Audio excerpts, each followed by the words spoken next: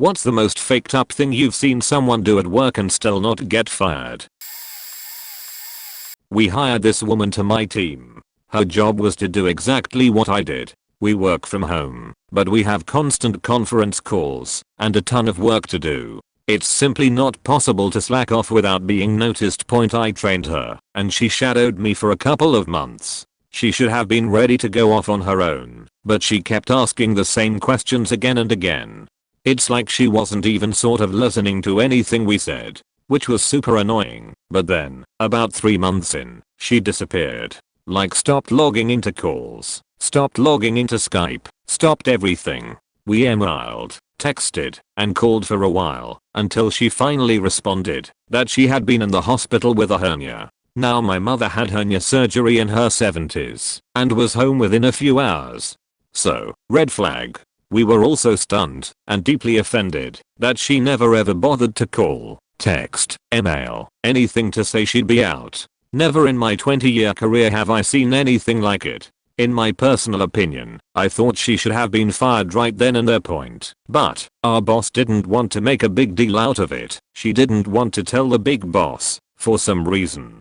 I'm still baffled by that, but that meant neither the powers that be nor ours had any idea it had even happened. So eventually, after having fallen off the planet for about 10 days, new hire finally came back. Both our boss and I counseled her a lot about communication. Things happen, we get it. Just talk to us. Let us know what's going on. Benefit of the doubt, right? Yeah. A little over a month later, she did it again. At first I noticed she wasn't joining calls or logging into Skype, and she kept saying she was having connection issues. Fine. Once again, tell us. And for God's sake, call tech support. But then she was offline for an entire week, so we tried hunting her down again. Nothing. No response, no communication, nothing. This time, the issue was escalated, and ours got involved. After a total of 2 weeks, she apparently told ours she was having medical issues.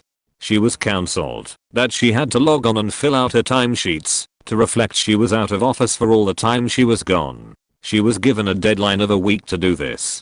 This never happened, and she was still employed. Please note, at this point she had still not spoken a word to either myself or our boss, so now we are at 3 weeks of radio silence, and our contacts our boss to say new hire had reached out to say she's filing short-term disability. Fine, whatever. We wait and wait, and obviously, she never filed. So finally, a month after disappearing for the 2nd time with zero communication, she was terminated. The amount of work I had to pick up thanks to her disappearing act was madness. I'm talking upwards of 80 hours a week for more than a month. I'm still bitter about it. At a factory I started working at, someone on a far more advanced piece of machinery asked me to take their place, since my team's machine was down, and he was needed elsewhere. Point being, I say sure thing. I arrive at this machine, me 18 years old, and everyone on the line is about the size of a dumpster truck. I proceed to bust my ass lifting 50-pound stacks of material for 12 hours. At the end of my shift I felt miserable, and I was in so much pain I called in sick the next morning. I even explained I was on a machine I wasn't trained for and it must have been too much. Months later, I get fired on the spot, a week before Christmas. The reason? I had accumulated 2 missed days. The other one being, when I got sick 4 hours into a shift and went home. Here's the kicker. I ended up working on the other machine numerous times, a machine that I later learned people were being paid $4 an hour more to work on. The guy whose place I took, because he was needed elsewhere. I later learned every time he did this, it was so he could go sleep for several hours in a dumpster for cardboard. TLDR, I overworked myself to the point of being fired from it. Also another employee, who received more pay than me, could sleep on the job. I did not know. Unlike most of you I suspect, I'm an older man, 47. Been a working man since I was 14. I've had all kinds of jobs, but have worked primarily as a coder for the last 25-ish years. I have seen so much shit on the job. A good story from early in my career was working at huge corporation on campus. This was in the late 90s, probably around 97 or 98. Anyway, this dude sat in the cube across from me. His name was James, but he called himself Web Dog. Web Dog knew all the right words: SQL Server, Java Servlet, Six System. But unfortunately that was where his knowledge ended. He didn't know how to use any of these technologies. Despite being a senior programmer, Web Dog would roll in at around 11ish usually. He'd try to slink in quietly, but his silence was always deafening, if you know what I mean. He'd go to lunch, off campus of course, at 12, be back by 2 and leave at 3. They did actually try to get him some work a few times, but he never delivered, and always managed to find excuses and pass the work to someone else. This continued for way too faking long. And eventually, like after a couple of years, it caught up with him, and they let him go. Thank God. Now I don't have to pick up the slack for him anymore with no thanks, while he works his 2-hour days. Fast forward, a phrase which surely dates me, a few months. Like maybe 3 or 4. We are migrating the entire company back into Java. We need tons and tons of contractors to help us re-architect the entire backend all the way to the mainframe. And we only hire the best consultants, like big 3 consulting firms. Won't name names, and there he was. His dreadlocks rakishly held back by an oversized scrunchie, his backpack slung over one shoulder, his cargo pants and Doc Martens, letting all of us know just what a cool dude he was. Yeep. Web Dog was working with one of the schmanciest consulting firms in the country. In a way I kind of idolize him. I mean, how big do your balls have to be to walk right back into the company you just got fired from a few months earlier and act like nothing ever happened? Chutzpah. Web Dog at least has that much going for him. Sometimes I imagine where he's at today. Probably a CTO somewhere.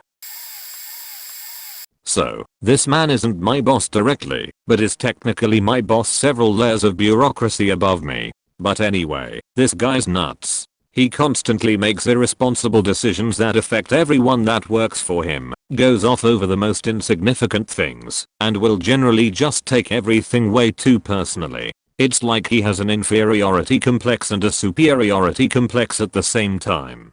You can make a comment completely unrelated to him, and he still feels the need to jump in and make some blowhard why comment about why he's great. Anyway, let me not get too far off track, because I could definitely waste way too much time ranting about stupid shit he's done. This man, let's call him Don Juan. He thinks he's something of a hit with the ladies, lol. Often tries to make purchases that would lose us tons of money, even when all of our sales and financial division try to convince him otherwise. And sometimes Don Juan listens, but lately he's been a little hung up on outclassing one of our market peers, so Don Juan has been insisting that our company needs to spend a ton of money on this harebrained scheme to prevent any competition between this other company and ours. We are talking a ridiculous amount of money, enough that it would put us into the red for at least the next few quarters.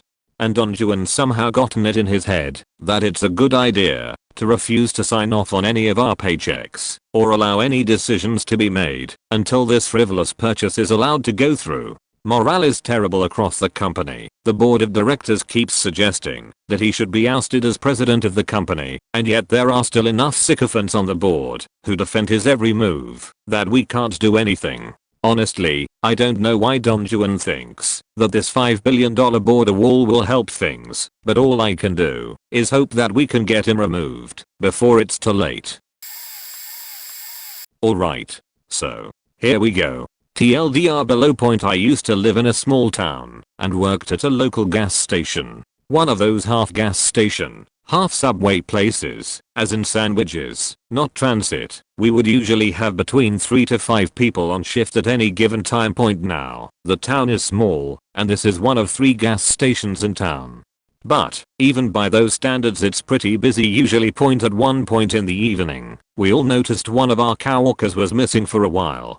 This happens often, and we all would always notice, roll our eyes, and go about our business. It's getting near closing time, and a couple comes in. The woman in tears, male customer, "Hi, we were in here earlier today, and my wife thinks she left her phone here. Did anyone turn anything in?" Me, "No, no one turned anything in. But let's retrace your steps and see if it turns up." We start walking around looking, check subway counter, floors, seating area, around fountain drink dispenser. We found nothing.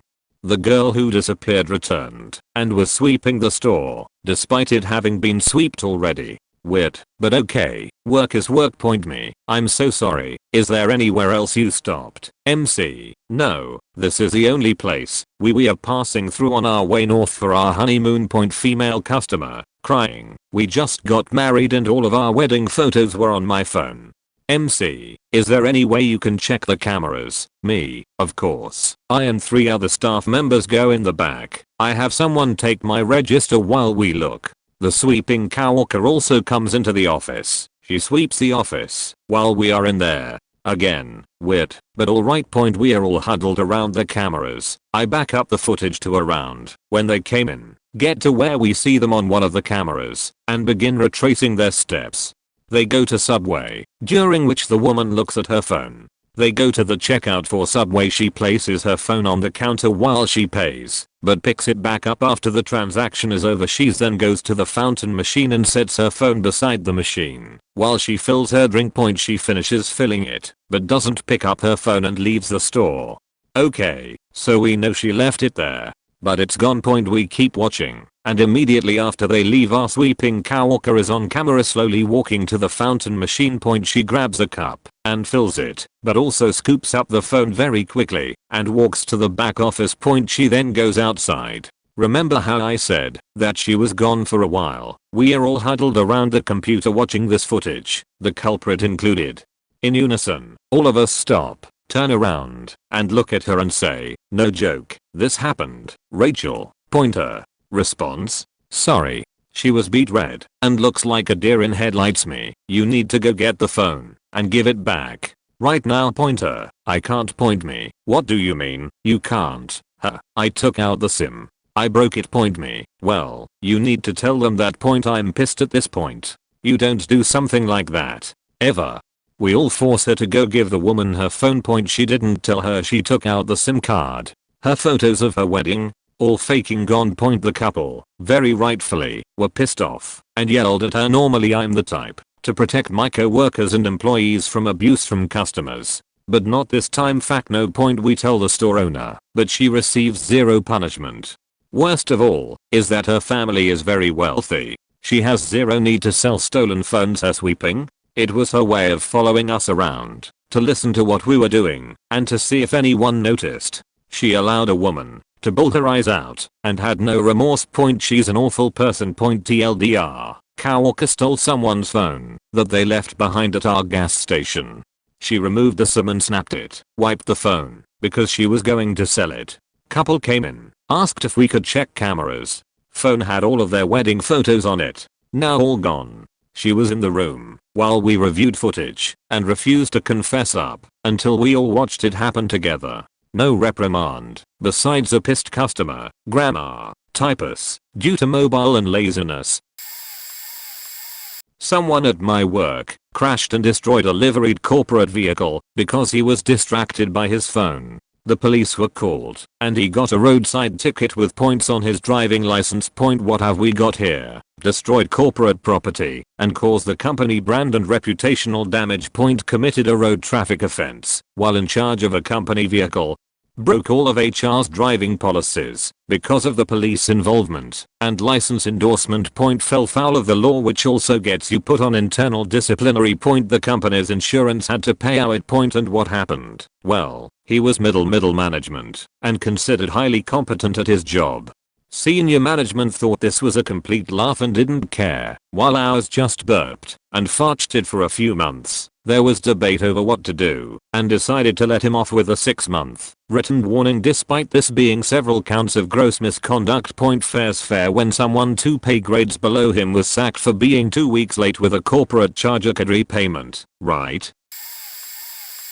When I was working as a phlebotomist a million years ago, I straight up saw one of my co-workers pour one patient's blood into an empty tube and label it with another patient's label, faking ridiculous and easily the most unethical thing I've ever witnessed. Point she missed a tube earlier in the day and didn't want to call the patient back for a recollection because they were fairly difficult to collect from.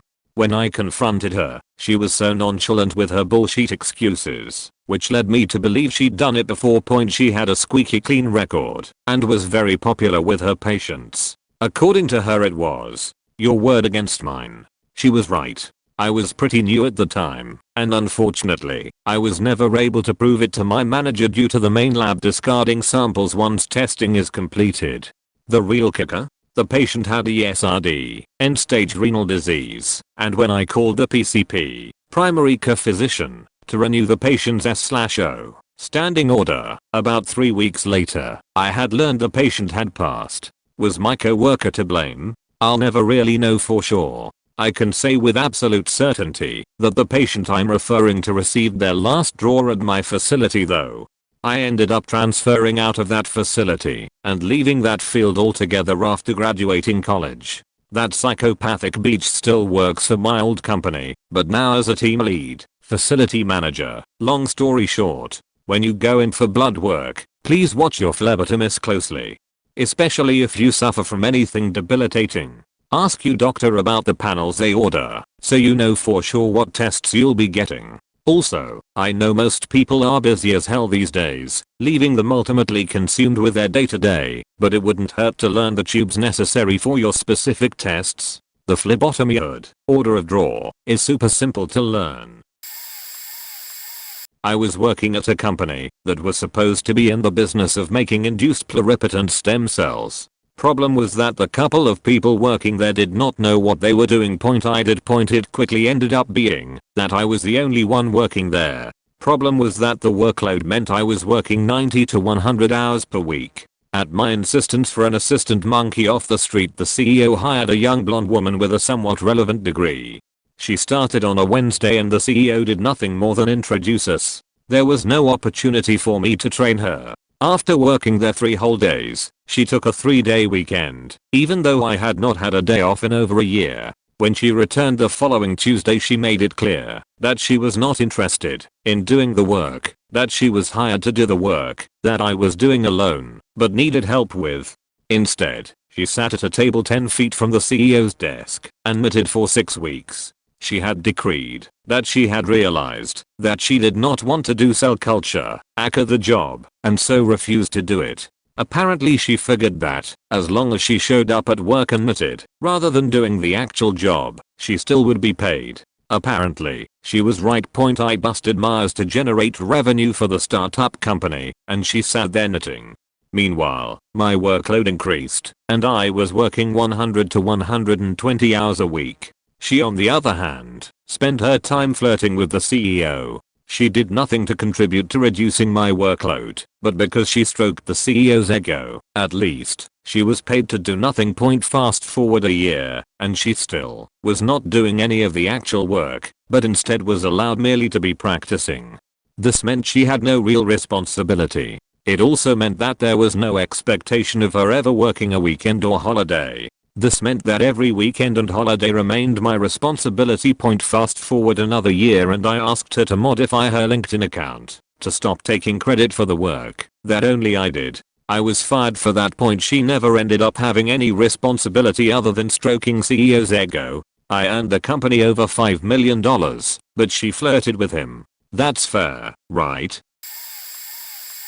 A floor supervisor followed a black family around not so subtly, basically watching them, because she suspected them of being thieves. They weren't doing shit, and I know, because she called them out to us, security, and we watched them not do shit. It was fairly obvious they weren't doing shit, so we dropped surveillance pretty quick, and went on to other stuff. But she kept following them. So one of the family says something to her, and she called them ghetto trash apparently. Problem is, none of us heard it. We only saw video of 2 of them flipping their sheet. So we know she said something, and I'm sure it was what they said. So then she goes behind a counter and calls police. No one has authority to call police except for security, except in extreme situations. I told her to hang up and she refused. I and a different supervisor spoke to the nice, remarkably calm family and advised we would handle. She slips out and has a tantrum about how we are not keeping her safe and blah blah blah, just yelling on the floor. I'm not a supervisor, just security, but I calmly, not so subtly told her to shut up. We are not having this discussion on the floor in front of people. Then we went upstairs and reamed her and she threatened to quit. Bye. Police showed up, and I told them what was up and nothing had happened. Couple days later and all she had gotten was a talking to because no one could prove what she said. Me. I worked at a car dealership as a salesperson, and it was maybe my 3rd month working there, and when I arrived at work I see someone had traded in a nice 2011 BMW 135i. Usually when someone trades in a car, we are supposed to remove their tags and take the traded-in car to another lot we had strictly for trade-in vehicles, but sometimes we left the car in front of the used car department if we are one of the last people to leave before closing. That way we can move the car the next day. I always took the fun cars for a spin, and since this was a really nice vehicle in good condition, our next step would be to take it to service so it can be inspected and sold on our used car lot. Before I did that, I asked the sales manager who I was good friends with for the keys so I can test drive it before we inspect and get it cleaned up. He tosses me the keys and I head straight to the BMW. Damn, it's a manual. I wasn't great at driving manuals at the time, but I decide to drive it anyways. One of our porters wanted to tag along, so I tell him to get in, and we head out to the highway. After stalling a couple of times at the lights, before we reach the highway, I decide to rip through the gears to see how fast I can go. I blow past a red Mustang GT at maybe 140 miles per hour and I look in the rear view and see the Mustang starting to gain speed. He was trying to race, I assume, but I decided to slow down since I already got my thrill for today, so I downshifted from 6th gear to 1st by accident. We both shit ourselves. I had to call the sales manager to have someone pick us up and to send a tow truck because the car would not start back up. Got a shitty coworker that works day shift, and she's frequently so rude and mean to patrons, not to mention outright lazy, and never gets into trouble for any of it. I've witnessed her multiple times, flat out shouting at people. She's told me proudly about how she's rolled her eyes right at certain regulars she doesn't like. A month back, one of the regs she doesn't like asked how'd they get you to work a Saturday? In a totally friendly and conversational manner, she went off at full volume, shrieking at him. I don't know why we have to go through this every time. I work every other Saturday. I've told you this every time, and you ask every time. He goes, no, we don't go through this every Saturday. She thinks it's a protest, but given this guy, I know what's coming next. She says, yeah we do. And he says, no we don't, we go through it every other Saturday. She stormed back to complain loudly to me about him, even though I was sitting right there, within eyesight and earshot. Like 5 feet away. She's been so mean to a group of kids who come in and use our computers. They don't do anything wrong at all, they just are nerds, and she's a grown-ass woman that hasn't grown out of being a snobby high school preppy beach. Not kidding, this woman is almost 40 and won't read much of anything that isn't in our 4th-5th grade section. She's obsessed with Disney, and she's childish AF that some of these kids just don't even come in anymore. I know this because I approached one of the kids after she left and gave him a talk about how he doesn't have to put up with her shit, and while he does need to be respectful, he doesn't have to put up with her telling him he isn't allowed to get up out of his seat for any reason, including bathroom breaks. I'll let him know if he's doing something wrong. He'll know it, and we'll know it too, and let him know. But when he's just sitting there playing faking Roblox or whatever, he isn't harming anyone and deserves respect. So after this talk, he came up to me in front of my boss a few days later and let me know she's so mean to them that at least one friend doesn't even come in anymore. My boss said some stupid shit that was basically like, no, don't go to her, come to me with this stuff, since he was talking to me. It's like, why would he? You sit there and don't do shit when you hear this going on. Your office is right there. You have to know this is going on. You work the same shifts. I made a point to say, please tell your friend we'd love to have him back, and then she trips all over herself to repeat it, like, yeah, tell him we want him to come back. My boss is a pushover and hates confrontation and refuses to actually be a boss, but she'll sure happily sit at her desk and be on Pinterest and take the, what, $19 an hour So I worked at a movie theater in high school, and this dude always used to come in every day to work either stoned or hungover, and every day he would pull out a huge box mod and vape in the break room. Fast forward to Valentine's Day. This is one of the busiest nights of the year at our relatively large sized AMC's, and at around 9:45 p.m. prime date night movie time, this guy goes into not the break room, but the customer bathroom and vapes, thereby setting off the fire alarm. This would be fine, but instead of our GM just disabling it, we had gotten a brand new system set in place by the city government about a year prior.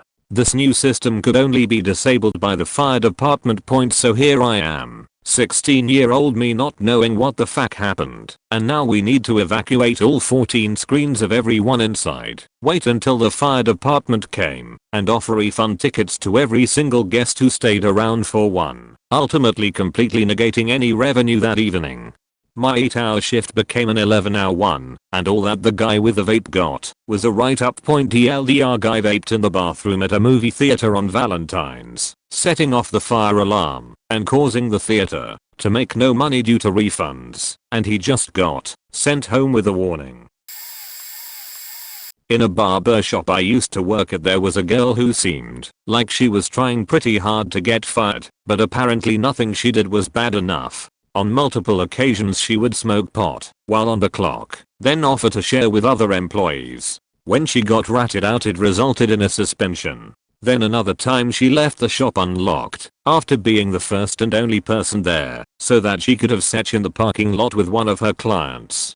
This was not an unusual occurrence, and we ended up getting a lot of dramatic calls from previous clients she slept with. Anyway, she would brag about these encounters and again got told on, but nothing happened because it was hearsay.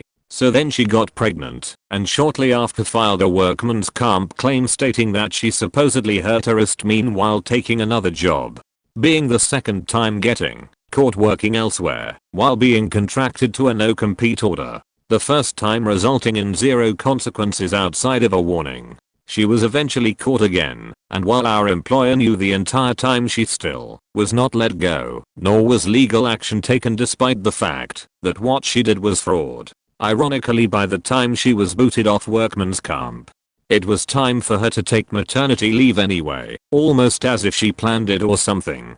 So basically she got paid to take almost a year off work. Eventually she returned, only to end up take a third job at a different salon, and then would come to our shop wearing promo hats and shirts for the other place, and soliciting to our clients. Additionally, this entire time we receive constant complaints about bad haircuts and inappropriate topics of conversation. That is, complaining about her 3 different baby daddies, or cussing in front of children. Several employees quit saying she was the reason because of all the drama she started. The employers knew all of this, and yet still to this day, years later, they are entertaining her delusional demands for the management position because of her seniority. Really glad I don't work there anymore. Back to school bus onto the hood of a state police car. Inside the bus garage, we had our annual state police safety inspection, and the lieutenant in charge is a notorious douchebag. It's always a long stressful day, and we had finally finished all the inspections. The last bus was still sitting in the middle of the garage. All we had to do was put it back outside, bring in the 6 nice ones that stayed indoors, and go home. This jagoff hops in the bus, checks the mirrors, and backs up about 8 feet right onto the lieutenant's car, rolls the hood up, breaks the grille, pushes the headlights in. The jagoff hadn't noticed that the lieutenant had pulled in right behind the bus, too close to see it in the side mirrors. The overhead mirror was tilted. Lieutenant was dumbfounded, but our inspections were over. No problem. Head mechanic straightened out the hood as best as he could and zip-tied the headlights in. Our body shop repaired it that week. I didn't get a ticket or even a 1-day suspension from work.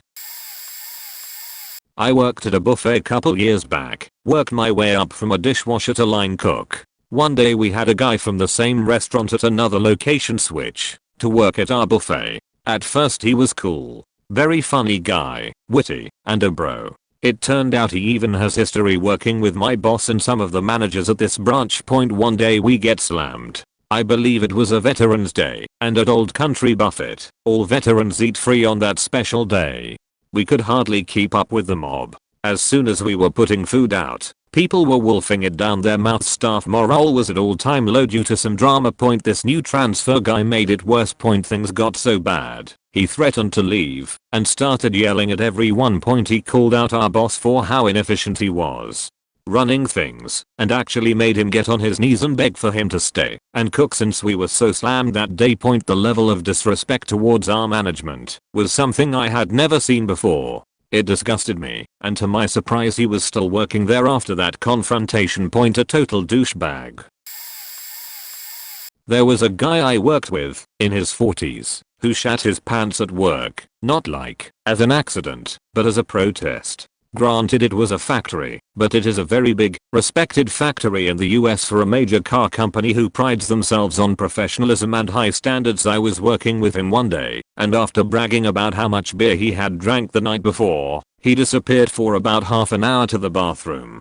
While he was gone, his job didn't get done, and the line had to be shut down, which is a big deal. He had a history of just going Meyer and just faking up in general, and he got super chewed out for it and came to me complaining about it. They won't even let anyone take a sheet around here. Maybe next time I'll just sheet my pants. No dude, just tell someone to cover for you, a supervisor or a team member. In the IE body, there's a system set up for this. It's like he didn't even hear me and says, someone has to sheet their pants around here to get anything to change. I'll just sheet my pants, that'll show him. So I had to look a grown-ass man deep in the eyes and say, no, dude, don't sheet your pants. No positive change has ever come from some pointy and sheeting their pants. That won't show him. That won't show anybody anything, except that you're gross. Gandhi and Drive King weren't organizing peaceful sheet-ins at diners and universities to stick it to the man and affect positive change in the world, but lo and behold, not a week later he sheets his faking pants on the job. Our supervisors didn't even flinch. They just sent him home to change and shower, told him to be back in an hour, and made him use PTO to cover it. He was back in an hour, acting like it was no big deal, and as if it never happened. There is a 20-year veteran who works at the same plant that I do. We deal with pressurized water, air, and chemicals like hydrochloric acid, etc. Prior to my employment, he has shut the plant down twice because he mixed the wrong chemicals together, which could cause an explosion. So he was demoted to the entry-level position. Here's a piece of sheet lazy clock watching individual to paint you a picture. Everything has done since I've been here. 3 years is too long to list, but here is the most recent. A few months back he pressurized a trailer with about 100 C of water pressure, leaving some caps. Caps should be taken off prior to being pressurized, in a pressurized state for me to take off. After almost having it explode in my face, I raised concern about it. Now multiple meetings, safety stand downs and JSAs, task steps, were implemented because of the dangers. Basically a huge deal. Less than a week later, it happened again, and after bringing it to his lead's attention, I was told to just write on the board a reminder about the caps, because he doesn't want to pick on this person and single them out. The guy has almost got me killed multiple times now. They don't want to pick on him. I've never hated someone so much in my life. Piece of shit human. He's the type of person that knows he won't get fired, so he does shit like this on purpose constantly, but then just plays stupid like he doesn't know. With 20 years of entry-level experience, he just don't know better.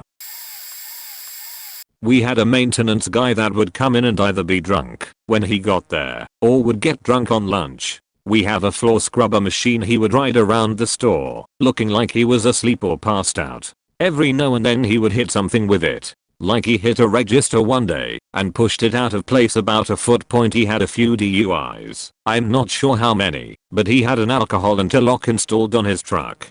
He would have to sit in the parking lot for a couple of hours after work before he could start his truck. Our store manger blocks out dates. We can't use our vacation time. If this guy decides he wants to go on vacation next week and be gone for 2 weeks, even during blockout times, no problem. Approved. The rest of us, can I get 1 day? No. It is blocked off, because we need you. Edit, same place. One of the managers got arrested an hour before we came into work. The police had a helicopter flying around the store and several police cars. They raided his house and his girlfriend told them where he was. He was in the back room when another manager was approached by the officers. They asked him on the radio to come to the front. He didn't want to, but didn't know what was going on. The other manager told him it was the police asking, and he needed to come up. He threw his keys on the desk, said something about he wasn't going back to jail, and headed up front. Halfway down one of the main aisles, police came out of two side aisles and got him. One was a K9 unit. Police took the manager's workstation computer. What did he do? Child born. He was running an FTP off the workstation computer. They charged him with 96 counts. He ended up with 5 felonies that were listed to run concurrently, and $50K fines, 5 years in jail for each, but concurrently. A company I worked for many years, a home electrical retailer, employed a new delivery driver who was a player on the manager's football team. Apparently he was quite a good player. It became obvious rather quickly that he was stealing when out on delivery runs. He would come back from deliveries and say that he dropped a television or a home theater system or something else expensive from the back of the truck and broken it, then taken it out the rubbish dump. He would get another of whatever it is he broke and go out and deliver that point. This happened every day, and our storeman was onto it pretty much straight away. He would tell the manager that the delivery driver was stealing and he must have some amazing equipment at his or his friend's house. This went on for about a month, every day. I wasn't close to managerial status, but was told by the floor managers that the general manager would rather put up with some missing merchandise than lose a good player. Dude got more bold though, and store manager came back from lunch once to find delivery guy loading expensive hi-fi components into his personal vehicle in the car park. This thankfully was the straw that broke the camel's back, and Mr. Delivery Guy was finally fired. No police involvement though, and still kept his place on the football team for bonus points. I once accidentally transferred $1 million into somebody's bank account at small banking agency. I didn't lose my job. I worked with a guy who was a Department of Defense contractor. He was a system administrator for a TS/C server and its clients that military intelligence were using. Point on this particular job, we had a 6-month rotation to deployed locations across the world that paid fantastically. For instance, a 6-month rotation to Iraq or AFG could easily net you 120k. Stay for a year and get 240k. So we send this guy over to a remote base to support this system.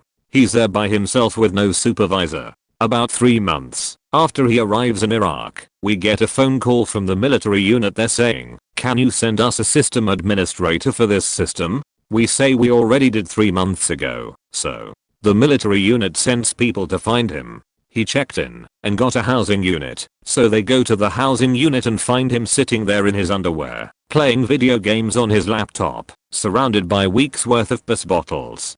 He never checked in with the unit and never even so much as looked at the server. He made 60k in 3 months sitting and playing games in his room. Point instead of firing him, they play a shell game and swap him to a location that requires 2 sysadmins so the other one can make sure he shows up to work. The problem was, our jobs are in really high demand with nowhere near enough people to fill them all. So they fire this guy, and it could take months to replace him, and meanwhile the company is losing all that money they could be getting for his slot on the contract. So rather than lose money on the contract, they just moved him somewhere supervised to make sure he showed up to the job. I was a victim advocate working for local government, and part of our job was to help out the police on death notification/tragedies. We were called out to the scene of several children who had carbon monoxide poisoning. They were all in the same house and all but one ended up dying. They were black and everyone in our little department was white. Important later. Their surviving relatives, uncles, cousins, who lived in town and showed up to the scene were, totally understandably, in shock, grieving, very upset, feeling guilty. It was horrible. I'll never forget seeing the firefighters bringing them out. At the time I hadn't seen a dead child before, and there was nothing I could do but pray to God. We had some crisis response training, but nothing really helps you cope with that or know what to say to people in that situation. and my boss was a racist, the kind who claims they aren't, but uses thinly veiled code words like thugs for black people point. So we all get to the accompanied by all the cops and firefighters in town, and at the time there was hope that the kids could be revived. In the chaos, my boss also got into a pissing match for no reason with a lady who worked at the hospital. That just made it harder for everyone, but that's getting away from my point here. We were told some hadn't made it, but didn't tell the family. We waited for the doc to come in. So the doc, who has been struggling to save these children, and is about to do the hardest part of his job imaginable, comes into the room to tell the family that 2 of the kids are gone. My boss dramatically stops him, while the family is holding their breath waiting to hear if their loved ones are dead or alive, to demand that she needed her guys, the cops, in the room. Because she was afraid of these people / their reaction. She admitted that later. Because they were black. The unbelievable disrespect and complete lack of professionalism completely blew my mind. I lost all respect for her then, and though I miss the work and some of the folks, I reflect every day that I'm blessed to be away from her.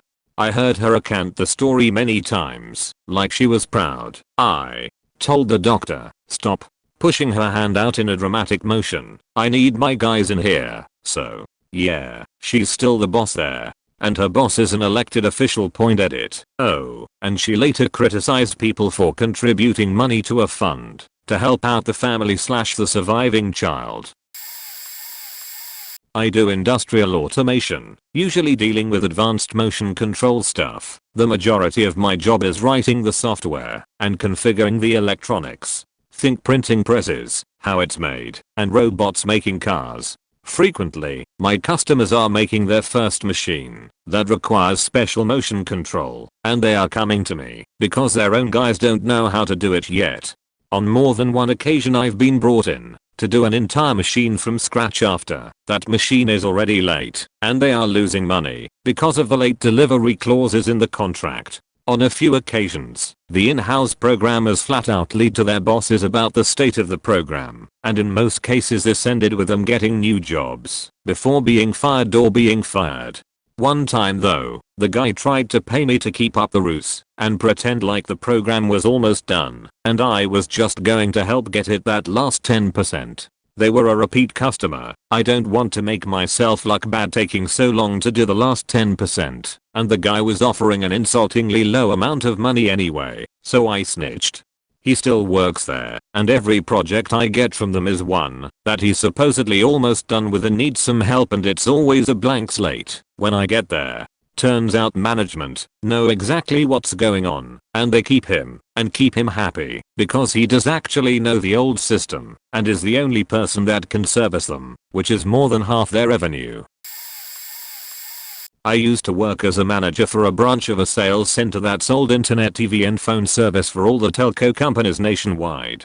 I could talk for hours about the crazy calls I heard employees on, and just as wild ones from customers. Anyway, we were playing a sales game where whoever sold the most TV services won $200. I had a team member who was just awful. He was late 40s early 50s, and he talked just like Christopher Walken. Same voice, same speech pattern.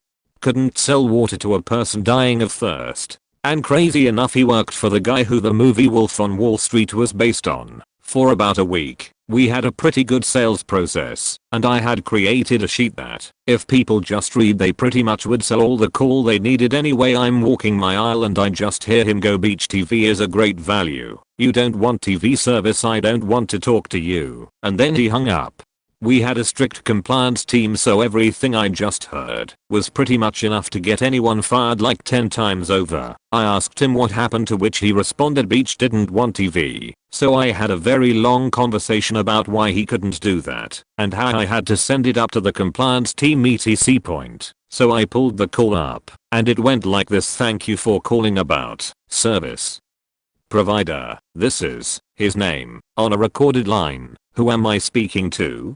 "Elderly lady. Hi, this is her name. I was looking to get internet so I could email photos etc. Great, we have really good deals on TV." "Oh no, I meant internet. I don't want TV. You should get the TV. I don't want TV." "Beach TV is a great value. If you don't want to get TV, I don't want to talk to you." Click. Anyway, I sent that crazy call up, and for some reason they never reviewed it. Dude worked there another month before they finally canned him over something different.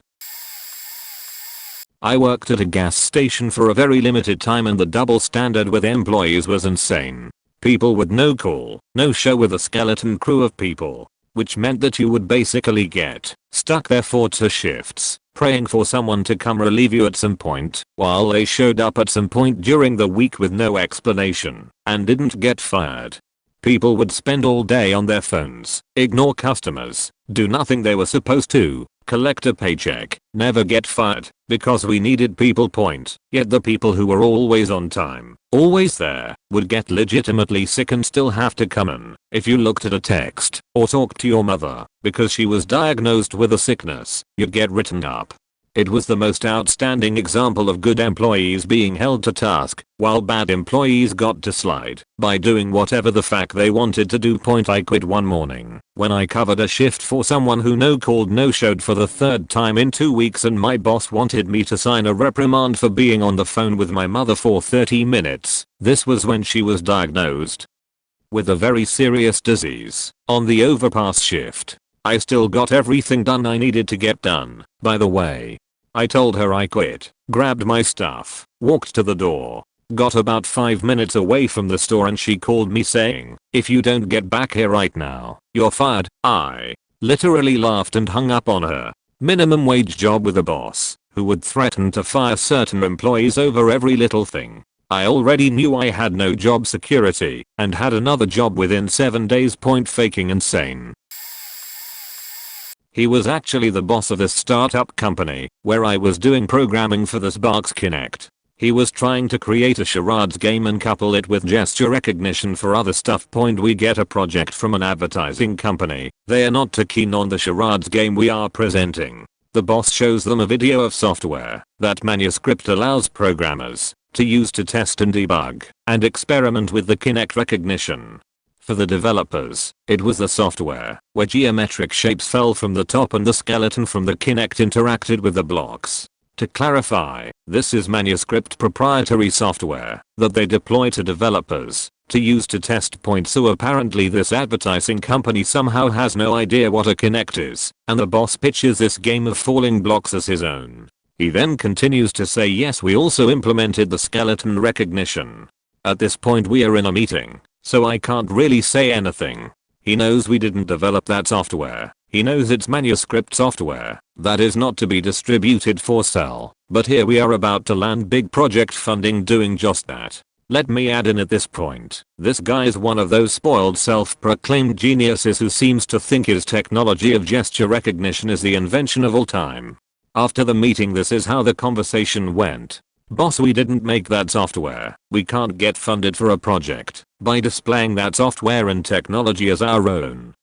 It'll be fine, don't worry, I know what I'm doing. Also keep in mind that I'm an intern, also only 21 years old, and obviously not a genius like him, so my opinions get squashed.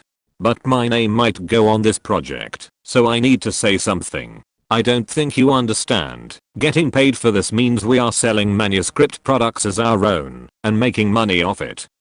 It's okay, I understand what it means. We'll be fine. But that means if anyone even slightly catches us, Manuscript can very easily take us to court and sue us.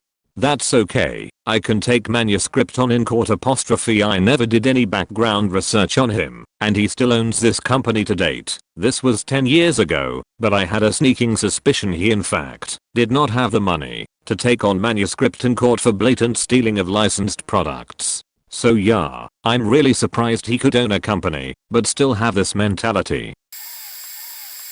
We had just had a management change, and the new VP of sales came in, the new CEO's best friend. He was from Florida, and had no idea about the area we serviced. We were in the process of bidding on a hospital systems exclusive contract for our product. $20-30 million sales easy. Rhymes with Mesa. We were also in Northern California, where there is that hospital chain and 4 huge hospital chains all linked together. We had spent hundreds of hours on it. We were in the final top 3 and our prospects were looking good. The chain came back and asked us to lower the bid a little to match a competitor. The new VP states on a conference call with the higher-ups at the hospital chain "We are not a bunch of pussies who are going to get pushed around by the likes of Japichaku faces." They hung up after telling us don't bother resubmitting the bid again. He then turned to us and said "Fuck 'em. They aren't that big."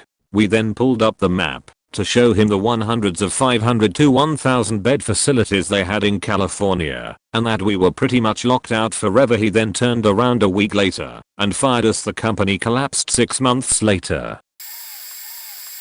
So far, none too faked up. But we do have a member of our team who, we'll call him John, is rarely on time. He is late 9 times out of 10. One time he was late by 2 hours.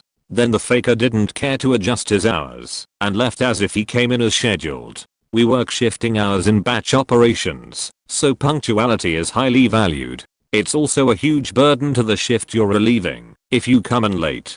Our team leader has tried having John hitch a ride with one of our technical leads who lives near the serial latecomer. He made our tech lead wait more than once, so he got left behind. Our tech lead wasn't going to compromise his attendance incentive for that point. Commits the second most errors. Batch ops is a pretty easy job. The instructions in tasks given to you are spelled out to the last detail, including the file name. If anything isn't detailed enough for an operator to do, the change or request manager is authorized to direct the owner of the task to specify that particular detail. If the time is incorrect, you can gotta keep that too until they update the document. And if the change/task manager isn't able to gotta keep the vague details, the assigned operator can be the ones to do that. We in the operations team are given this much authority because the tasks we are given have direct impact to production systems, oftentimes involving money. So there is very little room for error. John committed 3 human errors in 1 week. That was a particularly awful week for us, with 5 human errors, but 3 of those were his on other days. We generally leave him to his assigned workloads, but there are days we need end up have to watch what he's doing. Most operators can be left alone in the floor when others go on break, for example, and everyone is trained to be able to work independently. We have a support phone for emergencies. John is one of 2 members who we cannot leave alone. Our team leader is not confident in his abilities to work under pressure. 3. Takes long and or frequent breaks. This is a new ailment of his since he discovered vaping. We are allowed breaks of a total of an hour and a half. 3. If your shift is 12 hours long, he regularly logs 3.5 hours of break time during 8-hour shifts. That's without bathroom breaks.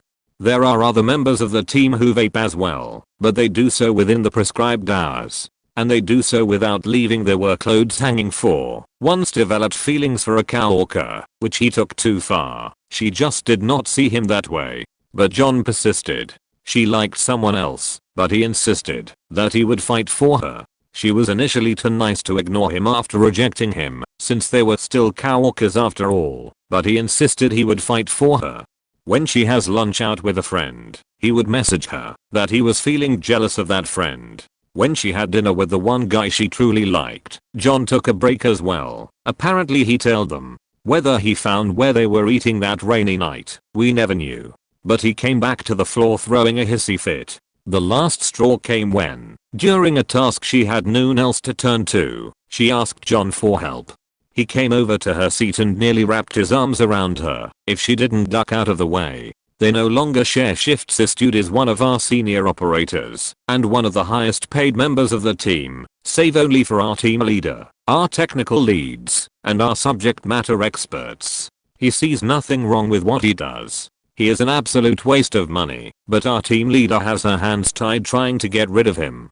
She has raised this issue with ours, but due to a previous wrongful termination lawsuit which the company lost, they instead blame this issue on our team leader, citing insufficient coaching and all that. We have another underperforming operator, but he is at least punctual and isn't a budding sexual predator. Fact John. Gay male coworker, 50s, made blatant, very disparaging comments about my 30F body and that of my teammate, 50SF. Things like, "Oh, you got the girls out today," or "that dress makes yours look big." He passed it off as joking, but as soon as anyone made any sort of innuendo jokingly, he got extremely offended. Guess it's okay for a gay man in his 50s to make sexual comments about his 30-year-old female coworker because he's not batting for your team. He also threw a fit in the middle of the office because I didn't heap praise on how he decorated our cubicle for the holidays. Hideous, dizzyingly patterned wrapping paper as wallpaper. All I said was it's okay, it's a lot to get used to, and he proceeded to spend the following 2 months bashing me as an ungrateful and unappreciative beach. His words, openly on Facebook when many of our coworkers had him as a friend. Another coworker put in a complaint about him bullying everyone in the office and he cornered me and threatened me, which everyone else witnessed. He was finally called in for a meeting with the director after that. He sent his 2 weeks notice and didn't say a word to me for those 2 weeks. 6 months later, while I was on my honeymoon, I commented on my team member's video of snow falling in October with a photo by the pool with palm trees, and this guy went off in the comments about how I was still a stupid cunt and some people never change. I literally have not spoken to him since February of last year, and he continues to try to turn people against me, then plays the victim when they stop associating with him. Front office worker of 10 years. She is in charge of company taxes and financials, but we are small, so she has no official title. Point offense #1. She knowingly used company money to pay for all of her children's, who all but one were not employees and the one was a temp, cell phones and plans. My boss finds out and takes it to the VP, slap on the wrist and a job title change to human resources. This bitch is now responsible for hiring employees. Offense #2. Us front office employees are responsible for weekly basic cleaning of the office. Ours bitch's daughter, the temp, works there as a receptionist in the front office. My boss puts me in charge of temp girl while he is on vacation, and when Friday rolls around I tell her what areas of the office she is responsible for cleaning, whole willingly taking responsibility for other areas and assigning responsibility without argument to hers. I get an email 15 minutes later stating that she will not be cleaning because her mom, our beach, is now, after 10 months of everyone else cleaning the front office and her never doing it, hiring a cleaning agency to handle weekly cleaning. Fact that he decided that it was worth it to contact the VP myself over intentional and obvious misuse of company funding. We had a nice meeting the following Monday, where I've never seen a person's skin turn so red with anger and embarrassment, because they knew exactly what they were trying to do. Beach, I don't care if I'm young in the company, if my boss has the VP's blessing to anoint me responsibility over your spoiled little beach of a daughter, I'm going to exercise it responsibly, and if you act like a cunt I have zero fear taking you straight to the top and dropping you off. Our beach still works there, regardless of other egregious lies, and her little spawn finally quit because her baby daddy finally got a job good enough to support them all. Just found out a week ago they split up. I hope he gets custody because he was a hard-working man just looking out for his woman and baby girl, and she switched over to some man less than a week later. I plan on leaving this company as soon as something comes along. I'm in no way regretful for faking with those two absolute pieces of trash, and I despise my boss and the VP for not having the testicles to fire our beach after they have so much documented evidence. And we live in an at-will state. I'm done. Edit. I have a post about my girlfriend and my boss, and that contributes to my feelings about him despite his obvious spinelessness. I worked as a minimum wage teacher at the world's worst daycare, and one of the other teachers would loudly talk about smoking weed in front of students, turn her back on toddlers playing on concrete for extended periods of time, while she talked to another teacher, told children, who were no older than 5, that they were bad, and she didn't like them, would regularly show up to work late, hungover, and disheveled, and smoked cigarettes in the bathroom. She didn't get fired for any of this. And I know the director knew, because I would report all of this to the director, because children were involved. The director was trying to help her out though, so she turned a blind eye. One day, my sister, who also worked there, had her debit card turn up missing, while they were the only two working. On her bank app it showed a purchase at Walmart that night that was roughly the cost of 2 packs of cigarettes. My sister reported it to the local police, and it turned out this girl had been under investigation for something else a couple of years back and had left town. There wasn't enough evidence to make her come back, but the cop never forgot about it. When he saw the report my sister had made that mentioned this girl's name, he was all over it. Got the tape from Walmart, had my sister confirm it was her, and went to arrest her in one day. So, the only reason she got fired was because she got arrested from the daycare while parents were picking up their children. I'm a paramedic and was reviewing another paramedic's call. While reading the narrative, his part seemed fine, although a little disagreeable. And then the part went into cardiac arrest with no plausible warning. This can happen, but the way he had written it, it seemed like part is fine, dead. Didn't make sense. So I start reviewing the vital signs. Part was consistently around 100/64, 4 sets of vitals prior to the arrest, then nothing. Still didn't make sense for a otherwise healthy person to suddenly die with no signs and no social factors. I'm not saying it can't happen. There are sudden catastrophic things that you can drop dead from, but this just seemed odd. So I pull up a POC file from the monitor machine for checking vital, heart rhythm, respirate, etc. that shows exactly when things happened and what time and can't be changed.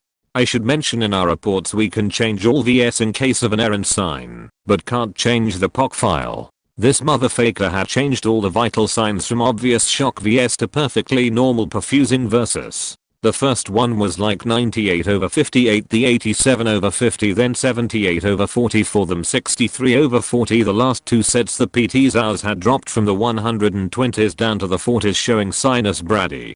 Then this paragenius defib non-shockable RHYTHM. For non-medical people, defibrillator is shocking the heart and hopefully stops whatever abnormal rhythm you're in and resets in a normal fashion. When this para-idiot pressed shock, he stopped the PT's heart altogether. This is one of about 5 stories I have of his incompetence or sketchy behavior. He's still working as a paramedic.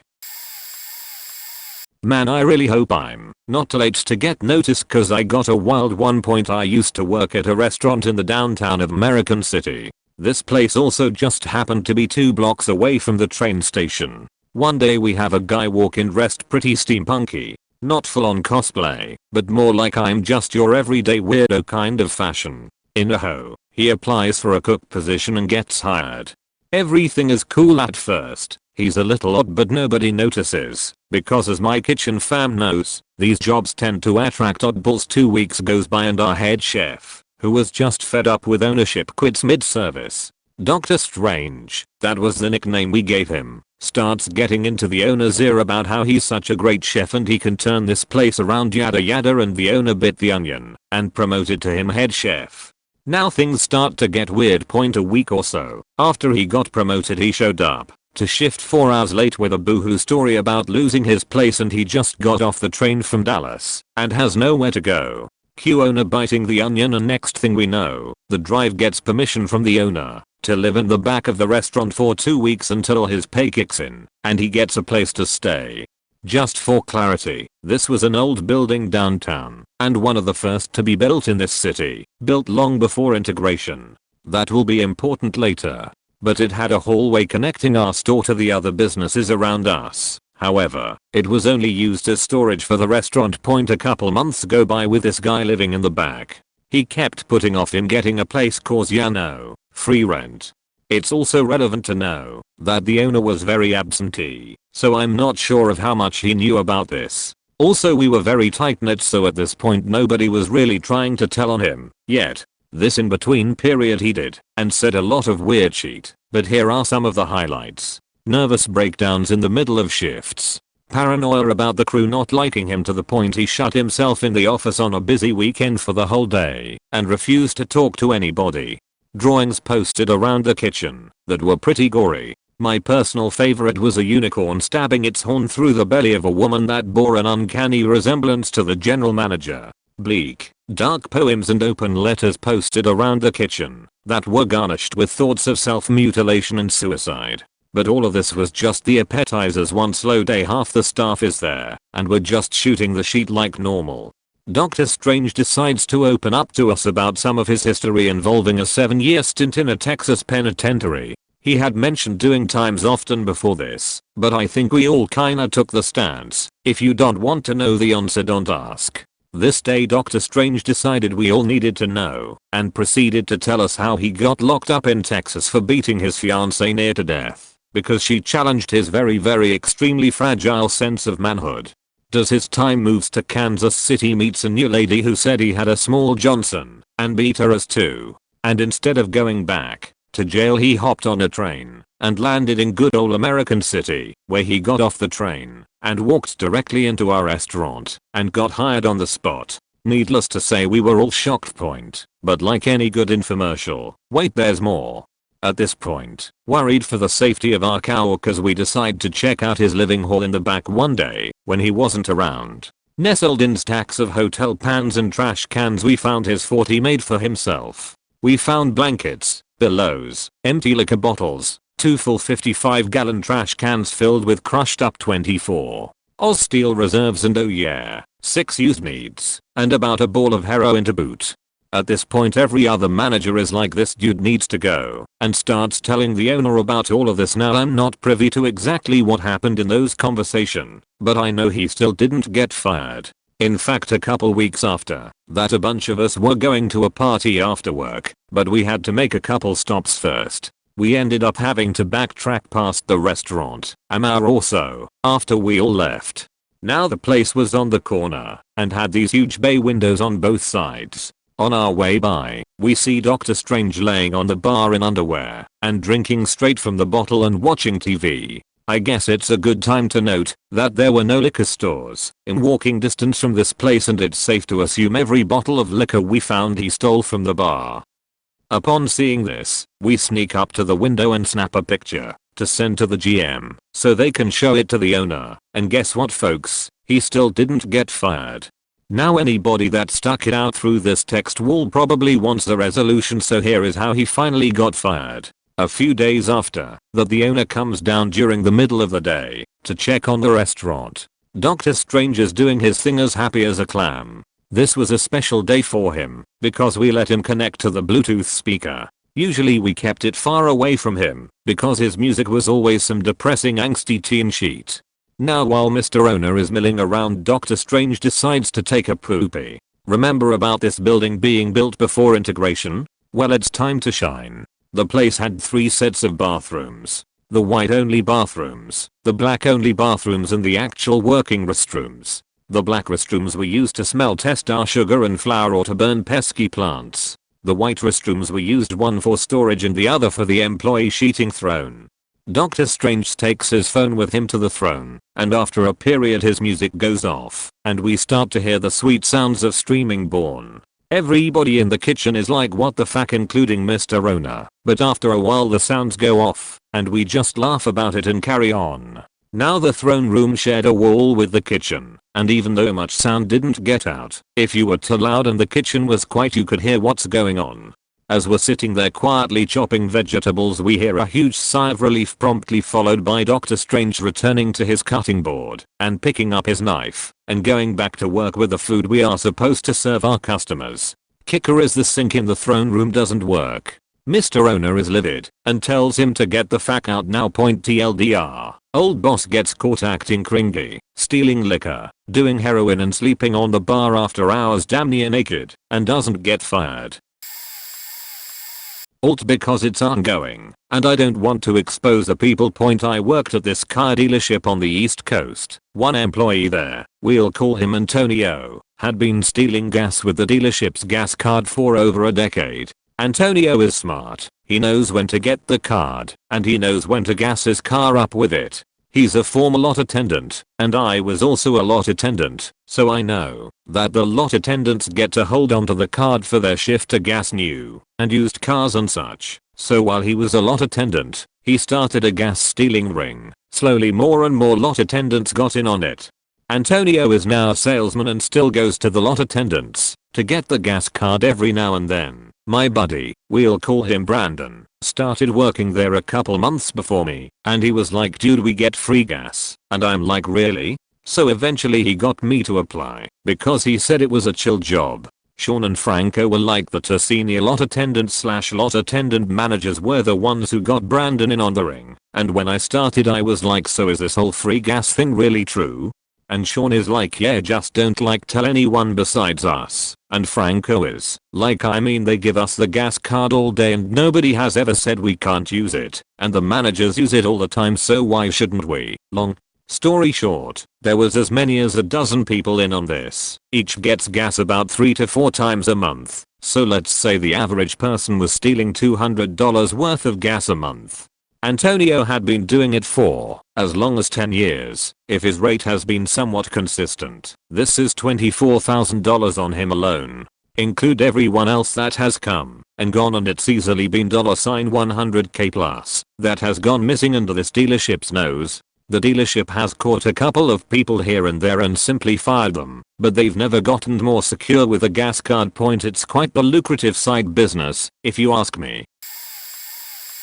An employee let 3 pallets of crackers and cookies expire on store shelves. I fixed it and got punished for not being sneaky about endangering customers. I used to work as a merchandiser for a few different companies. One of the biggest was a large cracker and cookie distributor, half the cracker aisle big. I was covering a store I normally didn't work because a coworker had a nap that morning. No big deal, not an unusual situation.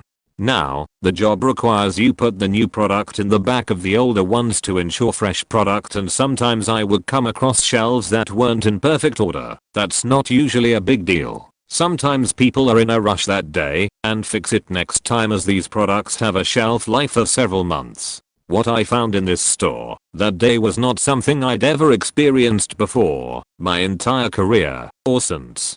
Every single product had been filled from the front for so long there was thick dust on the back of the shelves, so I knew it was bad from the start. But oh my, had I realized what I was getting into, I would have called my manager right away to come and deal with it. I figured I'd just need to check the dates and put the newest stuff in front. It would take a while, but it should be doable in a reasonable amount of time. The very first row of crackers I took down had several expired boxes, so I put them aside and fixed the rest. Same thing the next one, and the next. I really got worried when I found boxes that were over a year expired.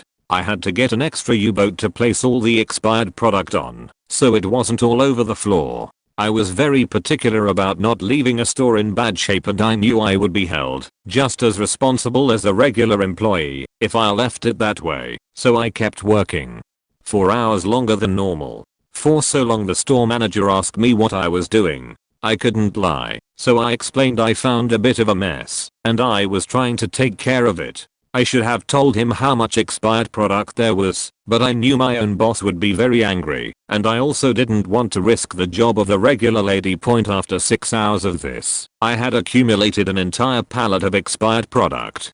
And I wasn't even done. I kept trying to call my boss, but he wasn't answering. I didn't know how long I should stay or what to do with the bad pallet, so I kept plugging away hoping he would call back soon. After another 2 hours, the store manager confronted me with some of the stuff he pulled off that pallet. One of the boxes was 5 years expired. All I could do at that point was tell him I was trying to pull all the bad stuff, but I didn't think I could finish that day. He was surprisingly happy with my decision to solve this and sent me 2 of his backroom helpers to get it done faster. I then left another message for my boss to warn him that the guy knew and to accept to have to explain why it was like that to begin with. I worked 10 hours that day and came back for 6 more the next. In total I pulled 3 full pallets of expired product. My boss accused me of intentionally getting the store manager involved and told me I should have handled it quietly.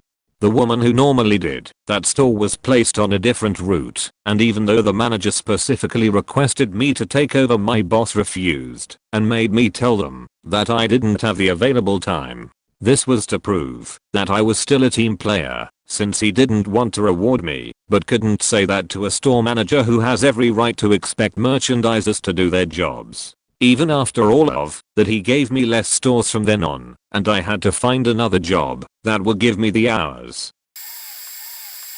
Back in 1982 I worked in a factory just outside Belfast, Northern Ireland. We're in the World Cup in Spain and had an evening game, I think against Yugoslavia, and I was on the evening 3 PM to 11 PM shift. About an hour before kickoff was due, a shop steward and a supervisor came round and told us all to evacuate as there had been a bomb threat for the factory point. Though this was at the height of the troubles, no one seriously thought that the threat was real, but nevertheless they had to evacuate the place plus a couple of neighboring premises in the industrial estate and search the large factory grounds. We were all told just to go home as the search would take well until the next shift. So everyone facks off to the nearest bar to watch what turned out to be sheet game point. The next day we were called into the canteen. When we arrived at work, there were cops there. They had created the call to the payphone in the canteen, but didn't have any way to tell which one of the 30 or 40 or so people on the shift made the call, though they were obviously hinting for someone to admit to it or inform on the culprit later. The penalty for making a hoax bomb call is still quite heavy, and was even more so back then. No one ever did. I know who it was, not me, but would never tell even 37 years later. This happened to me yesterday. My boss has hired a new kitchen manager, and his second day there he started trying to approach me, and I made it known that I did not want a relationship with a fellow manager. He continued to touch me when I didn't want to be touched, and he kissed my hand when I tried to pull it away, and I felt extremely uncomfortable. I talked to my GM about the situation, and she spoke with him about it, and he continued to get drunk at the bar and yell out my name. I ended up getting fed up with him and made it clear that I was not interested and I would never be interested. He ended up getting off work and sitting at the bar again, continuously drinking, and I witnessed him kiss two of my servers on the forehead and cheek. Both of them looked at me immediately and gave me the "what the hell was that?" look. I emailed the owners of the restaurant immediately and described the sexual harassment. The next day they pulled me to the side and asked me about everything. I was working out my last week of my notice, and they told me I could continue working at the sister restaurant for the remainder of my time there to separate me from the situation. The kitchen manager I was working with previously followed me down to the sister restaurant, and I could clearly tell the owners were not going to do anything about the situation. He pretty much got away with everything. I ended up having an anxiety attack, and it was my last week anyways, so I walked out of my job. I found out later that night that the owners were telling staff members that I was lying about the harassment in order for me to leave the company earlier. The owners and that kitchen manager can rot away for all I care. Several of my employees are now putting in their notice and leaving the company due to loyalty for me and no longer wanting to work with the creep. I have a better job lined up, so now I get to relax and enjoy my friends until I leave the state for training. I worked at a little hole-in-the-wall organic grocery store and deli. All the kids working there were in high school except for me. I was 23 and a co-worker who was 25. Now the 25-year-old came from a good family that was very well off. He just happened to be a total piece of shit. Since high school kids worked there, a bunch of high schoolers would come in. Now I know what you're thinking. This dude was totally scamming on underage chicks. I faking wish. The dude had a homeless friend. And I mean dirty, could barely speak, destroy your bathroom for fun type of homeless. He would let this guy into the kitchen and sit on the meal prep tables. He would let this guy touch all the food and back with his dirty hands. And the fact would periodically sheet all over the bathroom. He also had these favorite short shorts that his homeless balls would hang out of. Now I would let the owner of the place know about this douche and homeless fact, but she didn't believe it. I believe she fancied the 25-year-old, which he wasn't bad looking. He was just in love with this homeless 40-year-old goblin who was interested in tween girls exclusively. So yeah, my coworker would bring a garbage-eating homeless fuck into an all-organic expensive Afbauji deli with his balls hanging out cheating on the walls, and he still wasn't fired, he was praised. I worked in a daycare for 3 years. We looked after children who were as young as 6 weeks old up to middle school age. We would split up the rooms in the mornings by age, and usually there would be 3 of us working due to the high volume of kids. One morning I was working in the room with children under the age of 3. I had a baby who I was feeding with a bottle, and I was sitting in a chair looking into the room and keeping an eye on everything. My other co-worker was cleaning up toys and main areas, and my third co-worker was on her way to redirect a situation she saw. Essentially a baby boy who was able to mostly walk couldn't talk, had gone to the tiny coloring table and knocked the crayon basket off the table and onto the floor in an area where a bunch of toddlers were sitting. The baby was still standing around in that area, surrounded by other babies, and I guess she got frustrated by the situation because he was still picking at them on the floor. She grabbed onto only one hand on this little boy and lifted him up and swung him to her right over other children and set him down back to his feet, barely able to hold his balance because of his age. My coworker and I both gasped and looked at each other. Picking up a child by one arm like that can result in a dislocated shoulder and can be very dangerous. Later after my shift I reported it, as well as the other girl. Didn't get fired for another 6 months. I work at a hospital. I've seen quite a few people, from housekeepers to doctors, lose their jobs because of their addiction to drugs and alcohol. One guy that I worked with still has his job. We'll call him G. G's job is to transport patients and give out assignments to the rest of the department. He's what you would call a functioning alcoholic. Sometimes he showed up to work drunk and still come into direct contact with patients. Let's put it this way, he did it so much that everyone caught onto certain habits that he only displayed when he had a drinking binge. After my first few weeks on the job, I reported G to our boss when I noticed that he smelled of alcohol. My boss's response was to laugh and say maybe he was out partying. I couldn't believe it. Everyone in our department knew of his addiction and kept it to themselves without thinking about patient safety. Other people acted just like my boss and other coworkers. They liked G, and while they got annoyed with him about this problem, nothing changed. It made me sick. I came into work one day to find out that a charge nurse in the G.I department was concerned because they smelled the alcohol on him and noticed a slight slur in his speech when they bumped into him that morning.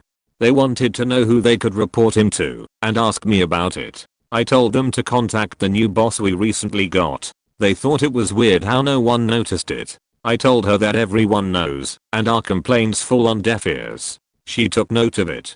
A few days later I come into work and was given very quick and brief instructions to hold down the fort by G, who looked really nervous. I asked a coworker if G was okay and she said, "I'm not allowed to talk about it, but G transported a patient to G.I and the charge nurse smelled alcohol on him." She was pissed and called, insert boss name here. G got taken to the health office, then sent home. He was suspended for a week. The boss played it off like he had a family emergency. We all knew the truth though. He curbed his habits a tiny bit. Somehow he still has his job. All I know is if I did that sheet then I would have been fired almost immediately. This is lengthy but all true. I worked at a media company doing on-air and a ton of stuff behind the scenes. I created a bunch of shows, a brand new genre of the type of medium we did, and a successful channel with a bunch of shows that I helped create, launch and run. This was on top of another full-time job that I did for the entire department, which was extensive in itself. My pay never reflected all of the other jobs that I did, and only the one full-time job that I was originally hired to do. But I took the initiative, had multiple conversations with my boss about getting not only a proper title that was indicative of everything I actually did on mic and behind the scenes. My former boss sat back, made promises and watched how everything I set out to do not only was successful, but how I accomplished every goal and task that I set out to do with limited help and at a very high level.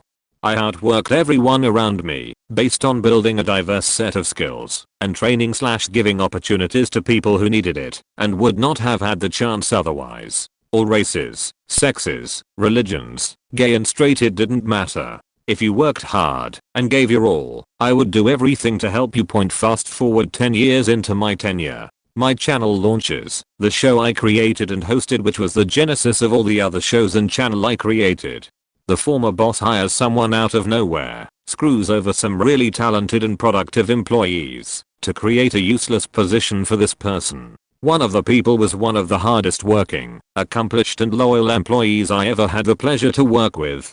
The former boss gave this person's job to this hack that was hired while they were on vacation without telling them, and they only found out when his team that loved working for this individual and respected them started blowing up their phone asking why they were leaving the company, and sent a screenshot the person who was gifted their job had posted on Twitter congratulating themselves on accepting this person's job. To add insult to injury, when this person returned to work that Monday after their vacation was ruined because they weren't sure if they were coming home to no job, my former boss gave them an ultimatum that if they didn't accept a more labor-intensive job without discussing compensation, so it was more work for the same pay, so they'd have more responsibilities for the same pay, they would be fired. My former boss said that they wanted to make the announcement during that day's meeting. So this person now had to sit in a meeting with the guy who was given their job and had to look like everything was fine. I will give you bullet points for what happened with me now, so this is a little shorter. My former boss made up things to punish me for when I didn't violate company policy and do anything wrong to take certain aspects of my job away from me. Not actual work tasks. Things like pull me from the weekly meeting for the channel I created so they could put this person they hired in my place, so people would think that they were responsible for the success of the channel. But I was told I was welcome to give the hack my ideas beforehand so they could present them as their own. Also, I was forbidden from attending important events to cover them for my job. Intentionally withheld important info and data regarding the success of my channel so they could pretend that the channel was failing so they could put their golden goose in and act like they saved the day. Called me into an impromptu meeting and lied to me, pretending that the channel was failing. I got my hands on the numbers unbeknownst to them, and not only was the channel not failing, it was doing extremely well. It is one of the top channels to this day. Knowing I couldn't call them out, I asked if we could look at some data to see where the channel was failing and what we could do to fix the issue. I was trying to see where they were taking this. When I did that, they decided on the spot that my show that had always been really successful and had been greenlit to go 5 days. We made the announcement to our audience and were a week from that happening. Was going away and gave no reason. This was literally a decision made on the spot that was clearly a terrible one. Started attacking my on-air work after years of getting stellar evaluations and my boss being nothing but complimentary and producing stellar and productive content. When I asked what I wasn't doing well, they provided zero feedback, since my work and evaluations were nothing but top-notch. Twisted my words around when they realized there was nothing to say to explain their accusations. Cursed me out and kicked me out of their office. On my way home I received an email telling me that I had to meet with them that following Monday to talk about my role moving forward, and eventually, when that day came, I was pulled off of the air channel I created and was running, and told if I didn't accept a demotion I would be fired. They did it over the phone, so if I didn't comply, they would have fired me, deactivated my security badge, and would not have been able to get into the office to defend myself. Oh yeah, and they had my title changed behind my back, so it reflected the demotion that they intended on making me take weeks before they pulled the trigger and did this. They then made their underling my supervisor. Guess what? The underling didn't supervise me and just pawned me off to another person in the circle of sociopaths to do everything to get me to quit or do something to get fired. All they did was tell me I wasn't doing a good job and that my boss wasn't happy with my work.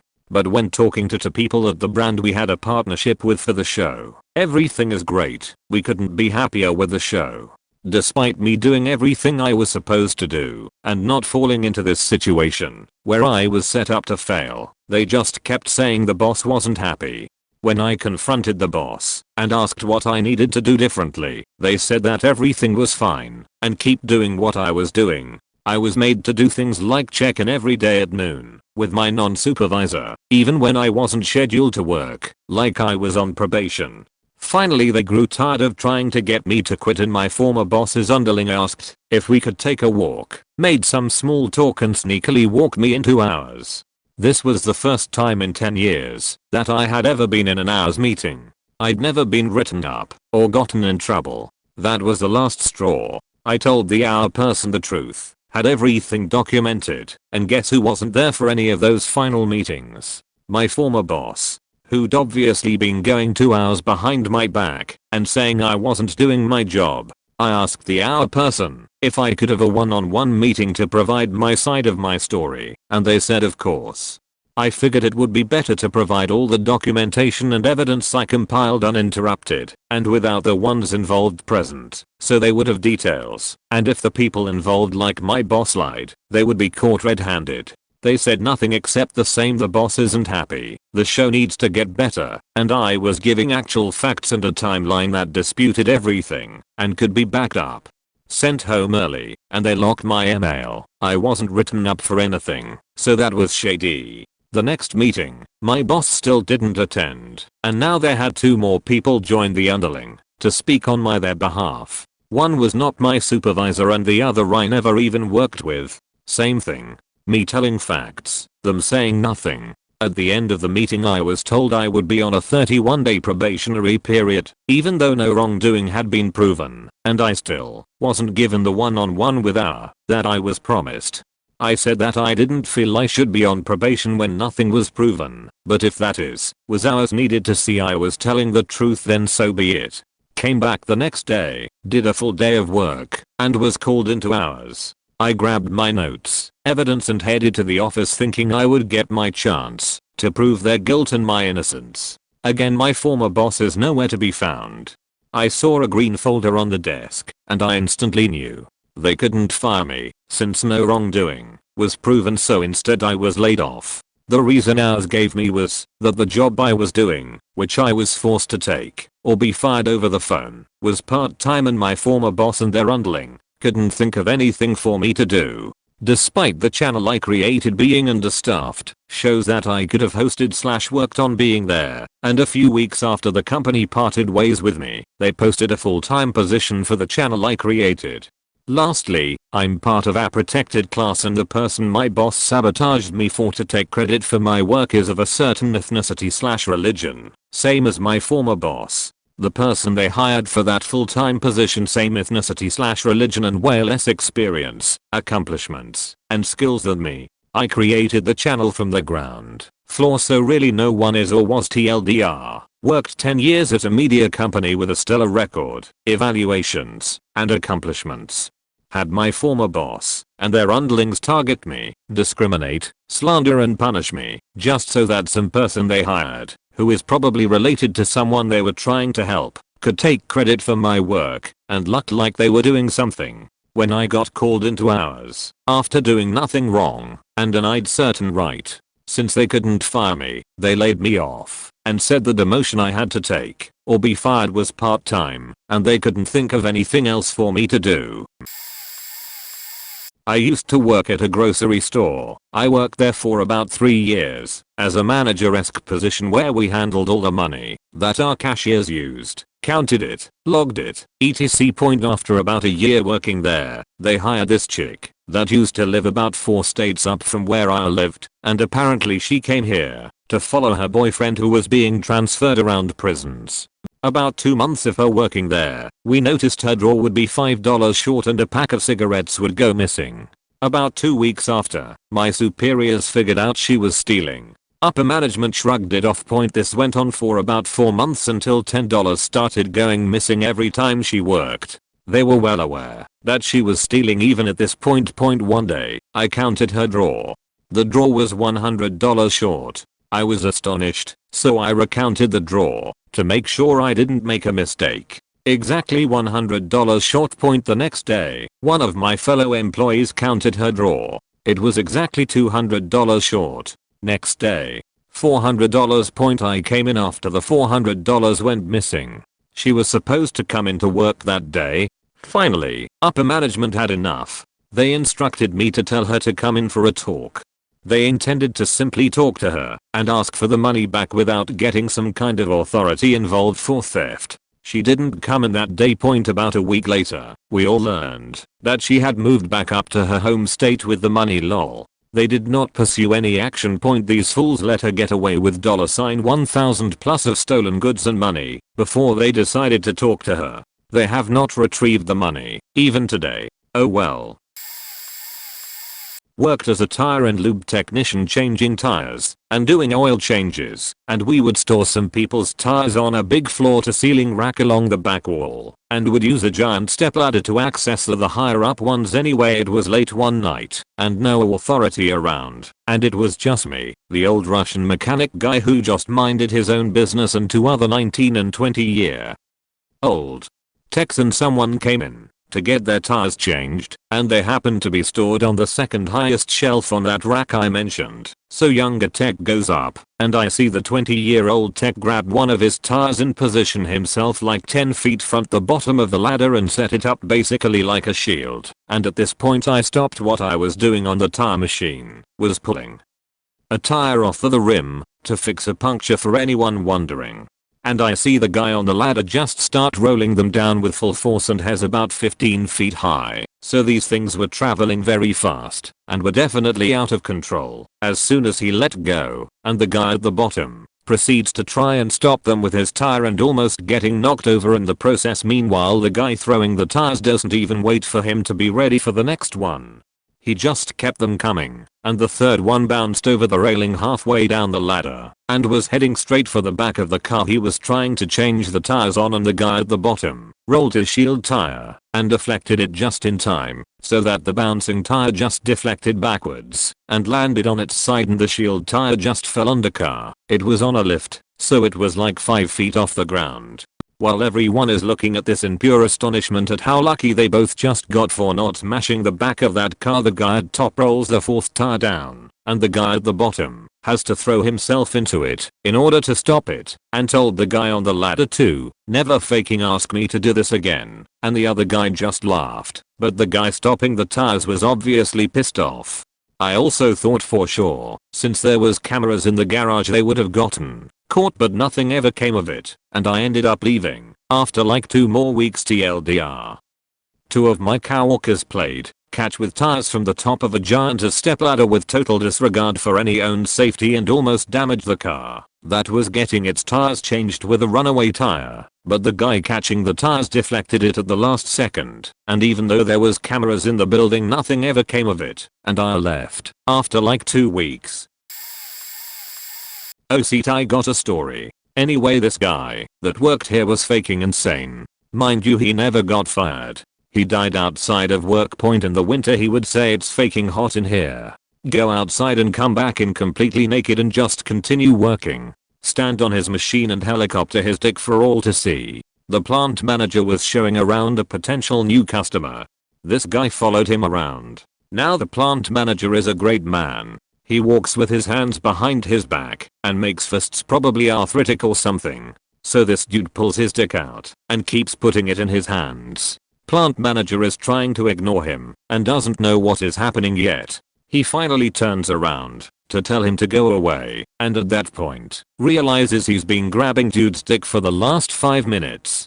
He'd snort Oxy and Percocet right off of work orders. Anytime someone would threaten him, he'd say, "Oh yeah, I'll burn your faking house down." Straight-faced as fuck. Then that night he was at the plant manager's house in the yard pouring gas on everything, waving at him. He burned his own brother's house down over some dumb shit. How or why this guy got away with all that is faking beyond me. These are second-hand stories, but they have been repeated to me by everyone there. Also, we have lazy fucks that do zero work. They sleep consistently, fuck up, and my foreman does nothing. Point. If y'all want, I'll start taking pictures of the bullshit guys still get away with. I have a ton of stories and only been here a little over a year. Alright, sit down and strap the fuck in, folks, because I think I win this one and it's gonna be a doozy. But it is a long one. TLDR included at the end for you lazy folks. In my early 20s I worked for a small company with about 20 employees. It was a party rental company. We rented out and delivered bounce houses, obstacle courses, water slides, mechanical bulls, tents, table, chairs, etc. Now, except for the owner, everyone who worked for the company was aged 18 to 23, because it was actually pretty demanding work physically speaking, and the hours sucked. But the pay was good, and we all got company credit cards that seemed to have no limit, which we abused the hell out of. Our boss had been a massive partier himself back in the 80s, so he never cared. Instead he just deducted our charges from our paychecks. Because we were all young and dumb, we partied. We partied hard, and we partied often. Half the time it was the customer who supplied the booze. Needless to say, we were all borderline, albeit functional alcoholics during this time point. There was this one guy who I will call F, who is actually still a good friend and an incredibly successful electrician slash small business owner today, who had been with the company since the start. When the company decided to expand into another state, they tapped F to be the manager of the new location. So they sent him off with a couple brand new company trucks, some rental equipment, and absolutely zero oversight, since he was operating this franchise approximately 1,200 miles away. To say things went poorly with F in charge might be the understatement of the year. This guy started renting out equipment for cash, which he then pocketed. He hired some meth heads to be his workers who were caught by a customer smoking meth on the job. The final straw was him totaling a brand new work truck while drunk on the way to a delivery. Then he left the scene of the accident on foot to avoid arrest. I say final straw, but obviously they didn't fire him or he wouldn't be in this thread. No, they just relieved him of his duties as manager, brought him back to main location, and informed him he had two choices. They could press charges against him, or they could total up how much money he had cost the company, which ended up being almost $50,000 between his thefts and accident, and he could work the debt off. He chose the latter. Looking back, I'm sure it wasn't legal, as they were probably required to at least report the accident to the police, and they were essentially extorting him. To a young guy though, the idea of catching a couple felony charges seemed like the end of the world, so for the next 3 years the company took half of every paycheck he earned. Now you would probably think at this point F would have learned his lesson, but no. It gets better. The 3 years came and went, and F had paid off his debt, but stayed with the company working part-time on weekends for extra cash, while he apprenticed as an electrician. So one Saturday night after work, F and another co-worker, I'll call them, decided they wanted to hit the strip club. We weren't supposed to get paid until Monday, but remember those company cards I mentioned at the beginning? Obviously when he had come back to the main location, F had lost credit card privileges. However, M still had his. So the two of them spent almost $2,800 in one night on booze, lap dances, and booger sugar. They then told no one about what they had done until the credit card bill came in the next month. F and M got called into the office and again did not get fired. Nope, same deal. Charges or pay it back. They both chose the latter and worked for half pay for the next couple months. A couple years later, F and myself both left the company on good terms, and we're all still friends with the owner and his family to this day. In fact, I just saw F a couple weeks ago at the owner's son's wedding. And that is the most faked up thing I've ever seen or heard of someone doing at work without getting fired. TLDR. Longtime employee gets promoted to MGMT and sent to open new franchise. Starts stealing from the company, hires meth heads as employees, totals a company truck while drunk, works for 3 years to pay it off, takes a company card to the strip club and spends thousands, ends up leaving on good terms, and later in life, becomes a successful businessman himself.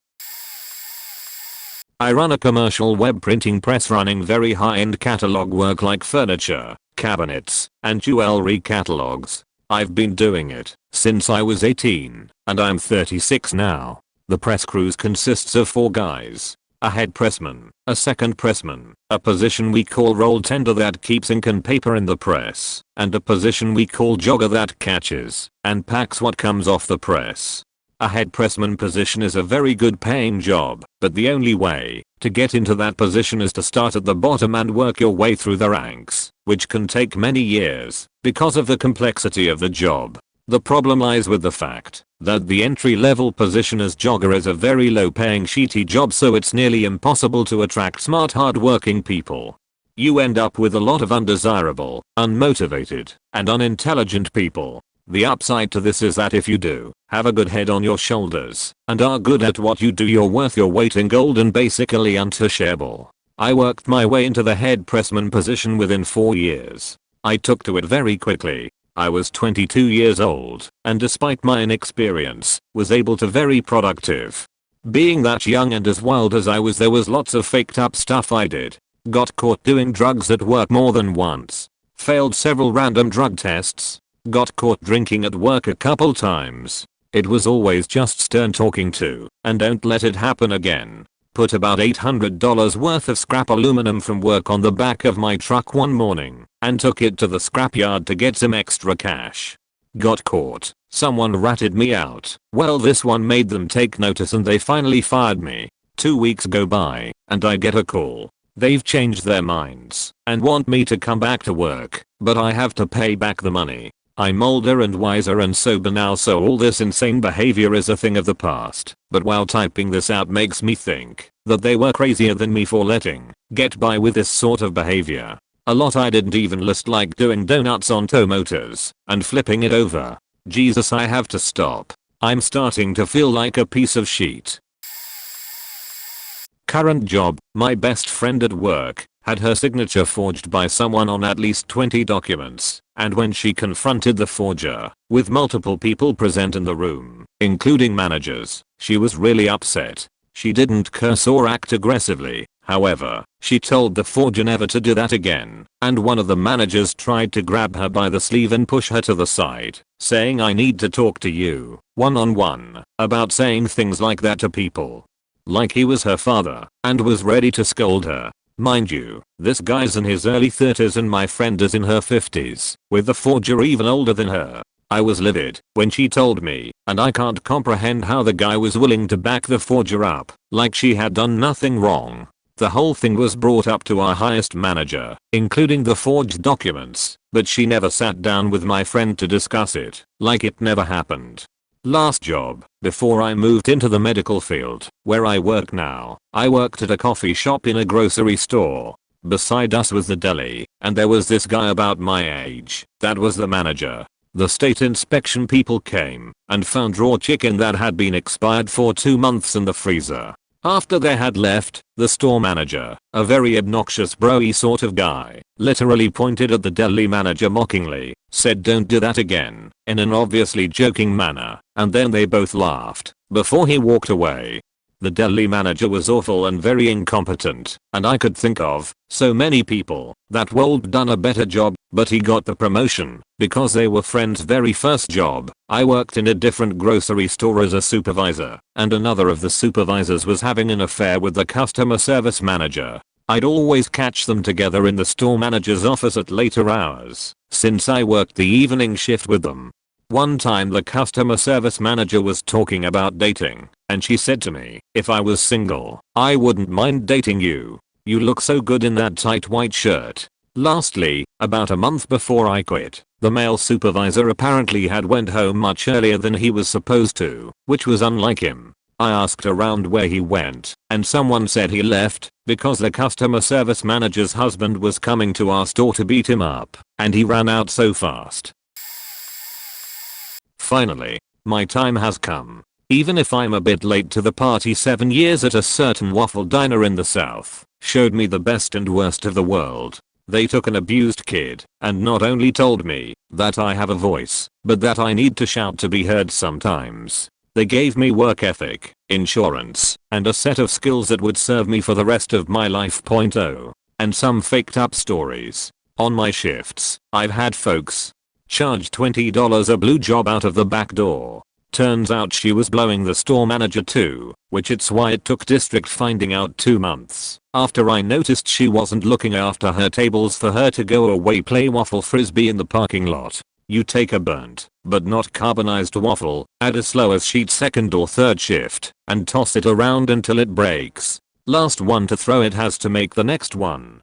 Close the restaurant, because we were out of clean dishes. Let me explain this one. The cardinal rule of the waffle? Unless there's been a robbery, natural disaster, or act of God, those doors don't close, and that sign never dims. And with a robbery, the store is closed just long enough for the manager to go get more cash and the cops to pull the tape. What's more, servers wash dishes as we go. If there's anything stacked in the dish pit, something has gone wrong. If every dish in the store is dirty, if someone wasn't dead, no one was. We all should been fired for gross incompetence. Smacking Myers a day. His sexual harassment case had been closed, which he didn't get fired for, largely because another lady and I had honestly never seen him make any advances. until it was closed as whole.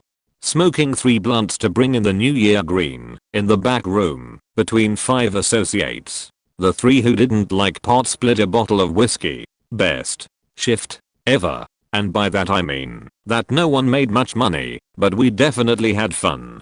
They installed an additional camera back there 2 weeks later finally, the one that I love to tell, where she did get fired. My trainer was on an overpass shift with me.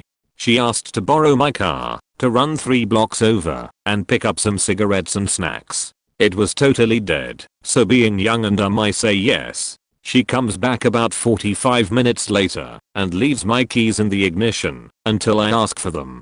2 hours later, all of a sudden, we have a rush, and this lady is nowhere to be found. Point I make, do as best as I can, with my grill op helping me, when I see a couple by the window staring at something.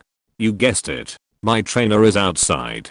Better yet, she's hitting a crack pipe. Now, I was an 18-year-old kid from the burbs. All I knew about crackheads is that I didn't want to share a register with one, but I didn't want to tell her that either. After a brief investigation, she was fired. I saw her 3 years later working at another store. Trainer, wherever you are, I hope you're having an easier time of it these days. I was a waitress/bartender at a pizza pub, so we were family friendly, but also had a full bar. Anyway, one customer had to wait a few extra minutes for me to come pick her checkbook up, since I was busy with a few tables and a full bar, but I figured it was better than dropping it and waiting there for payment. Didn't want to seem rude, like I was rushing her out. Well, lady is apparently past her breaking point, because she finds a manager and just starts screaming curse words at him, and some directed at me. Manager takes her outside, and instead of listening to her complaint and apologizing, he simply says look at yourself, as he gestures to her body. You're disgusting. Get out of my face. And he comes back inside. The manager came back inside and, no joke, bragged to us about how he handled the situation. I'm already embarrassed that I accidentally upset this lady to curse me out in front of the whole bar, but even more so, now that my manager called her disgusting. What? Anyway, it's now 5 PM. The incident happened a few hours ago. Dinner shift starts. I introduce myself to my first table. I'm co-murderer and I'll be taking care of you all tonight. As soon as I mentioned my name, all 4 adults at the table looked up. You're the co-murderer on Facebook. You're famous, UHM. Excuse me, the lady from earlier posted on 5 Facebook pages that were from the surrounding communities about the treatment she received from the manager. Over 1,000 people were fighting in the comments, half coming at our throats and the other half defending our restaurant. Despite the manager literally causing a social media shitstorm and calling a customer fat to her face, he still worked there for 4 more months. Until I finally called the owner and said it was me or him. Surprisingly, the owner made the right choice and kept me. A friend of mine and I had a reciprocal codependent addiction. Speedball fueled friendship almost 10 years ago, and she worked for a national fast food chain at a local mall. The manager of the store was an immigrant here under less than ideal circumstances. Her little sister worked at the store as well, and the 2 of them and my friend, Anglo. I only say this so you can see the picture later and take from it what you will. We're all pretty close with the owner of the store. The owner was an extraordinarily kind woman, frequently going to lengths that were both inconveniencing and expensive to help her employees. Surprised the shit out of me, flying right in the face of my hole. If they weren't exploiting you, they wouldn't pay you at all. Belief. But that's not where I'm going with this. In a hoe. Of course, as our addiction progressed, she began stealing from the register. Doing so in a manner that wouldn't leave a paper trail was pretty hard to detect. Barely enough to make an impact, and the amount she still consistently stayed around that minimal level for another few weeks. We cleaned up and lived happily ever after. Yeah, faking right. It got worse and worse. She took more and more. But because of how she was doing it, the only way they'd be able to detect the theft was the rise in loss and the dip in sales. And sure as shit, eventually the amount of loss became so great and the sales slumps became so great that they did notice. Now, she wasn't some kind of mastermind, who did this in a particular way in an attempt to cover her trail, but the manager and the owner started to notice that only during certain people's shifts would the take be remarkably less than what you'd expect, all other conditions being equal, and those two people were my friend and the manager's little sister. They sat my friend down and explained the situation and gave her the whole "if it's you, tell us now and all will be forgiven" speech. But no, she stuck to her guns and maintained her innocence. With a heavy heart, the manager fired her little sister.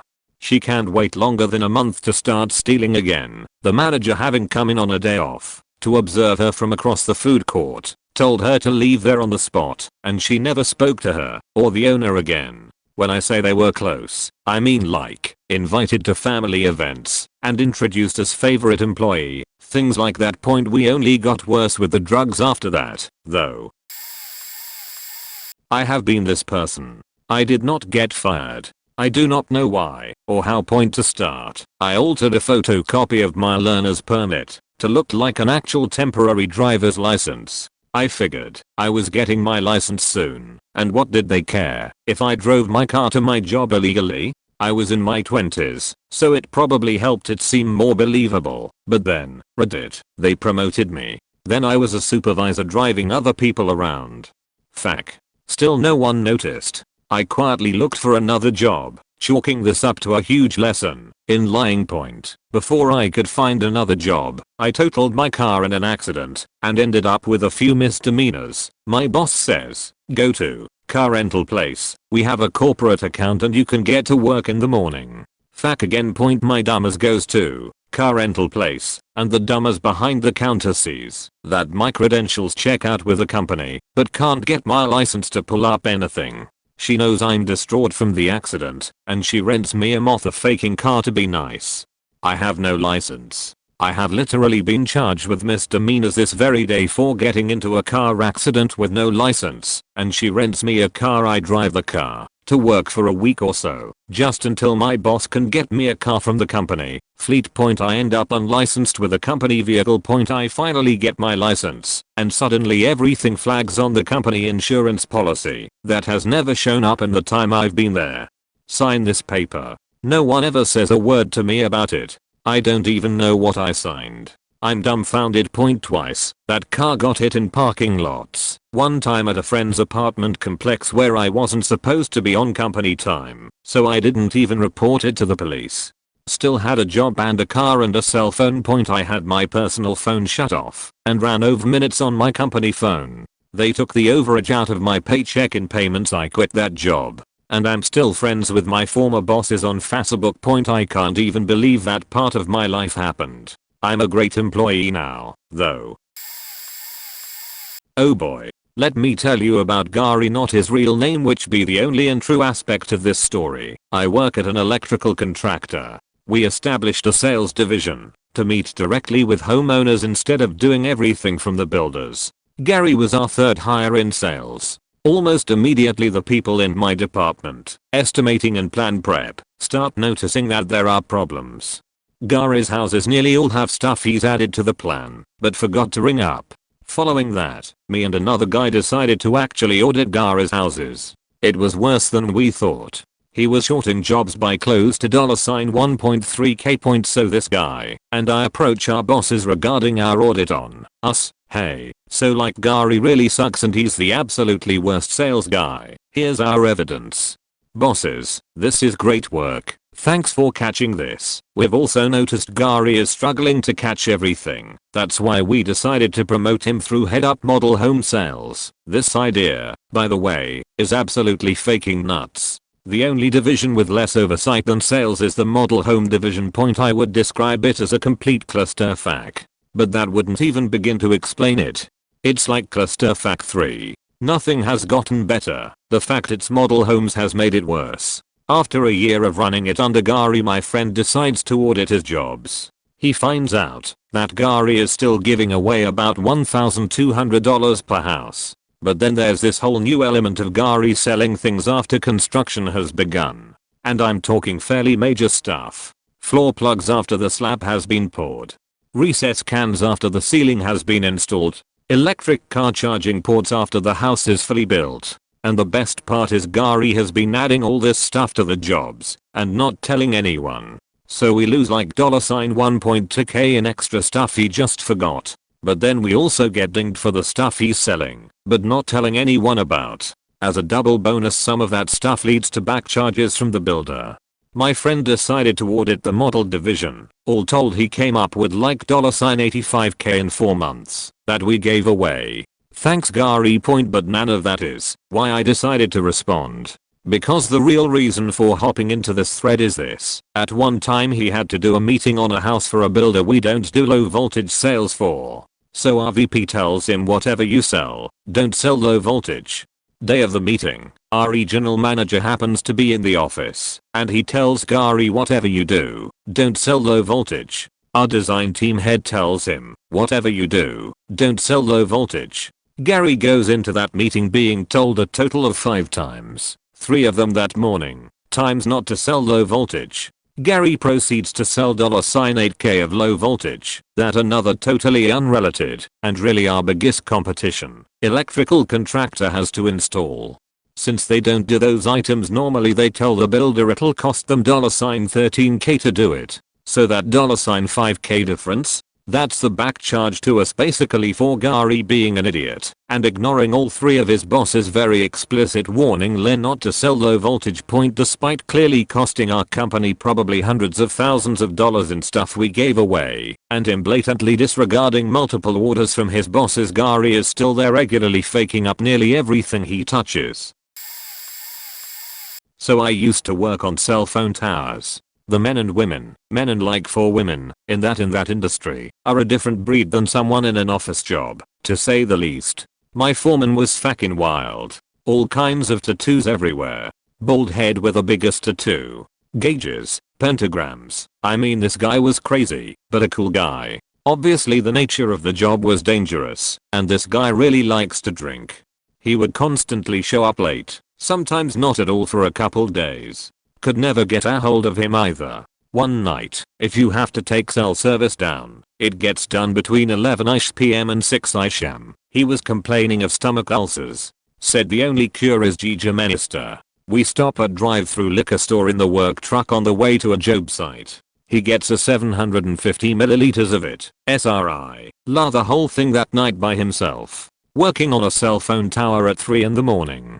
One time during 100 plus DEG temps, we ran out of water and we had to finish the job that day, so we didn't have time to get any. We were all really thirsty at the end of the day. We stop at a gas station after work. I get a lot of Gatorade and water, as does another coworker. The foreman gets a 6-pack of Coors Light. Driving back to the shop he encouraged us to drink it, since he was driving and drinking.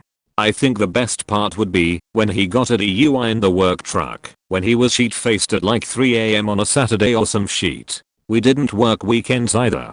This motherfucker keeps his job, and we as a crew got paid to get it out of the impound lot. I miss working at that company. Let me tell you all about C, an incompetent ex-employee in an ig company. He's left the job now, but for the 2 years that he was here he's done more than enough to be forcefully removed from his position. Think multiple extended lunch breaks, constant phone use during work hours, long conversations with people from other departments etc., not to mention just the sheer incompetency and lack of quality control he had shown throughout his employment. The one thing that takes the cake is how he decided one day to mine some bitcoins using the department computer for printing receipts and admin use, built with spare parts, to supplement his regular pay to offset his personal and car loans. The whole day he was on the computer looking up how to mine bitcoin and downloading the necessary software. Then at the end of the working Friday he implements his plan to run the computer over the weekend and channel whatever money he gets into his account. His plan is rumbled very quickly when the 2 and 3 rock up on Saturday and wonder why the department computer is running so loudly for basic admin tasks. 10 minutes of checking CCTV surveillance, task manager and browsing history quickly unravels his plot for quick cash at the expense of the company. Luckily for him, the department manager was on leave, and it was the end of the week, so even though the COO was livid, he kinda forgot about it over the weekend. TLDR, ex-coworker was already faking it both the company and himself, decides to mine some Bitcoin using company resources to improve his financial position, but gets found out 15 hours in. Gets a slap on the wrist. My job involves a lot of survey work on offshore oil and gas installations. On one particular contract, my teammate and I were doing ultrasonic scanning of the pipework in a ballast tank of a massive production vessel called an FPSO. These things are massive, often larger than cruise ships. We were in the very bottom level of the ballast tank. Entry is strictly controlled, with the tank having to be ventilated for a prescribed amount of time after draining. Isolations for all valves and electrical apparatus put in place. Risk assessments. Full medical examinations before entry, continuous atmospheric testing, and lastly, a sentry at the entrance maintaining a record of all who enter and exit as well as constant radio contact. Upon finishing our task, we ascended the many flights of stairs and ladders to get to the exit hatch and found that it was closed. Locked. I got no response on the radio on our dedicated tank entry channel. Changing the channel cluster on those particular radios is quite tricky, but luckily I remembered how, and eventually got through to the control room, CCR. The operator on the other end couldn't believe that I was actually calling from inside a locked ballast tank. About 15 minutes later the hatch was opened, and when we stepped out we were greeted by every member of top-level management on board, all standing in a line, including the client rep. It turned out that our sentry got tired of sitting there, closed the hatch, turned off the radio and walked away. He never even got a disciplinary hearing, let alone being fired. He could have killed us both if that tank had been reactivated while we were down there.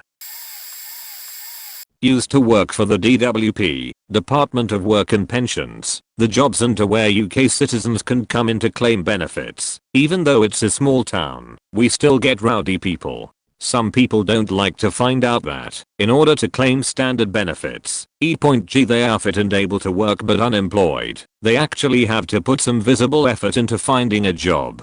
One guy started kicking off, initially throwing things from my colleague's desk at him, pens etc. Then he kicked over the chair, started to shout, then he started making threats, just escalating. The security guard, who later tried to have me fired due to a grudge over this, was this big, heavy-set woman, about 5 feet 10, and probably 240 lbs. She peeked round the corner then went back to watching the entrance.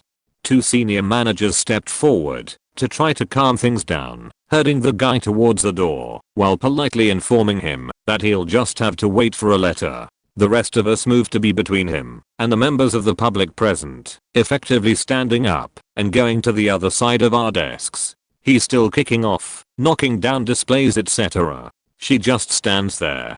He says he has a knife on him, and if anyone tried to touch him, he'll cut them up. Didn't see it. Don't know if it's true, but for us that's now a direct threat of harm. Normally police time. Someone else enters, and she politely asks if she can help them, like some kind of receptionist. He gives up and leaves. The two managers, visibly shaken, sit down. The guard leans around the corner as myself and some of the other staff start clearing up and trying to make sure the members of the public present are okay. What is the bloody point in you? Someone says. She shrugs. The head of the center takes her into her office. Then a few minutes later the guard storms out and leaves. Was back on shift the next morning. Worked for an NCA company. We used an online logging system for tracking hours, so people could work from home if they wanted to. It was contract work, so overtime wasn't an issue. This guy would log in at home and copy and paste articles from other websites without changing anything, and would add Google image search images to the articles instead of using our catalog of company images. We finally found out, because we got a letter from a lawyer of Getty Images. They do not fuck around. I was the project manager for the client who received the copyright notice. I recommended immediate firing and was turned down. It turns out, I found out later, he was the son of the owner of a newly sourced client who had a lot of capital and was looking at investment opportunities. Or at least that was the line that the owner of my company was fed. Not a week later another SEA company which I had contacted to run on an analysis on one of our clients' websites found copyrighted material and basically told us they wouldn't touch us with a 10-foot pole. Pulled up the articles and lo and behold it was the same guy stealing shit from other websites. I got the two owners together and told them that we have a serious issue. I said he needs to go. I can be personally responsible in a lawsuit for this because of the way the company is structured and me being in management. Looking back, it was a very shady operation. They proceeded to pull up my browsing history from the route logs and show me how I had spent time browsing Reddit during work hours. I had done that mostly during lunch hours and told me that I had 30 days left with the company. I cried. I came in the next day, emailed some of my favorite clients to tell them who to contact at the company to get the things I was working on taken care of, and left never to look back. I haven't been able to find a job in that industry since, as I'm effectively blacklisted in my community. To be fair, I did not handle it in a very professional manner, but man, fuck them for choosing a plagiarizing as hat over me. Got hired on at an ad agency as the help desk specialist due to my extensive knowledge of a certain ecosystem. Let's say I used to work for the pear tech company and had 5 years of training and experience supporting every product available by Pear. The advertising agency used nothing but Pear devices minus 3 or 4 vegetable computers in the 300+ company. The 50-something-year-old IT director I worked under had been there for 12 to 15 years supporting all issues, but was not tech savvy at all and handled issues by belittling the users, except when they were a young attractive member of the opposite sex, which opportunity he took. Be friendly in borderline creepy demeanors. He usually had the more attractive staff come to the id office despite all issues being possible to handle remotely. Would even talk about them as they left the id office within earshot. Oh, did I mention he had horrible vision and had to be inches from his computer display at all times, while simultaneously having everything zoomed in to the point of needing to scroll around everything. Well, he did, and it slowed things down to a crawl when users called him for support and he remoted into their machines, or even the inventory and expenses paperwork he mainly handled once I started, because I became the go-to id support person for obvious reasons. When I started working, I quickly became more popular among staff, and he made it a point to do things that undermined my work and would also make backhanded racist comments toward my ethnicity when we were alone. He even removed me from the telephone directory system for a while, so if someone did not have my direct dial they would have to call him. I reported this to ours in hopes it would be heard and recorded so I could reference it as it continued. Instead, ours let him know immediately despite promising not to. So he stopped with the obvious stuff and would report me for being late, despite my answering the phone and supporting users remotely 24 hours a day. When I took an unpaid mental health leave, he hired someone with only tech sales experience to fill my role and started them the same day I returned to work. There are so many specific stories I could share, but to cut it short, this guy who was actually terrible at his job got me fired, citing tardiness despite my well-received customer service skills with staff, efficient and professional demeanor, minus the tardiness, which was his only citable offense of mine. My superior ability, not just boasting, I really could do laps around him. And gapless coverage, seriously, I handled calls middle of the night sometimes. I got fired just weeks before Christmas, already behind on bills from the leave of absence, missed all holiday pay / paid time off and bonuses. So today I'm at risk of losing my car and struggling to find a new job in the city while he sits comfortably. Notes to screen point: I'm not a good storyteller, but I hope I was able to get my point across. I'm going to go cry for a bit because this just happened and I'm still kinda depressed. Where do I even start? Work in an office with 2 other people who do the same job as me. One of them takes a 40-minute toilet break at the same time every day, takes over an hour for his dinner when we are all allocated half an hour, spends more time in the smoking shelter outside than in our office, to the point the wild place refers to the smoking shelter as his office. He also is supposed to start at 6 am. He regularly comes in 2 hours late, then rings ours and says he forgot to clock on and was there at 6 am. Because they don't start till 9, they don't question him. He does this at least once a week every week. It drives me crazy that they don't pick up on the lies. The worst part of this is that he barefaced lies to them while I'm sat there in the office knowing he did not turn up at 6 am. He maybe does 2 hours of work a day, and that's on a good day point. When it started affecting how much work I had to do to cover the fact he did nothing, I went to my manager with this information and proof, and he didn't even get a warning. Everyone is happy to let him effectively get paid to do nothing while I pick up his workload, because if I don't it won't get done. I don't know what to do about it. The excessive workload that is forced on me is too much for one person, but my requests for help are ignored. I feel like I'm going to have a mental breakdown because I'm ignored about this, and I'm not in a place financially to quit without something else lined up. Oh, and despite this, he is paid more than me and gets all the credit for anything I do.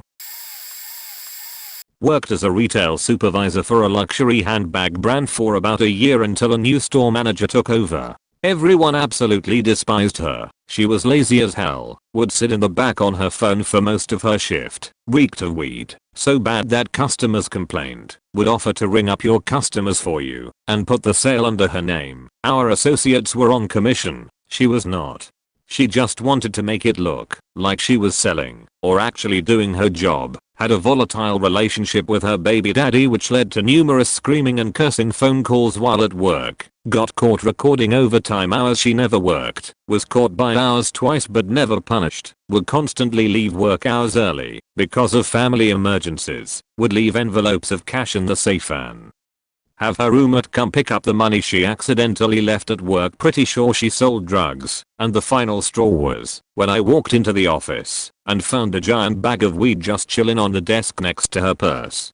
I immediately took a photo of it in its exact place next to her bag, sent it to our assistant store manager who instructed me to send the photo to our SAP. Within 48 hours, the district manager flew out to our location and sat down with the entire management team to explain that our SM accused me of rummaging through her purse to find the bag of weed and that it was against company policy to go through our coworkers' personal items.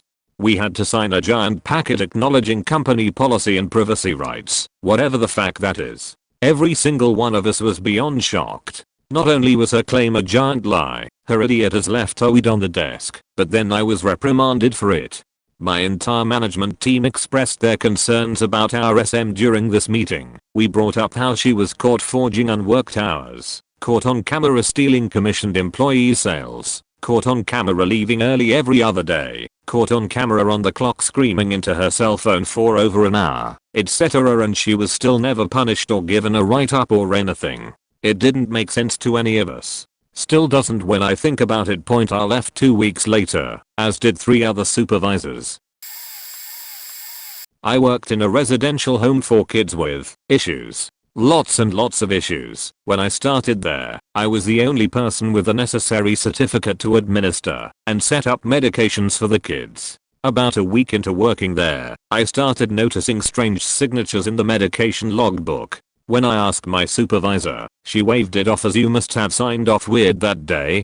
Yeah, no point. Come to find out, the overpass staffer was signing the med log with my name. That's kind of illegal. Brought it up with the person above my supervisor, and she got in trouble. Then things started to get bad for me. I started being accused of all sorts of pretty bad things. None of them stuck, but they kept being thrown out. Then, one day, I did a med count, and things didn't add up.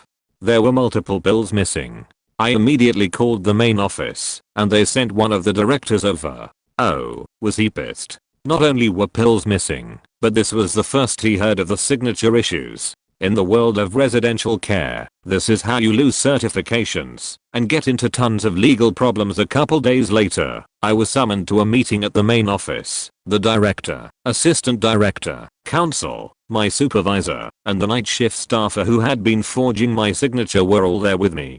Sheet went down. My boss and night staffer immediately started throwing the same accusations at me, which were quickly silenced by the director and the council. I stated that I could no longer work in the organization due to the issues, and resigned on the spot. Both my supervisor and night staff remained with the company until it was sued out of existence by multiple state agencies due to shoddy record keeping and suspect behaviors leading to loss of certifications. I still look back and hope the kids are okay. I'm the trainer for the support call center at my company, and a significant part of training is sitting with a headset tethered to an experienced agent and observe the process for a time before switching to taking calls while the senior agent monitors them and then eventually taking calls on your own point. So this one guy, I notice, is constantly texting people on his cell while he's supposed to be paying attention to how to do his new job. It's his first week. Soon speak to him about it, because if my boss saw him doing it, he would go out of his way to call him out in full public view and really embarrass him. So later in the day I notice that he's downloaded an SMS app onto his work issued laptop and is texting people with that instead. My knee-jerk response is, let's ditch this guy, because that is just so disrespectful. Like, it's personally insulting that he thought I was stupid enough for him to get away with this. On the other hand, he definitely should not have had sufficient permissions on that laptop to download a random, possibly sketchy app off the internet and install it, and this led to the head of the security team getting absolutely reamed by the CTO for allowing this to happen. And I hate the head of the security team. He's an obnoxious prick, the sort of person who'll try to cop an attitude with me in the middle of asking me how to do his job. So as it turns out, SMS Kid accidentally stumbled into the best possible way to endear himself to me by getting the security chief in trouble. When my boss asked me what I thought we should do with this kid, I said we should give him another chance. He still works here. Worked in a manufacturing warehouse where they had two guys who were completely incompetent. There was this old guy who was a severe alcoholic. He would drive to and from work drunk with an open container in his hand. His only attempt at hiding it was putting the booze in a paper soda cup, but that meant you could smell it all over his car. This guy's brain was so pickled, they could barely find anything for him to do. If they put him on a drill press to do actual work, he'd start complaining that it bothered his shoulder or bothered his back. So they kept him in a back room to stare at parts soaking in solvent, where he could sit and drink in peace. There he'd get so drunk that he'd fall asleep for most of the day, and they'd only bother to wake him up if he started snoring too loudly. If there was nothing for him to stare at, and he actually had to come out onto the shop floor, he'd always have a Mountain Dew bottle with him that obviously wasn't filled with Mountain Dew. The story was, he knew the boss and upper management from when the company had first started out, and he also knew about all the shady drug dealing that they had done to stay afloat. So imagine this cranky, drunk, old fudge who openly beached about his boss. How did you think I knew about his backstory and was paid to pass out? It took the boss actually having a heart attack and dying for them to fire him. Then there was this welder who was completely psychotic, but not in any funny, haha way, but in a seriously borderline dysfunctional way, so that he had to be on the strongest antipsychotic medication possible, and it wasn't working. He couldn't drive cause he had fried his vision welding so badly, and for some reason, he couldn't hear out to his left ear. You could smell him before you saw him, because he didn't shower, ever. He was ashamed that people noticed his rank bow, but he still wouldn't shower. Instead he made his stink worse by smoking. He smoked, and he didn't brush his teeth. He hadn't brushed his teeth in so long that they were falling out of his head, so he literally had death breath. Finally, all this welding, smoking, and heavy medication gave him cancer, and he had to be put on chemo. That's why they wouldn't fire him cause technically he was disabled. From there his job performance just went downhill. With all the heavy drugs in his system, he kept losing consciousness right at the weld table. It's a shock that he never electrocuted himself, cause you'd find him slumped over his machine with the arc still sparking from his torch point. The manager made him the shop joke to try and keep him awake, but that was really just an excuse to harass and verbally abuse him. Eventually, the bullying and chemo made his productivity take a nosedive, and it would have been kinder to fire him, but that manager liked having him around as a punching bag. The poor guy then tried to get more disabled to get out of having to work so that manager wouldn't yell at him. He came into the shop one day saying his ears hurt cause he'd blasted the volume too high while he was listening to his headphones. For days, he kept whining that the noise of the shop machines was so loud that it was causing him pain, even when he was wearing earplugs. Now, the company had to have an audio inspection of the manufacturing area to ensure that it was at safe sound levels. Naturally, his weld station passed, but he still wouldn't shut up and kept crying that my ears hurt so bad. So, the manager took him off welding and just put him on cleaning duty, sweeping the floor, and the dude couldn't even do that right. The manager kept yelling at him, so the sad sack of sheet tried to get even more disabled. While sweeping up in front of another welder's station, the guy saw a brief flash of arc light, less than a second, and suddenly he said his eyes hurt. Well, they had to treat it like a flash burn and sent him to the hospital to get checked out. Course, they couldn't find anything wrong with him, except for smell, so the doctor said to do what they were already doing and keep him away from the welding machine. Naturally, now the guy blamed his bad sweeping habits on his vision and wouldn't stop crying that my eyes hurt so bad. 2 incidents of inebriation. Same restaurant. Point: the owner/chef was a verbally abusive alcoholic who would rather be in the dining area taking shots with her friends, who just came in for the free-flowing alcohol. My first day was an absolute war zone. We were hosting a wedding reception for a former employee and the place was packed. My boss was already sheet-faced and in a terrible mood because a couple of her morning shift workers had walked out. I believe 1 or 2 people on my shift caught wind and quit/didn't show because nobody in the kitchen either had the skills to work the grill or knew the menu. I worked with the owner for maybe 2 hours tops before she vanished, leaving me and my buddy who got me the job running the kitchen, along with 3 to 4 prep guys and 2 to 3 dishwashers. It was ridiculously crowded and hectic. Neither of us knew the menu and winged basically every single dish based on the descriptions and occasionally interrogating a server before they ran off. Point: day 2. I didn't even go in. I couldn't stand the environment, how the owner treated people, how the food was prepared. A microwave does not belong in a commercial kitchen. Period. Day 3. Apparently more people had quit over day 1 shenanigans. My buddy convinced me to come in because they were sinking. I was offered a higher wage, so I said fuck it, I could use the money, but I was going to need some mental support. I had an empty vial of liquid alprazolam, Xanax, and I figured if I did a quick rinse of that, there just might be enough residue left to help me steal my nerves. Turns out, there was some residue left in there, a shit ton, to be precise. I had blacked out before I even made it in. Anecdotal reports of me just being incredibly out of it, staring at walls, just being an absolute sheet worker from what I gathered. The owner told a co-worker later that she thought I was tripping on some sort of psychedelics super hard. All I vaguely remember is getting into a heated argument with the owner towards the end of the day. Point: day 4. Not sure if I got fired, but I showed up anyway, and not a word was spoken about the incident. 2 weeks later I was running the kitchen.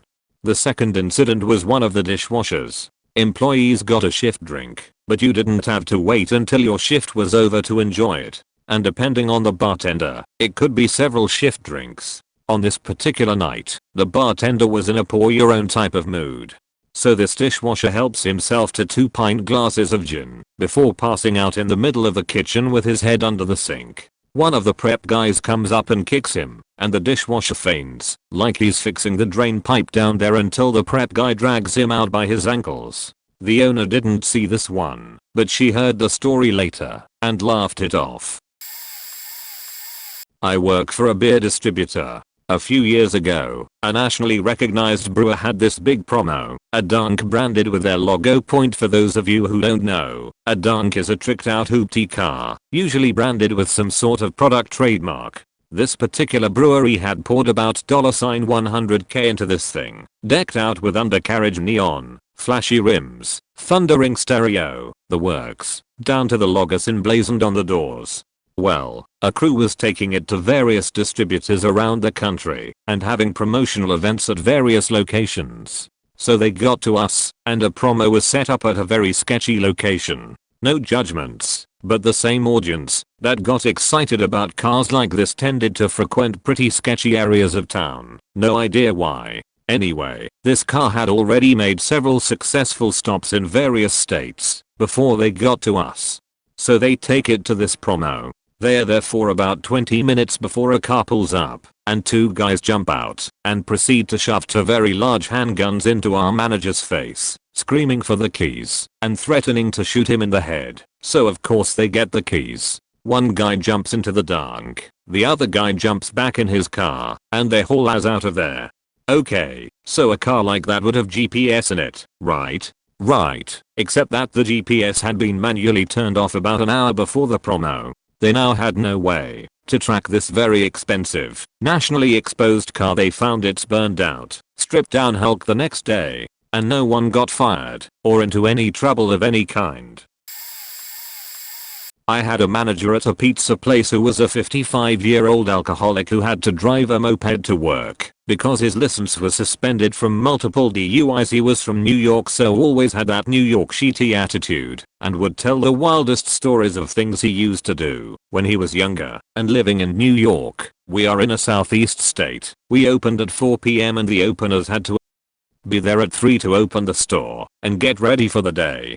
I was scheduled at 4 I think, and got there, and the store was locked, and no manager in sight. I used to be the assistant manager, but demoted myself to driver, because I was being outearned by drivers working 15 less hours than me. So I called the owner, and told him I was getting the key in the back to open the store. I get in, and get the store ready by pretty much by myself an hour after all this was supposed to be done.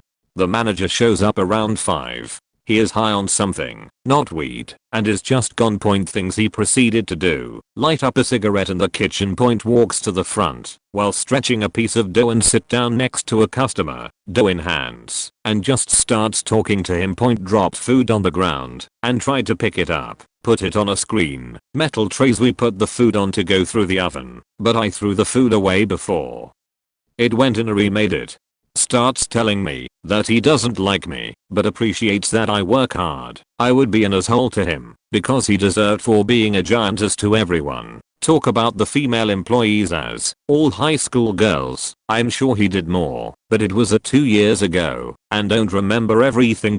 District manager comes in, sends him home and takes over. I never got paid for opening his store and doing everything by myself for pretty much 3 hours. Other than my normal driver hourly pay was probably $6 an hour then, which is legal cause I'm supposed to be getting tips on orders. He eventually got moved from our store to another cause a new assistant manager came in and got tired of his bullshit and had everyone write down things that he did that were just terrible. All true though, but not fired. Eventually got fired for seeing a coworker out in public at the movie theater. The coworker was a white female on a date with a black guy and he asked her if she was allowed to he with his kind.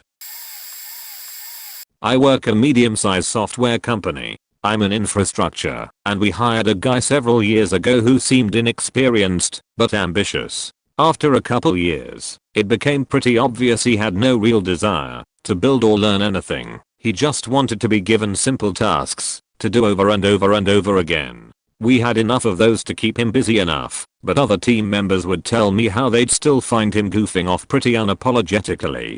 A few years ago, our team split into 2, and he and I ended up on different sides. Their side ended up with significantly less daily workload, so from time to time, I'd hear about how he was somehow doing even less, but still keeping his job. I guess any organization of our size has people like that, so as long as the customer/his teammates weren't directly suffering, I wasn't going to make a fuss. My employer started embracing remote work. I went full remote about 3 years ago, so of course, this guy lobbied pretty hard to get as many days working from home as possible. His teammates told me he routinely worked from home when he wasn't supposed to and even missed in-person meetings with them and their manager at times because of it. Still not fired. I flew back to HQ for some meetings, and while discussing my transition to full-time remote work, someone said, "At least you asked. Did you hear about?" Turns out this guy had bought a house 3+ hours away and moved without even telling his manager. He just stopped coming into the office, and when the manager asked, the guy informed him of the move. They still didn't fire him. He was finally let go a few months ago. My assumption is the move finally made his manager write him up and start documenting all the issues, and they eventually had enough evidence to do it without worry of legal recourse. My roommate works at Fresh Market and she's told me some stories that blow my mind. Male employee and female employee are arguing over a scanning gun. Maybe it was the only decent one in the store, who knows. In a hoe, the argument over the scanning gun escalates, and they start screaming at each other. Depending on who you ask, the guy may have put his hands on his shoulders to shove her out of his face when she got up in. She's had it and calls her baby daddy to come to the store, and whoop, this guy's as BD shows up with a handgun and corks a couple of times it in the store while yelling at the male employee. My roommate ducks behind a display and peeks over it like, holy shit, he's got a gun, everyone get down. Her other coworker looks over and rolls her eyes and says, it's not loaded. You can't cork a gun repeatedly if it's loaded. He's fronting. My roommate of course is like, well, that's useful info I did not know, and she goes back to her section, but is still watching this drama unfold. The two guys start fist fighting in the produce section, and suddenly an older woman, the female employee's mom, shows up with a baby on her hip and jumps into the fight. At this point I interrupt my roommate to inquire, me, wait, whose baby was it? Roommate, what? Why does that matter? Me, well, is it the baby of the female employee and her baby daddy, or is that her mom's baby? Roommate, I don't know. There was a baby.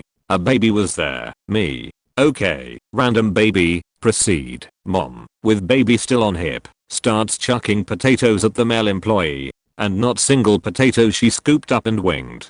Nope, with baby still on her hip, she picks up multiple sacks of potatoes and hefts them like an Olympic shot putter at the employee.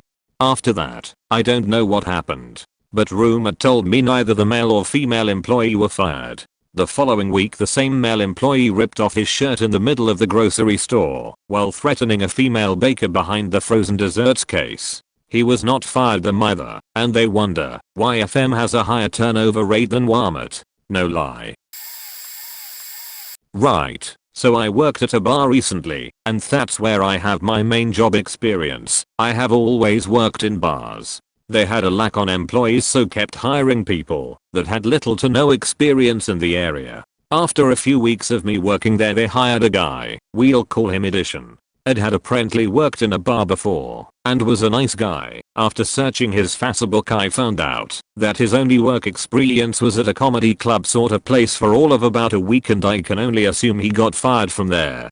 He joined us all on the bar and was, again, a relatively nice guy, if not only a bit weird.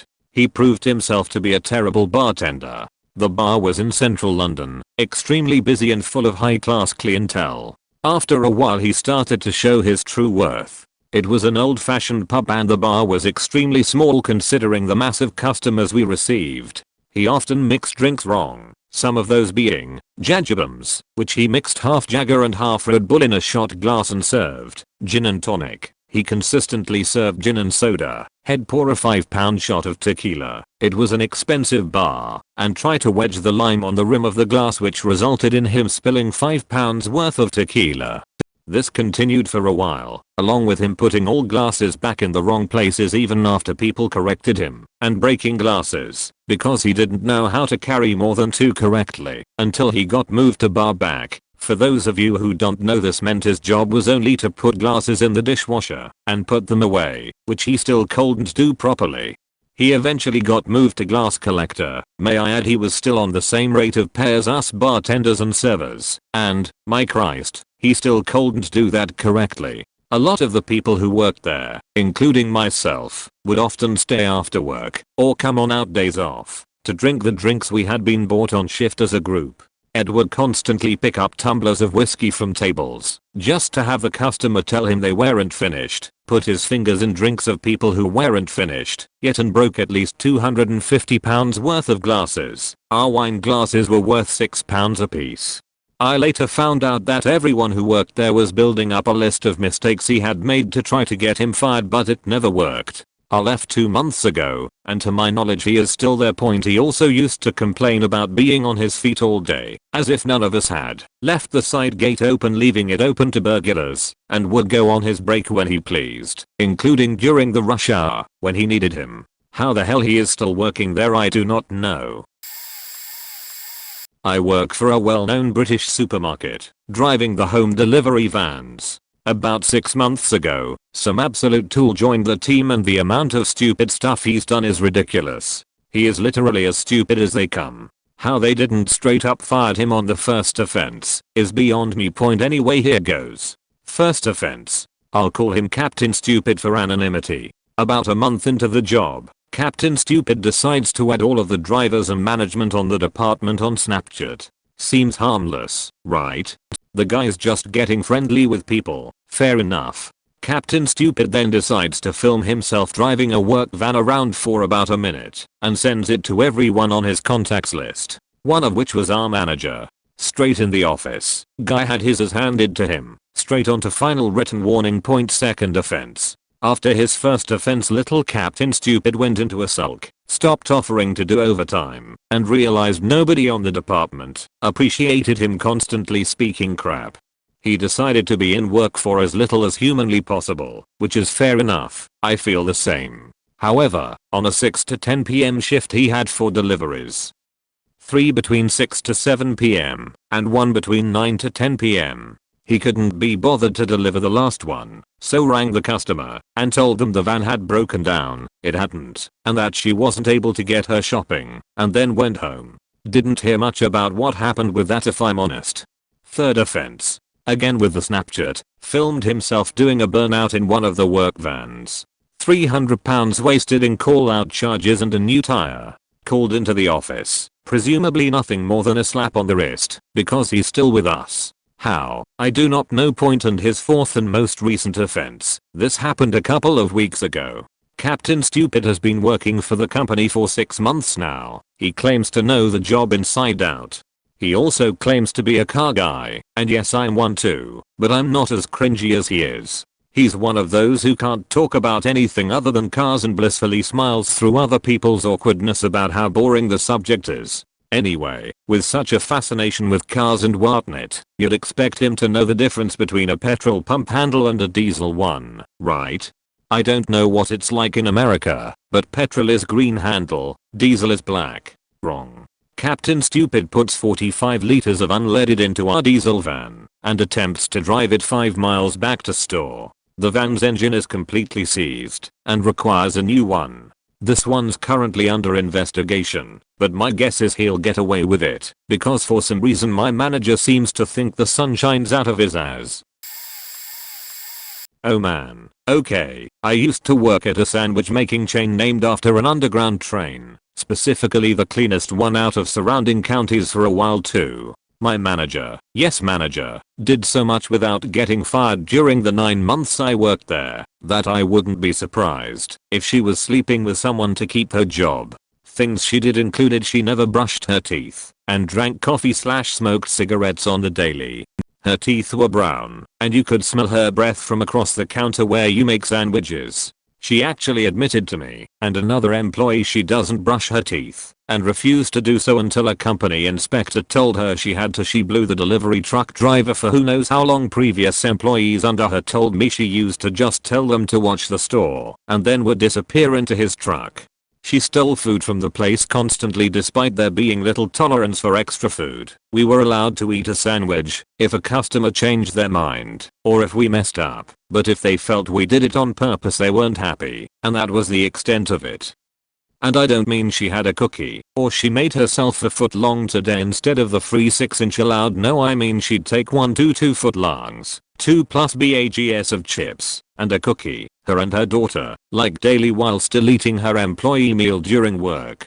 She didn't do anything except what was strictly required of her and just sat in her office playing games on her phone all the time instead.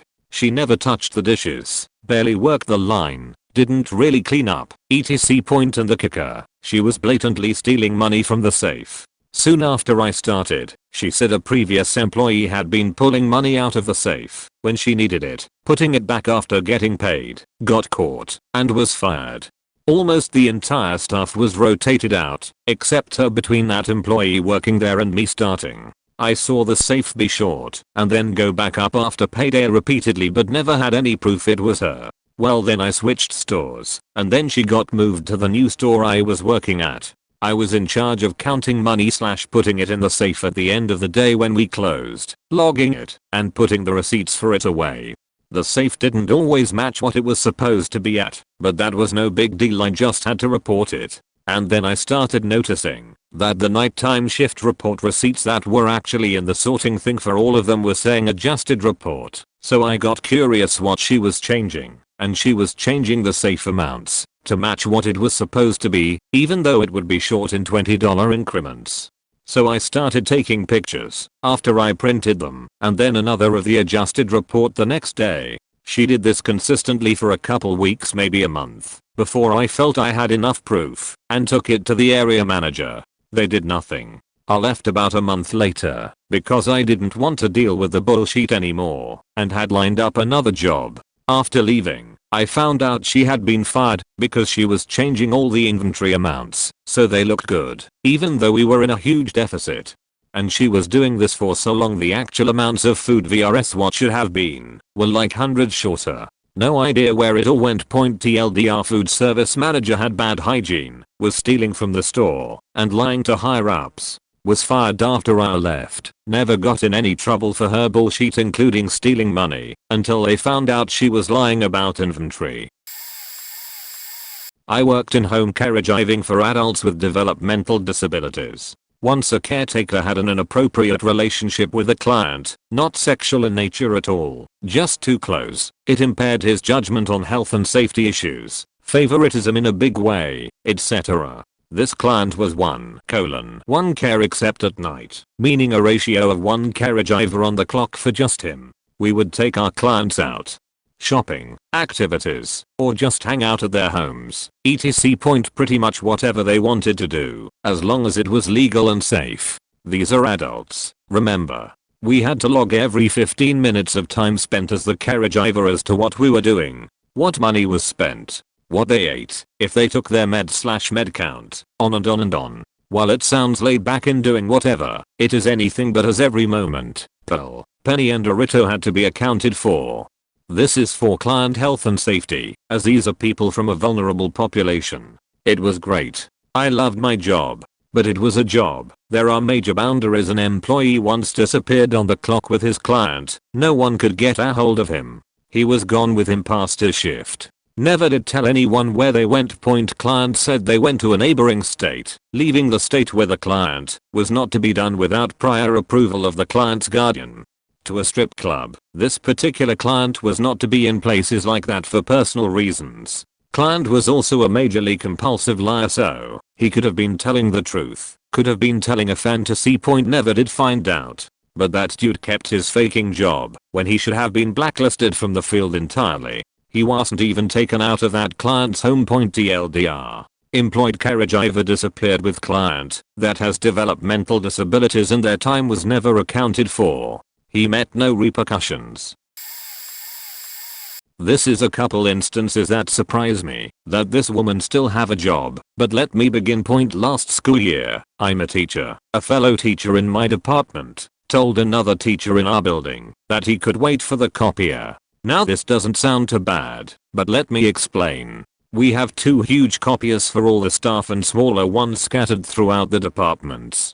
The large copiers have a 5-minute copy limit if other people are waiting. Now the teacher in my department, who I will refer to as Jay, is black. This is relevant to the story. So another teacher comes in while Jay is copying. He asks her to wrap up since it's a 5-minute limit and he has to make copies. She turns to him and tells him that her people waited 300 years so he could wait for the copier. No reprimand, nothing. Beginning of this school year, the admin finds out that Jay has been conducting a club, which is meant to be done after school and you earn extra pay for, during the school year. This has gone on for a year before they realized, and now she has stopped the club, because apparently if she can't do it during her normal workday then she's not going to do it at all. This is a big deal, because as teachers in a union we have a contract, and she was breaking that contract by double dipping and getting paid extra money during her normal work hours without approval, which jeopardizes our contract as the school can use her double dipping as a precedent to not pay us for extra work like that. Also this school year, Jay has a vendetta against a leave replacement that we have and no one really knows why. But she has turned the entire grade level team against this poor woman and is now turning other members of the department against her too. The poor leave replacement is at her wit's end, has made complaints to admin and been told to toughen up and is now taking it up with the union. As of right now, Jay still has her job and will probably continue to until she either hits a kid or stabs someone. I worked for the worst company a few years ago. Management was the laziest bunch of idiots I've ever seen, but they kept this tight group that supported each other's laziness and general stupidity. No, they would never fire or hold each other accountable, ever. The worst was the hour lady, who had no qualifications to be in hours whatsoever. Here's a highlight reel. She started an office pool to collect money for massive forest fire in our area. Lots of people's homes destroyed. It was awful. People donated thousands for the Red Cross, like it was a crazy amount of money. She came into my office with one of her cronies from it, plus the woman I shared an office with was in there. This greedy bitch tells us she donated the money on her personal credit card and pocketed the cash, so she could get the personal tax write-off, which is in the thousands, and then has the faking audacity to joke about how she didn't donate any money, but will get the tax write-off. Knowing her, we were thinking who knows how much she actually donated, and if it matched what our office collected. Like, knowing her, I wouldn't be surprised if she pocketed it all and donated nothing. She was a massive faking gossip. I got to hear all about my fellow employees' cancer scares or any health concerns, how much money they made, who she just knew was trying to scam WCB, the lot. If you told it to her in confidence, I knew all about it. She poured off all of her actual responsibilities. My office mate did payroll for her. She did our bank runs, and then would do her personal grocery shopping during the day or grab herself a lat. I never actually saw her doing any actual work, but she'd often be found bawling in her office from being so stressed from what I don't know. I guess sitting on your fat ass all day and gossiping about your fellow employees' mammogram results was tiring. I've been a permanent sub in the same high school for the past couple of years. Means I always report to the same building every day, whether or not they have someone for me to cover, and recently did a leave replacement for 2 months for a science teacher. He taught inclusion classes and had a co-teacher. The idea is that the co-teacher monitors her special ed kids and helps out the content teacher, who does most of the teaching. I learned from her that she basically did 100% of the teaching, while the science teacher would either interrupt and talk about sports or just leave the room. She was thrilled when I worked with her because I actually did stuff. It felt to me like I was barely doing anything because she was doing a lot of the planning and grading, but she said she felt like she was on vacation because she finally didn't have to do everything. The more I heard, the worse it got. Apparently, he uses the same notes he's had for the past decade and just puts them on the board for the kids to copy. He doesn't talk through or explain them at all, just projects them and they copy in silence. His notes often didn't make sense and left out important details. Tuesdays, and sometimes Thursdays, depending on his mood, were textbook days where the kids copied out of an ancient textbook. Again, no talking. He never graded a thing and would just leave the classroom entirely, leaving the co-teacher by herself to do everything, which, in addition to being shitty, is also entirely against the whole special ed thing. He hated mess and disorder and wouldn't do hands-on labs with them. There's an important lab that everyone in the state needs to do, and apparently last year, he just demoed half of it for them and had them cross out the second half of the lab entirely. They didn't do anything at all. The bizarre thing is that a lot of kids seem to love him, probably because he's charismatic and funny and curses around them sometimes and doesn't teach for shit. He came back recently. He was out for surgery, so I'm back to subbing, and things have gone back to how they were before I took over. The poor co-teacher is stuck doing 100% of the work again, while he goofs off and does nothing. I'm shocked that he's been teaching for nearly 2 decades and none of this has come to light. My coworker attempted to run me over, so what started the incident? Dave is this Christian who's spent the last 2 years in Europe as a missionary, has come back to have a temp job for a month, and get married to some Eastern European girl. Has also this incredibly tall, huge redhead, with a noticeable beard. Him being a redhead is important. Dave is also a major dick to this other guy, Edge, who was born with some very noticeable deformities. He's not handicapped, but he's got all kinds of physical differences. Anyways, so one day Dave is picking on Edge like usual, because Dave is a prick, and Edge is an easy target. I, overhearing Dave pick on Edge for the umpteenth time, turn to Dave and say something along the lines of, Hey Dave, do you ever think maybe you won't get into heaven because you're a ginger, and as we all know gingers have no soul? Now I'm not a hero. I wasn't trying to get on Dave's bad side, and I'm not trying to rescue Edge. It just came to my mind as he was being an ass, so I said it.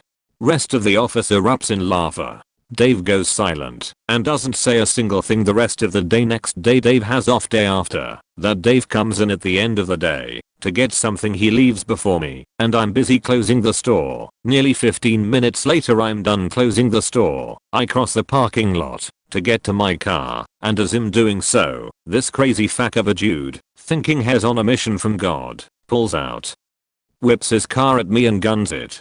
I had to run to dash a little to get across the street. Now that I'm older I know I should have called the police. This was years ago, so now it's just an amusing story. I thought I'd tell the boss. His crazy fanaticers would get fired and we would all move on with our lives. Of course boss didn't fire him, was too chicken to do it.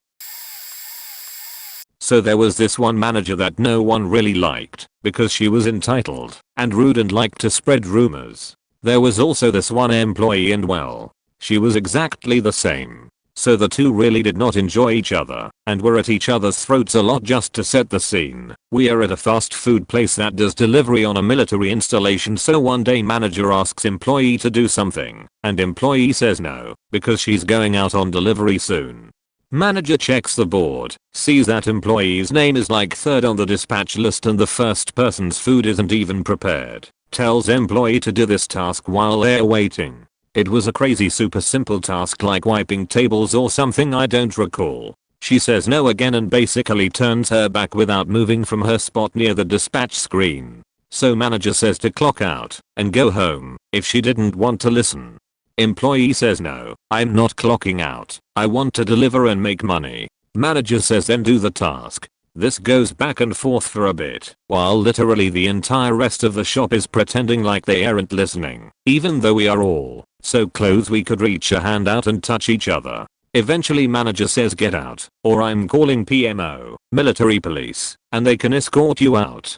Employee refuses some more, and then unleashes a slew of profanity, calling manager a bitch and a cunt, and I honestly don't remember what else. The manager walked over, clocked her out, said she was calling the general manager right after she called PMO if employee didn't leave, and that she'd be fired before the day was over. Employee left and was back on the schedule the next day. So I mean, technically she was fired, but it was less than 12 hours, so does it really count?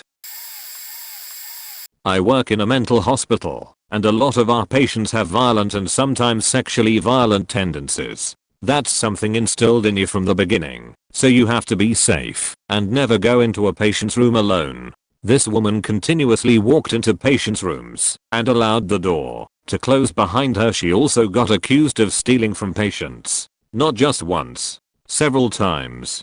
She gave one of the most aggressive and violent patients in the entire hospital not one, but fuck into cups of Monster Energy drink. She constantly walked around with her shoes off. She couldn't adhere to a schedule outside of being on time for work, which didn't happen often either, making us all late for breaks, which are scheduled among other assignments, and she was never doing what she was supposed to at the time she was scheduled to. She was incapable of following simple instructions. An example of this is that our patients have a right to know who charts on them, so we have a board that the patients can look at, and it also helps the employees to know who to chart on. I instructed her to change the employee names so that we could see who to chart on. The first thing she does is starts taking off stickers that indicate a patient is being charted on by a certain person. Then she started erasing patient names. She didn't understand the phrase, update the employee names, so we know who to chart on. Nothing else. How much clearer can you get? Apparently not clear enough for her. She talked about abusing drugs with patients. Mind you, 100% of the patients in the facility I work in have a history of drug abuse. I wonder how many patients have been set back in their treatment because of that alone. There are probably more things, but that was all within a week. She was stupid. My girlfriend was a manager at a drugstore before moving to a different location a few months ago. There was a cashier there who was the biggest douchebag. He was like 42 and had completely uncontrollable ADHD. I don't even know his real name. She only calls him Hyper Guy to me and refused to take any medications for it. He was also gay, and when anyone tried to disciple him, he would threaten to file a discrimination report with ours, mainly to my girlfriend, who is a transgender woman. Anyways, so one time apparently there was a couple who came in, and the woman was easily 8 months pregnant. He was ringing them up, and the following conversation ensued. Hyper Guy, wow you're big, woman, oh, thanks. She's due any day now. Hyper Guy, hope you're going to be able to lose all of that weight honey. Woman, what? Hyper Guy, so many women who end up having babies just get real fat and don't do anything about it. You may want to put back the ice cream because it's not going to do any favors for you later because it looks like you're heading into that territory. The woman starts bawling and the husband starts wailing on him, of course. My girlfriend is the manager that day and she tries to defuse the situation. Unfortunately, since she's a shift supervisor, she's not able to write anyone up or fire them, but she had him go into the office so that she could at least reprimand him for his behavior. He claimed discrimination and threatened to report her 2 hours. She didn't care and verbally destroyed him anyways. The head manager comes in the next day and my girlfriend explains what happened. Not 20 minutes after, the husband calls the store and files a complaint against Hyper Guy for the way he treated his wife. Hyper Guy's punishment, nothing. My girlfriend was the only one who actually gave him any sort of discipline. Head manager said, don't do that again, and that was it. Between that incident and the time my girlfriend got fed up and left the location, he had complaints against him from customers for rudeness, sexual harassment, and talking on his cell phone while ringing people out. Never got written up once. I have no idea if he still works there, but I hope he doesn't. He was a nightmare.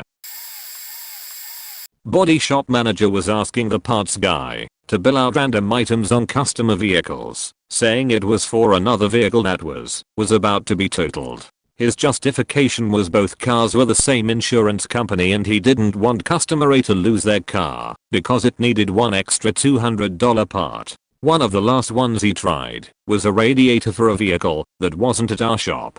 Turned out it was for his mother's car, so he was caught charging personal parts to customers' cars. Upper management was informed with proof. Nothing happened. He was told to stop doing it. Another time one of the service advisors was going to parts and asking to get employee pricing on a repair for his sister or whatever relative he happened to invent that day. At first parts thought it was his way of getting a discount for customers so he could sell the repairs easier.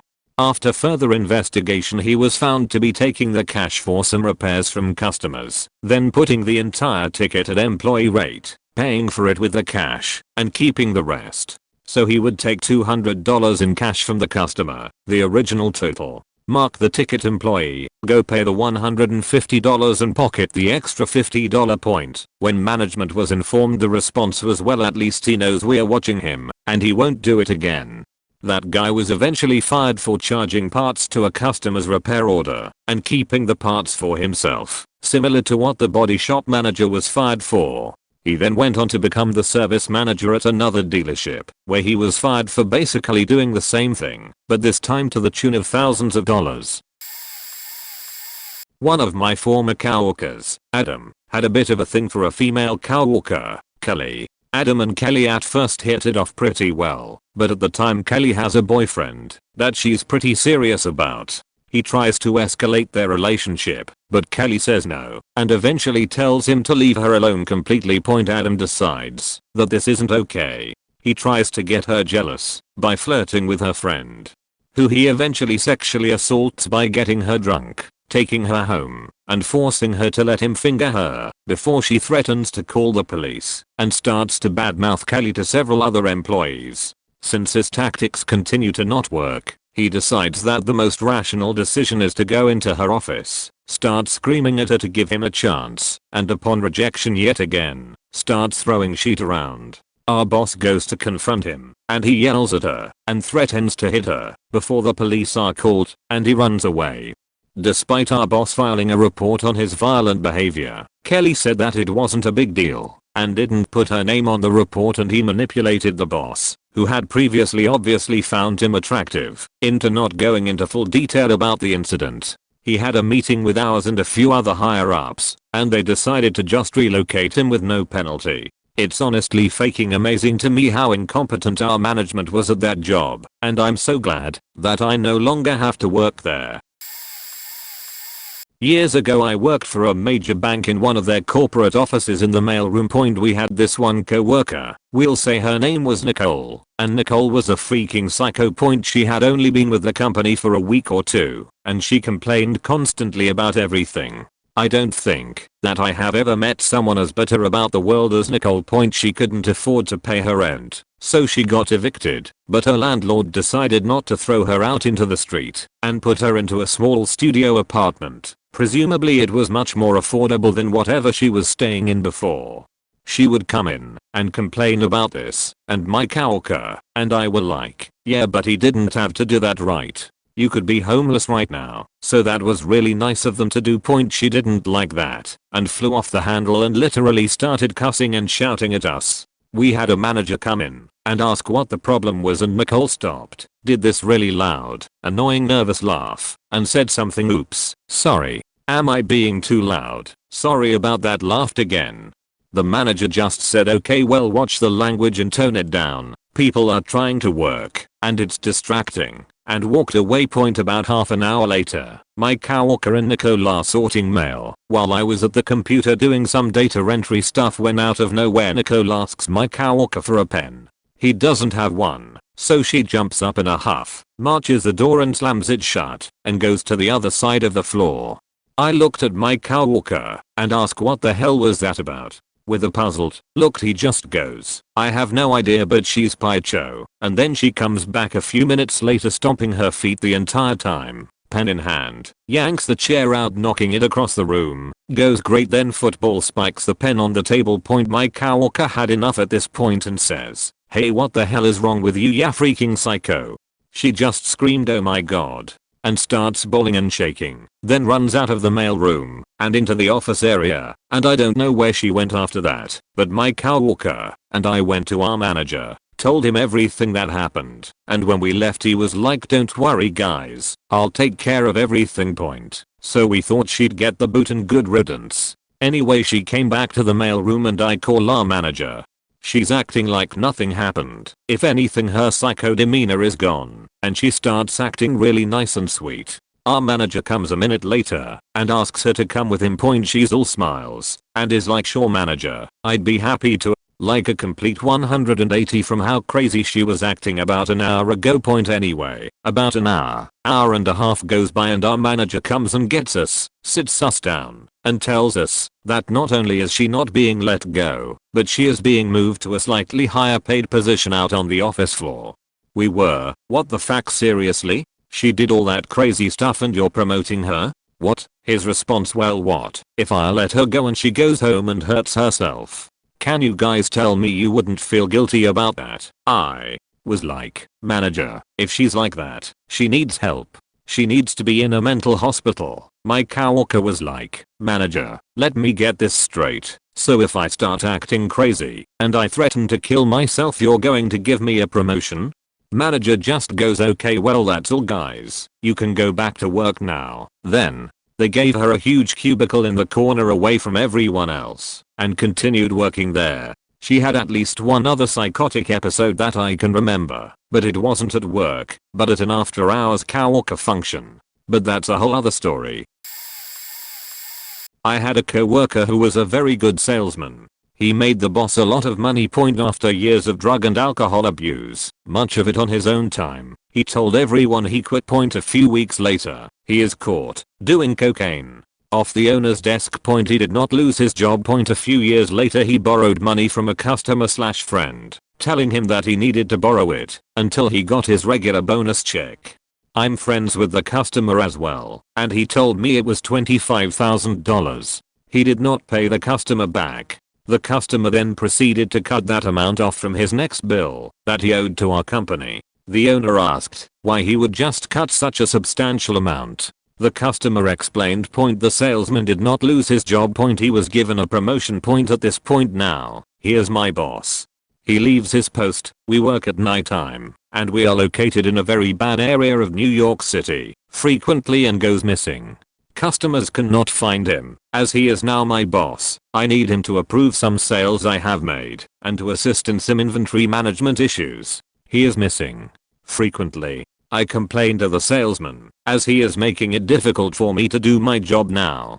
He tells me to go fuck myself. I explain the situation to the man in charge of our night shift. He tells me to relax. I cannot point. I follow him one night when he disappears. He leaves our offices. He goes out into this bad area and purchases cocaine, and then gets a blue job from a hooker in his car. I get pictures and videos. I show the owner of the company. He does not lose his job. I left there about 2 years ago. I returned to see friends and say hi to old co-workers over Christmas. He still works there. He asked me if I wanted a Super Bowl box for $1,000. I told him to fuck off. This story is about a guy who I will refer to as Chuck. I used to work for a large logistics company as a truck unloader. Well, on this day Chuck, who also typically unloaded trucks, hadn't shown up. This is a huge issue as our workload requires all hands on deck. I essentially had to do his job for him to keep pace. Our manager called Chuck a few times and got no response. About 30 minutes later Chuck walks in without saying a word to anyone and clocks in. He grabs his equipment and walks past me as I'm returning to my area. I get a glimpse of his face and something just seemed a little off. We begin to work for about another 20 minutes before Chuck begins to scream in pain with every box he threw onto a conveyor belt. People stare at him for a while, and the manager asks him if he's okay, which he says he is. This goes on for a while before Chuck begins unloading the truck of a driver who needs to go back out with more packages. In this case the driver has to tell Chuck which of the boxes have to leave the truck and which ones need to stay. Chuck, out of nowhere, begins yelling at the driver to go away or he will report him for harassment. The driver had done nothing but do his job at this point and decides he should go ask some people what the deal was with how Chuck was acting. After a while the driver makes a complaint with the manager, who goes and checks with Chuck to resolve the issue. The manager finds out that Chuck has been drinking all day and came to work drunk. The manager then made the decision to continue letting the drunk Chuck work around heavy moving machinery, throwing boxes around instead of sending him home. They didn't fire him or require him to go to AA meetings. Nothing. They even let him drive home after his shift, still drunk. Everyone in the shift ended up getting the "if things are going wrong in your life, don't screw it up more. Come talk to us" talk from management after. And that was the end of that point. TLDR. Guy comes into work and starts threatening to report another person just doing his job for harassment. Management doesn't fire or send him home and lets him drive home drunk after his shift. Truck delivery driver, and I was his helper for the Friday afternoon load. It was going to a job about 15-minute drive away. We left the yard and stopped at a C-store where he bought a 6-pack for his lunch. He told me I could grab a sandwich there, but there weren't any. We went straight from there to park at the beach where he proceeded to drink 4 beers for lunch. After an hour, we left to do the delivery. On the way out of the beach parking lot, he saw a friend driving in. We turned around and went back to the beach. He drank the rest of his beers and some from his friend. After the second hour of our half-hour lunch break we left again. On the way to the delivery site, we drove by a friend's house. So we went inside to visit. More beer, and another hour later we left again to get to the deliver site. We get there and there is a ditch dug across the driveway and we will have a tough time with the delivery. He decides to call the office and tell them we can't do the delivery. I'm thinking we are more than 2 hours late on this delivery and he is going to get reamed about where he is. Nope. They sweet talked to him to talk him into making the delivery. We also did not return until after the office was closed, so he wouldn't have to see anyone in the office. This was the first delivery I made, and he worked there for another 1.5 years and none of it went any better than that day.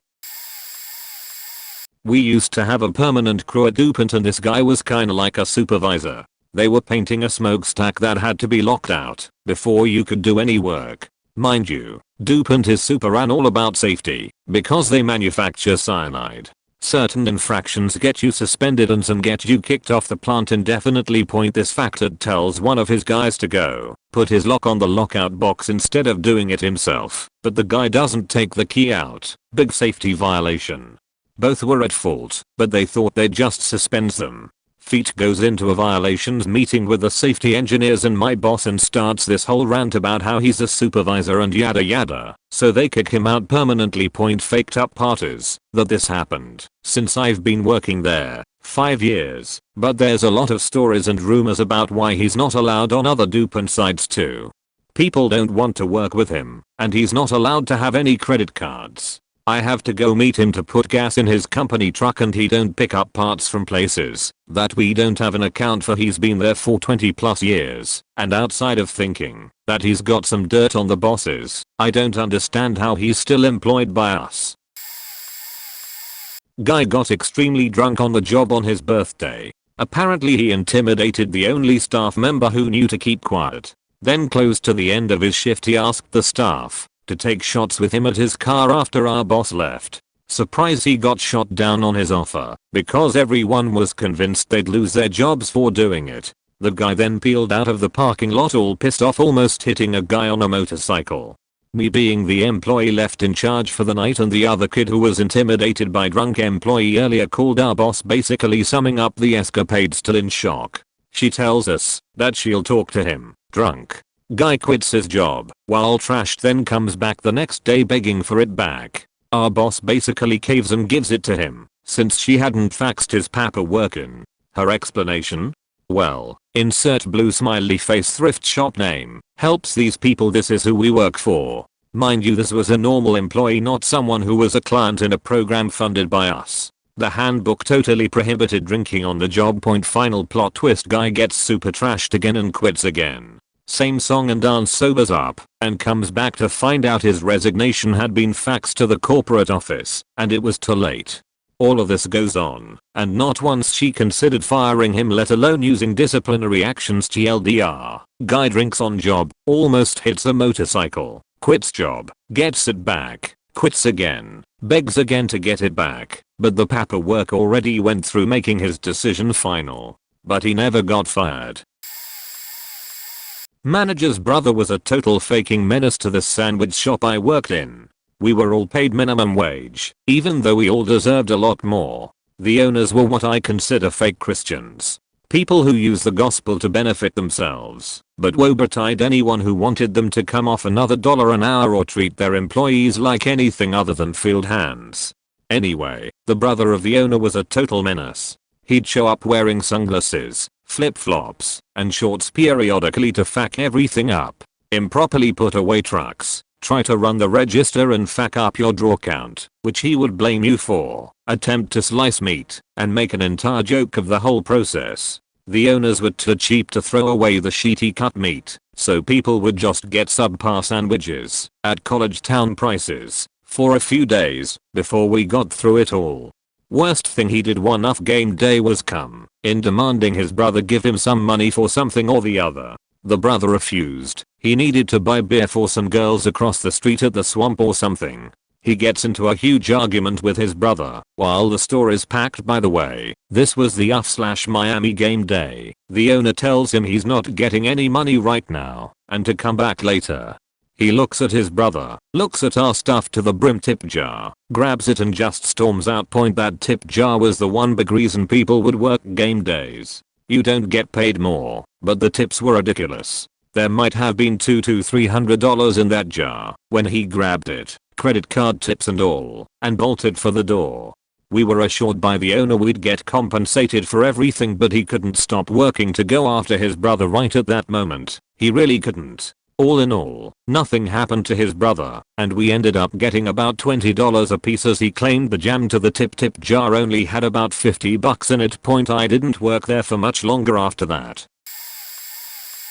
Oh gosh, I actually have an answer for this. When I worked at juvenile court as a probation officer, one of the other officers was caught with a ton of porn on his computer. The computers in our offices belonged to the county and were not supposed to be used for any personal stuff. I saw people get in trouble for sending a personal email on their computer, but this is whole has a computer full of porn, and kept his job. Thanks to him, they enforced even stricter guidelines about our computer use, and pretty much blocked us from using the internet with the exception of a short list of approved sites. It was total bullshit. When he was caught, he tried to say his mom sent him some emails that must have had these videos as attachments. So really dude, that sounds better to you than just admitting you looked at some porn? You would rather say your mother sent it to you?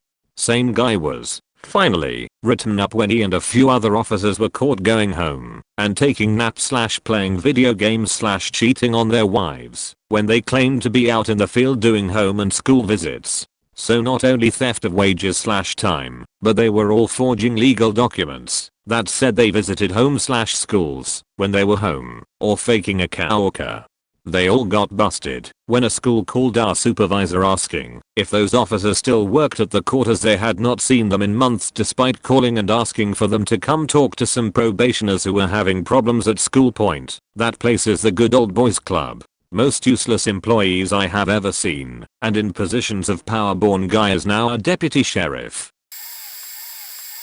Dude working at height on an electricity pylon / transmission tower passed out and fell off into his harness. The harnesses are for safety, not comfort, and men especially need to be removed as soon as possible to prevent damage to their genitals etc. Brought him down, checked he was okay, recommended he went home. He said he was fine. Work was delayed through all this, by the way. Guy went back up, passed out again, fell off, repeat. Point. Sent him home, but he kept his job. What the fuck? He knew he wasn't okay to go up in the first place, but proceeded to work at height and pass out twice before accepting it. It was so dangerous. I worked for that company for less than a year, and it was always similar bullshit happening. One dude ripped the front off a truck and basically part scalped himself on the visor because he was driving too quickly down a temporary road. The road buckled and sent a shockwave back. He did lose his job, though.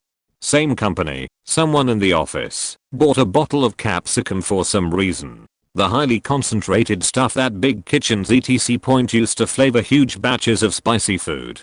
Not for home usage, essentially. Everyone decided to try a bit. I firmly declined as I'm allergic to jalapenos. I carry an EpiPen, so fuck knows what capsicum would do to me. My colleagues mocked me and said I wouldn't be part of the club. I just rolled my eyes and said I'd rather not die. Thanks. 30 minutes later, one woman had to go home because she had actual cramps and was sweating buckets. A few of the guys looked very subdued and complained they felt sick, and the rest of them didn't look too healthy either.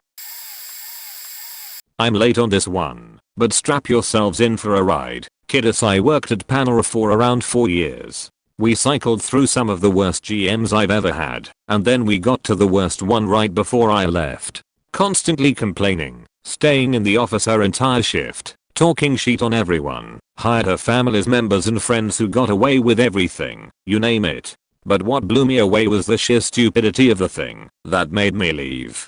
Panera's soups all come in plastic bags. The leftover soups from the day are used the next day and eat it up using a water bath essentially. One day, it wasn't working, and she didn't realize until 11 AM, right before our lunch rush. Point. In a panic, she wanted to heat them up as fast as possible to have them ready for lunch, and instead of cooking them in the soup well at the highest temperature, or telling customers we were out of soup, or literally anything else, this dumb bitch puts them in the oven while they were still in plastic bags.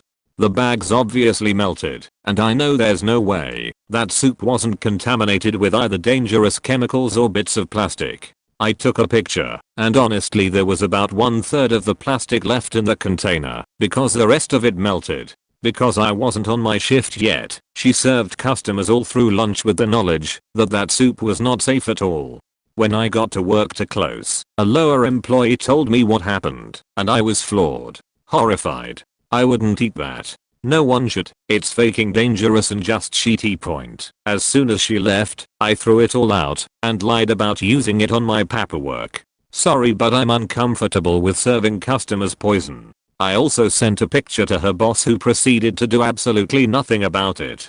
I left a month later once I found a new job, and honestly, it's better than I cold even asked for. TLDR, GM heated plastic bags of soup in the oven so they'd be ready for lunch. and served the soup all through lunch, while the plastic bags were melting into the product.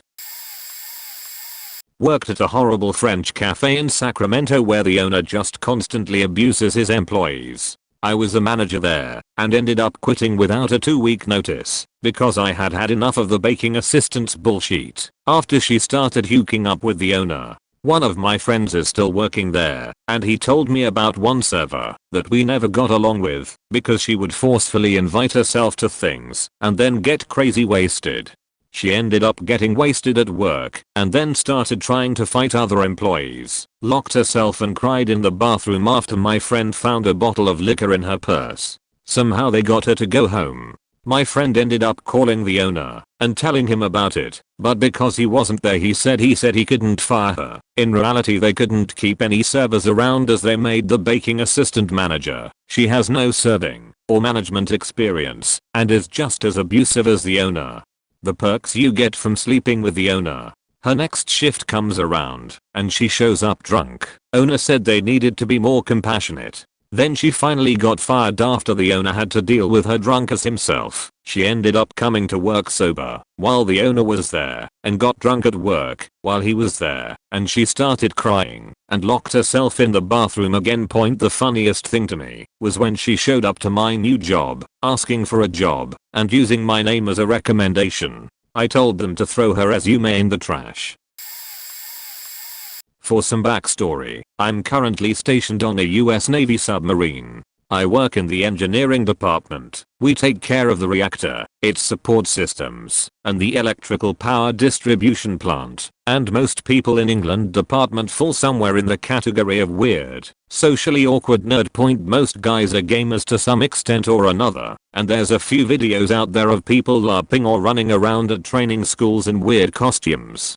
There isn't anything wrong with that stuff. This is just to paint a bit of a picture. So, when there's a guy who is weird and insane compared to the rest of England dept, they stick out a lot by comparison to normal people. Here's some of the stuff he's done. While at one of our training schools, he had a brief incident with a female student. Apparently, he was standing behind her in class. This is common, since you will get yelled at to stand up if you doze off, and she backed up into him by accident. Unfortunately, he was in a state of arousal at the time. She apologizes to him, and he responds with something like, "Go ahead, I don't mind." Somehow, he didn't go to captain's mast and get kicked out of the nuclear training. Later, at that same training school, his roommate, we all had roommates, yelled at him for jacking off too much. He responds by getting out of his bed, walking over to his roommate, and continuing to jerk off in his face until they got into a fight.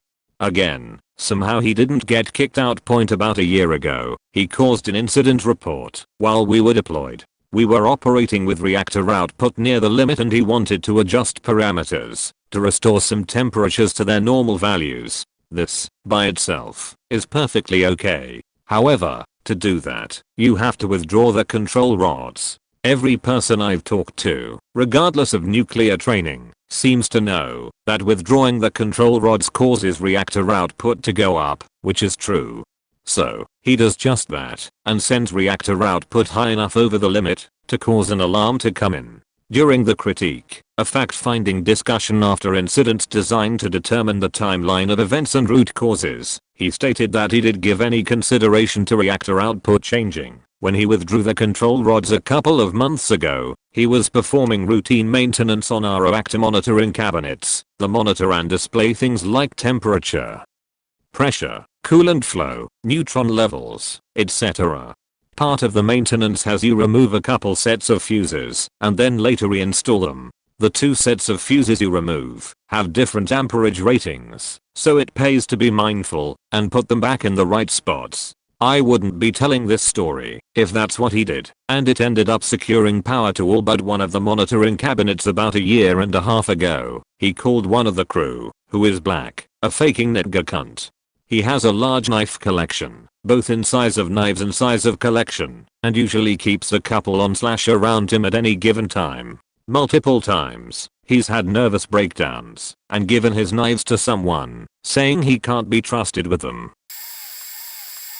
This one's kind of a roller coaster. TLDR at the bottom point, we had this compulsive liar of a shift leader named Kenzie. She was cool sometimes, but she got on a lot of people's nerves because she had a really passive aggressive attitude over everything. She was also suspected of stealing money from the safe, but we never had any solid evidence of it. The only basis they had to go off of was that the bank was always short on the nights that Kenzie works, and this had faked up the counts ever since she came back to work. She was in basic training, but was discharged for medical reasons. To make it even worse, my general manager, Ally, was a total pushover, so she got away with a lot of things. It was Ally's first time running a store, so she had a lot of work in the confrontation department. There was a time where we were very short-staffed, especially on shift leaders. The only management left was Ally, Kenzie, and our assistant manager Carson. At this time, Carson went upstate every weekend to help his uncle on a construction project.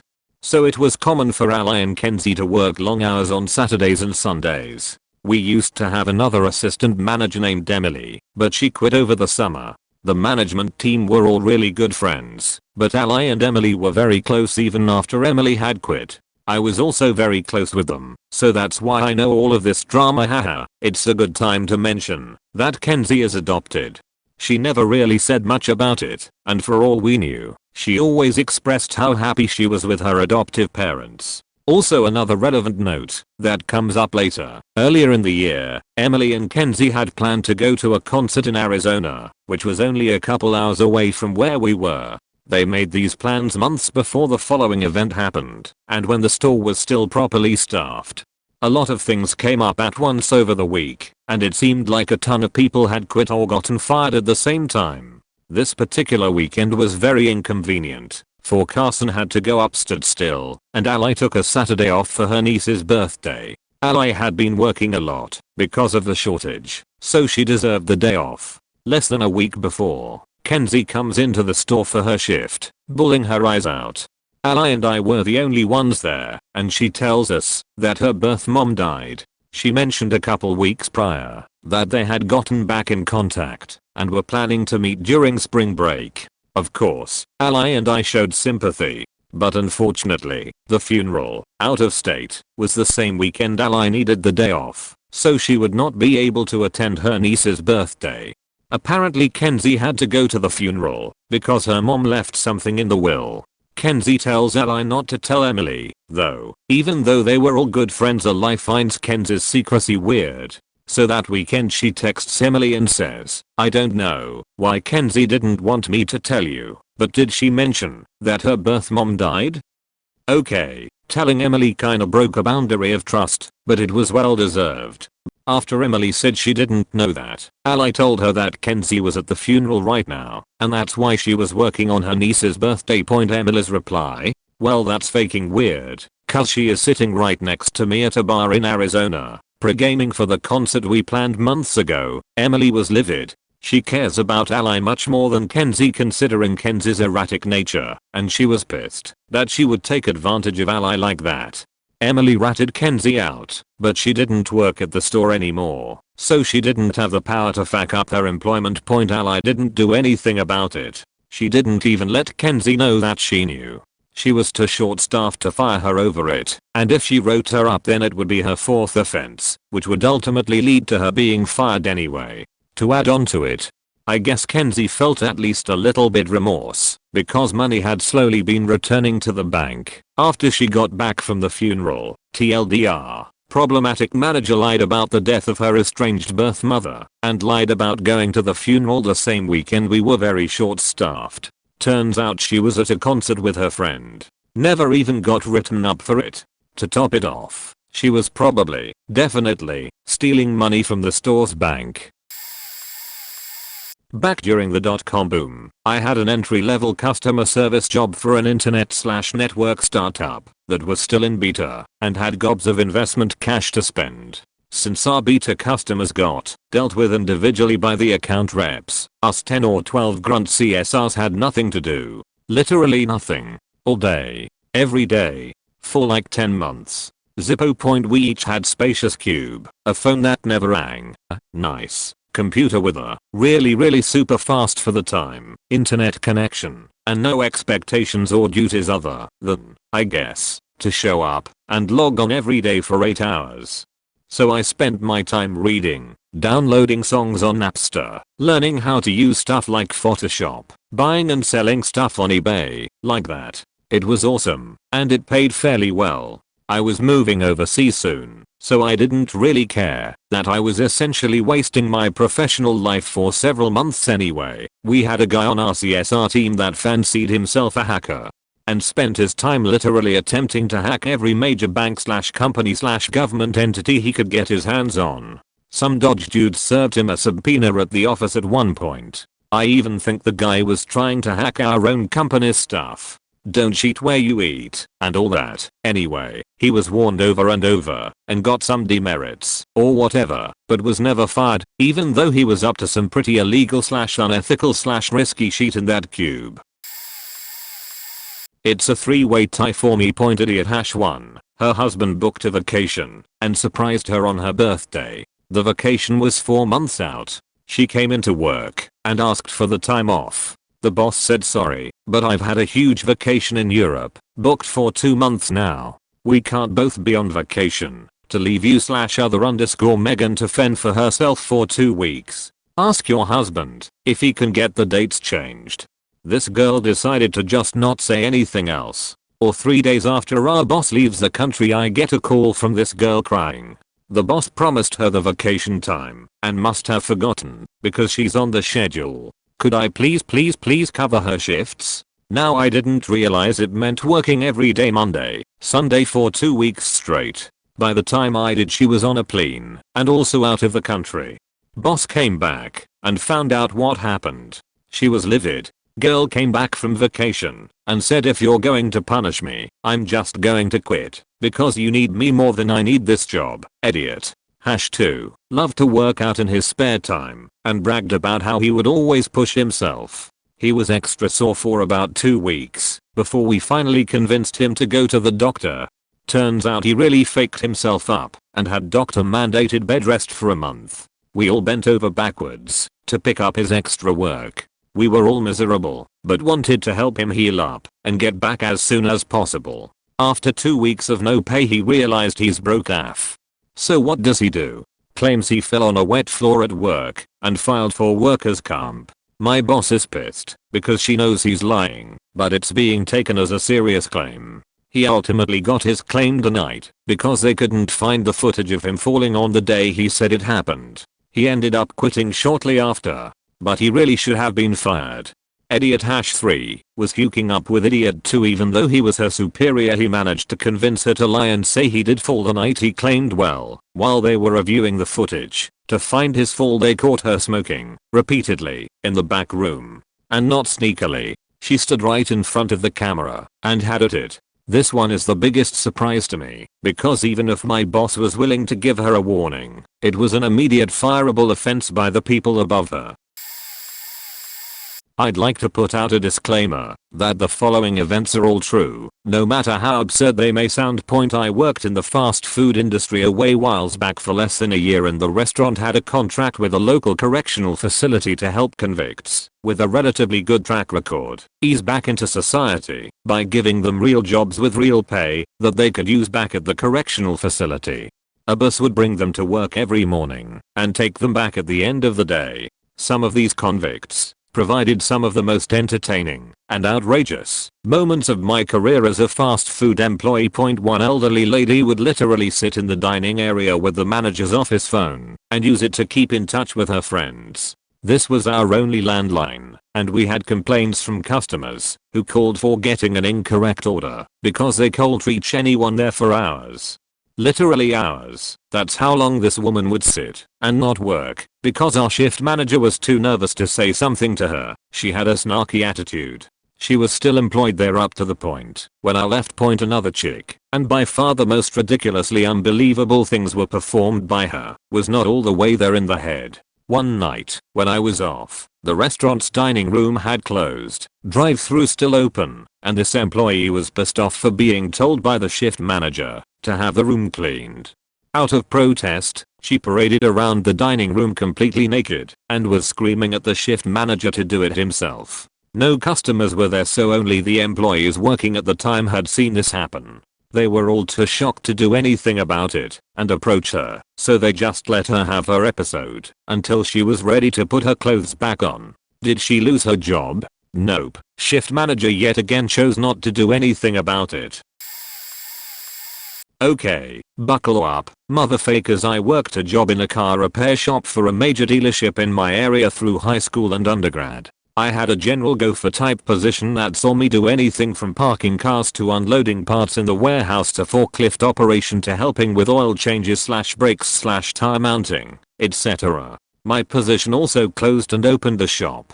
I had this job for about 7 years, and it was great, but turnover for my position was pretty high. This is the case with basically all maintenance shops, but especially my position, about 7 of us. Pay was just okay, and most of the people were either young and left for school, or older and left because we only made 10/hours.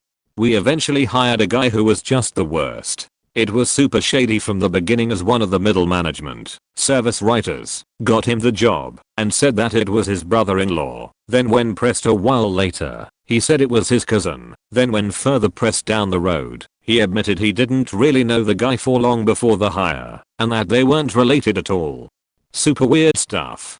This guy was like a cancer. He was caught not clocking out for work on breaks / lunch / end of shift point. Then he was caught coming in a few hours early, clocking in, leaving, then coming back point. Then he was caught stealing from the shop and parts. He said it was a misunderstanding and he intended to pay point. Then a large sum of money went missing from the register in the parts department, a few thousand, on a day where he was the last guy out of the shop closing up. The money was there when the parts manager closed up for the day point. There was also a string of cars that had valuables / money stolen after dropping them off for maintenance. There was basically no way to prove it, and he sincerely could have not been the guy, but at this point, it was likely him. The day they installed cameras around the facilities, it stopped. Then he would constantly have shady dudes pull up out back. He would get in their car while still clocked in and working and leave the area. He would come back like 10 minutes later. Side note, he was constantly high or seeking a high. I was once prescribed pain medication, and he spent 2 hours trying to get some from me. I told him to fuck off. I wonder what his trips were about. If you switched shifts with him, he would sometimes just not show up, then try to throw it on you when no one was there, and management got mad point. Okay, buckle up, motherfuckers. I worked a job in a car repair shop for a major dealership in my area through high school and undergrad. I had a general gopher type position that saw me do anything from parking cars to unloading parts in the warehouse to forklift operation to helping with oil changes / brakes / tire mounting, etc. My position also closed and opened the shop point. I had this job for about 7 years, and it was great, but turnover for my position was pretty high. This is the case with basically all maintenance shops, but especially my position, about 7 of us. Pay was just okay, and most of the people were either young and left for school, or older and left because we only made 10/hours. We eventually hired a guy who was just the worst. It was super shady from the beginning, as one of the middle management service writers got him the job and said that it was his brother-in-law. Then when pressed a while later, he said it was his cousin. Then when further pressed down the road, he admitted he didn't really know the guy for long before the hire, and that they weren't related at all. Super weird stuff point. This guy was like a cancer. He was caught not clocking out for work on breaks / lunch / end of shift point. Then he was caught coming in a few hours early, clocking in, leaving, then coming back point. Then he was caught stealing from the shop and parts. He said it was a misunderstanding and he intended to pay point. Then a large sum of money went missing from the register in the parts department, a few thousand, on a day where he was the last guy out of the shop closing up. The money was there when the parts manager closed up for the day. There was also a string of cars that had valuables / money stolen after dropping them off for maintenance. There was basically no way to prove it, and he sincerely could have not been the guy, but at this point, it was likely him. The day they installed cameras around the facilities, it stopped point. Then he would constantly have shady dudes pull up out back. He would get in their car while still clocked in and working and leave the area. He would come back like 10 minutes later. Side note, he was constantly high or seeking a high. I was once prescribed pain medication and he spent 2 hours trying to get some from me. I told him to fuck off. I wonder what his trips were about. If you switched shifts with him, he would sometimes just not show up, then try to throw it on you when no one was there, and management got mad. Then he started picking a random couple days every couple of months, where he would no call no show. He'd come back a few days later and say he was sick. Still not fired. He would hide in the break room or in the back shop for 30 minutes chunks at a time. If you passed him on the way to the bathroom or to get coffee and said, "Hey, what the fuck man, we are slammed. We need you out there?" he would try and say, "Oh, I'm on break." Most of the time. A lie. Caught multiple times. One day, our usual courtesy shuttle driver had to take a couple weeks leave for an operation and got it all squared away with corporate and the shop manager, and 2 or 3 of us split part of our shifts to cover for him. One of the guys helping already had a vacation day on the books sometime during this period for some stuff he needed to take care of, and you just grabbed the keys and decided to be the driver for that part of the day. Whatever, fine. He's useless around the shop. Maybe this will help. Nope. He decided he was just going to drive wherever, and the shuttle was out for hours on a routine run that should have taken a third of the time. And he was reported to the sheriff's department by 2 separate cars of drivers on the road because he almost caused an accident with one and drove another off the road as he was weaving in and out of traffic at high rates of speed. What the fuck? Still nothing. None of this warranted firing, apparently, in a hire/fireable state. I was so confused for the longest time. I could not understand why. Then I figured it out. We were working with a relatively new shop manager. Kind of old school guy, but like in the super disgusting sexism and faked up racism, good old boy kind of old school. It is key to note that this problem employee is black. Whatever, I don't care about that. But, why is it important to note? Excellent question. The best answer I have for you is that said new manager liked to tell stupid inappropriate jokes. And he liked the N-word. And he loved using it in a sentence. Especially his jokes. And his stupid redneck brain thought, sure, I'll just tell black guys racist jokes to show them. I honestly don't know what. But I caught him using it a joke in front of sheetbed employee and I froze. Nothing happened and he just kind of laughed it off. Did a little bit of asking around, and the working rumor by many was that loser employee threatened that if manager ever fired him, he'd sue the shit out of the place and ruin his life. So there we have it. He wasn't a shareable, and he knew it. And on some level, I get it. He didn't owe anybody anything, least of all the manager. His meal ticket was punched, and he rode it for as little work as possible. He still sucks, but conceptually I get it. All of the complaints with no action at all made complete sense. It all clicked. But around my last month or so, I gave my fellow employees a parting gift. He was caught red-handed by another employee stealing something from the shop. When that employee explained he was going to report it, he threatened to find him in the back employee lot after work if he said anything. That was it for me. Fact that. No one has the right to threaten someone just doing their faking job. So I went into my manager's office and brought the assistant manager and the GM of the dealership.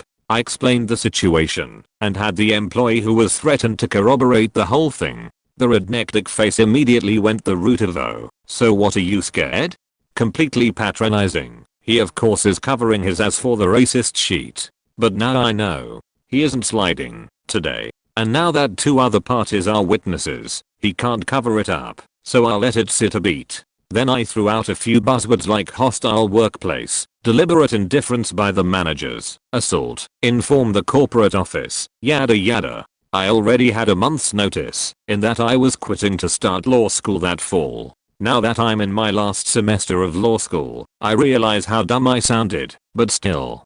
Most importantly, I pointed that the corporate company that owned us was a Fortune 500 company, and that it's ridiculous that any of us would have to worry about assault in the workplace for such a major corporate entity. That apparently struck a chord, because the GM of the place was like, "Well, are you going to fire him?" Manager had no other choice now, so they did fire him the next day, and everyone clapped. No, but really. This cheat sincerely, truly happened. No one ever really saw him again, except when he came to return his uniforms.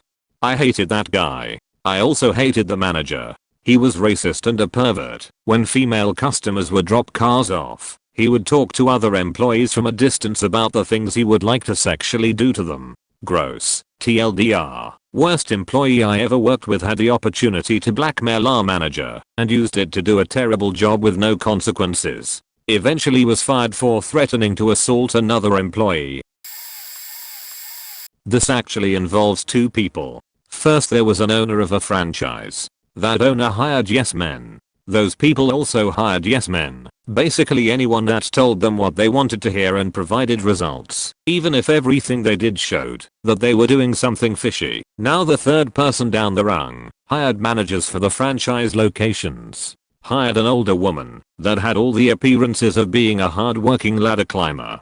That is, she busted her, but to make sure her store was turning a profit and had high customer satisfaction. I went into her store a few times for various reasons and got to talk to her and some of her employees. After just 3 encounters, I had all kinds of alarm bells going off in my head. I made multiple attempts to ask where they had hired her from, what was her background, and telling anyone in upper management that I thought something was really wrong in that store. Fast forward 5 months, district managers meeting. I'm sitting there waiting for the meeting to start. Should have started an hour ago. A permanagment is nowhere to be found. They finally come in 2 hours late and have to explain why nice hard-working lady was caught speeding down the highway. When she was pulled over, they found our franchise bank bags in the back of her car. Many of them. $350,000 of bank deposits. Apparently she had not been actually depositing the money into the bank accounts. She would deposit it into the store's local account, then draw it out, and claim that she had made a mistake, and that it was now deposited into the right account. Each deposit, withdrawal, deposit, depositee shortage money, withdraw overage money, over and over. She had found some way of totally blowing up the accountability built into the system, lower her to siphon off $350,000, but making it really damn hard to tell where and how. The money would definitely be missing, but sorting out through the rat's maze of transactions made it hard to see where and when she shorted it. She would short one transaction, but then put it back in with another transaction, then short another transactions, and make it appear that it had been repaid with another transaction, but in reality, it had not.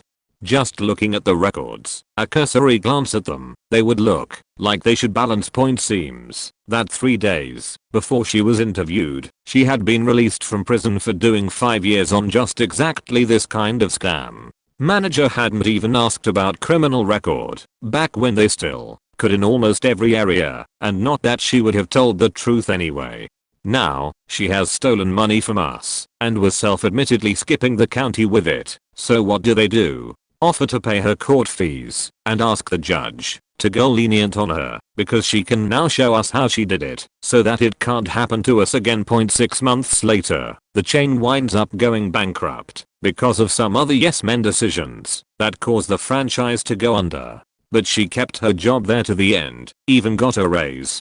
So did the doofus that hired her, became district manager himself, and I shouldn't talk bad about the guy. He was actually a great guy that cared about his employees and wanted to see the business succeed, so he was hiring people that were driven to success. Sadly, he made one bad judgment call that hurt the whole company bad, and that can happen to anyone at any point. Close bracket. Sexual assault. I was waitressing at a very popular restaurant. Our manager was a very aggressive and handsy guy, and would often come up to one of us girls and grab our resortigs whenever he felt like it. Also would say the most inappropriate things. One memorable one he said to me was, "I want to taste your pussy so bad," and then he reached his hand down the front of my apron and grabbed my crotch. This was the same manager I had gone to for help when he was new, because one of the line cooks had pinned me against the wall in the cooler and was rubbing me up and down. I should have seen the red flag when nothing was done about that. It wasn't just me. He did it to every single female that worked there. If we told him no or to stop, he would dock our pay. We told the district manager, the our department, and even called the hotline and nothing was done. Of course there was video proof he did this, and the paper trail of us reporting him. Finally the restaurant took action after one girl's boyfriend came in and knocked him the fuck out. One punch, in front of the whole restaurant. He was taken off in an ambulance and the boyfriend was arrested. The action the restaurant took. They paid his medical bills and sent him back to work.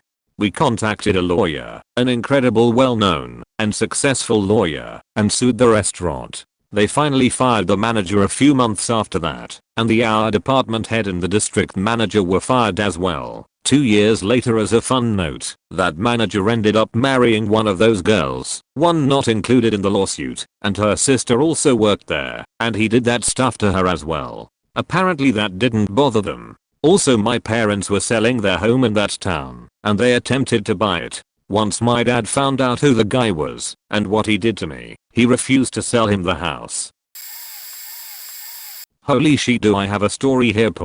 So I work private security for a very high-end gated community. One day our regular 4 to 12 guy was absent, so we had a fill-in guy there. This dude was something. He hasn't worked my gatehouse in like 5 months and I'm still hearing about him. First let's talk appearance. Every guard wears a nice suit and tie, with a black shoes or boots. He didn't have his jacket, so he had a blue dress shirt with our logo on shoulder, no tie. He wore flip-flops, and he wore black jean shorts. He also wore a thin rope almost like a twine, instead of a belt. First thing he said when I walked in the booth is, "Hey man, you're going to die when you're 40. Gotta lay off the hamburgers. I'm going to live to be 250. I'm not overweight." He looked like a faking skeleton. Dude had cardboard boxes all over the floor and was holding a box of carrots, lettuce and bananas. He had a water bottle on the counter filled to the brim with healing stones from Russia, which he drank out of. He filled our coffee maker to the brim with pine needles he found outside. Because pine needle tea is amazing, he didn't even use a coffee filter. You know how long it took me to get them all out. Next is performance. Oh boy, here's a good one. A car would pull up. Standard procedure is every person shows their driver's license or ID card. We scan their registration sticker, then call the homie owner or let them in depending on our lists. Now a car would pull up, and he would legit go, "You look like a homeowner," and open the gate. No ID, no scan. Our residents are used to new guys, so some were like, "You have to scan me?" So this dude just hit random buttons, pretended to scan them. They said there wasn't the red laser nor beep when you're actually scanned in, and then he would go, "Have a wonderful day," and close the door. Lastly is him leaving. He took his water bottle, left his carrots box, and closed the door. So now I'm like, well shit, let's get this stuff cleaned up. Well, he drove a red pickup, and as I was cleaning the back, I hear a screech of tires and you'd almost hit our automatic exit gate. He then proceeded to get out of his car blocking the exit, enter the booth, and started hurling shit into the back of his truck. He took the cardboard, which, when I asked why he brought it, and he just went, "I don't like the tile pattern, it's evil." He's still working for my company. I see his name appear on some of our other sites. Sorry for any typist. TLDR. Normal guy was absent. Fill-in might have been on cocaine and a hippie. Edit. Typus. Grammar. TLDR found to Coworkers faking after hours at work. While I was closing, I used to work at a local dry cleaners. I worked up front with about 3 other girls. I was pretty good friends with 2 of them, but one was straight up batshit crazy. She would throw literal fits about everything and anything that upset her. I'm talking someone would make an innocent joke towards her, and she would start crying and run to our boss complaining that we were bullying her. Our boss always seemed to make exceptions for her. We never understood why she didn't get fired. He had this weird favoritism towards her, to the point where some of us started to wonder if they were faking. So about a year into the job, 3 of us, not including the crazy one, we'll call her K, are working together trying to close down. We closed at 7, but frequently wouldn't get out until 9 or 10 getting everything processed. So Kay shows up with another male coworker of ours after we've closed and said she just needed to grab something from upstairs. This made sense because our break room and lockers were upstairs. So we let them in. The 3 of us then kinda get back in our groove and get back to work and don't really notice how much time has gone by. After about 30 minutes or so, one of us mentions they've been up there a while and suggest we go check and make sure everything is okay. As we are walking up the stairs, we hear something metal clinking against something in a consistent rhythm. As we get around the corner, we see Kay, pants down and bent over the table that we all eat our lunch at, with our male coworker plowing away behind her. They immediately panic, get dressed, spout out some incoherent excuses and gtfo. My coworkers and I just kind of looked at each other in total shock. I mean, who comes to their work to fag? I found out later she had a very serious long-term boyfriend at the time that she lived with, so I guess work was her best place to cheat. One of the other gals told our boss the next day, and wouldn't ya know, she still wasn't fired. I don't remember quite what his bullshit excuse was, but I'm almost sure they had some kind of relationship. No one in their right mind would keep an employee as unpredictable and unstable as she was. I worked midnights at a popular convenience store chain for 13 months. My manager began living out of the store. In my state we can't legally sell alcohol after 2 AM, so he'd open up a 6-pack, keep the box until 7 AM when he could legally buy it, and then proceed to get super obnoxiously drunk and do fun things like try to clean the cappuccino/hot chocolate machine, B, call his friends to hang out in the store, C, flirt with every customer. Like no one was free from this. He was maybe 6'3" and weirdly red and built like a brick sheet house with a worse personality, so it was kind of terrifying when he'd say stuff in his sloppy drunk voice about his foot fetish. On my last day, he passed out in the office and just didn't wake up, which was worrisome because the man's got health issues, and it was 8 AM when my shift was from 11 to 7. At 10 I was exhausted and hadn't been able to take a piss for hours, and he still wasn't awake.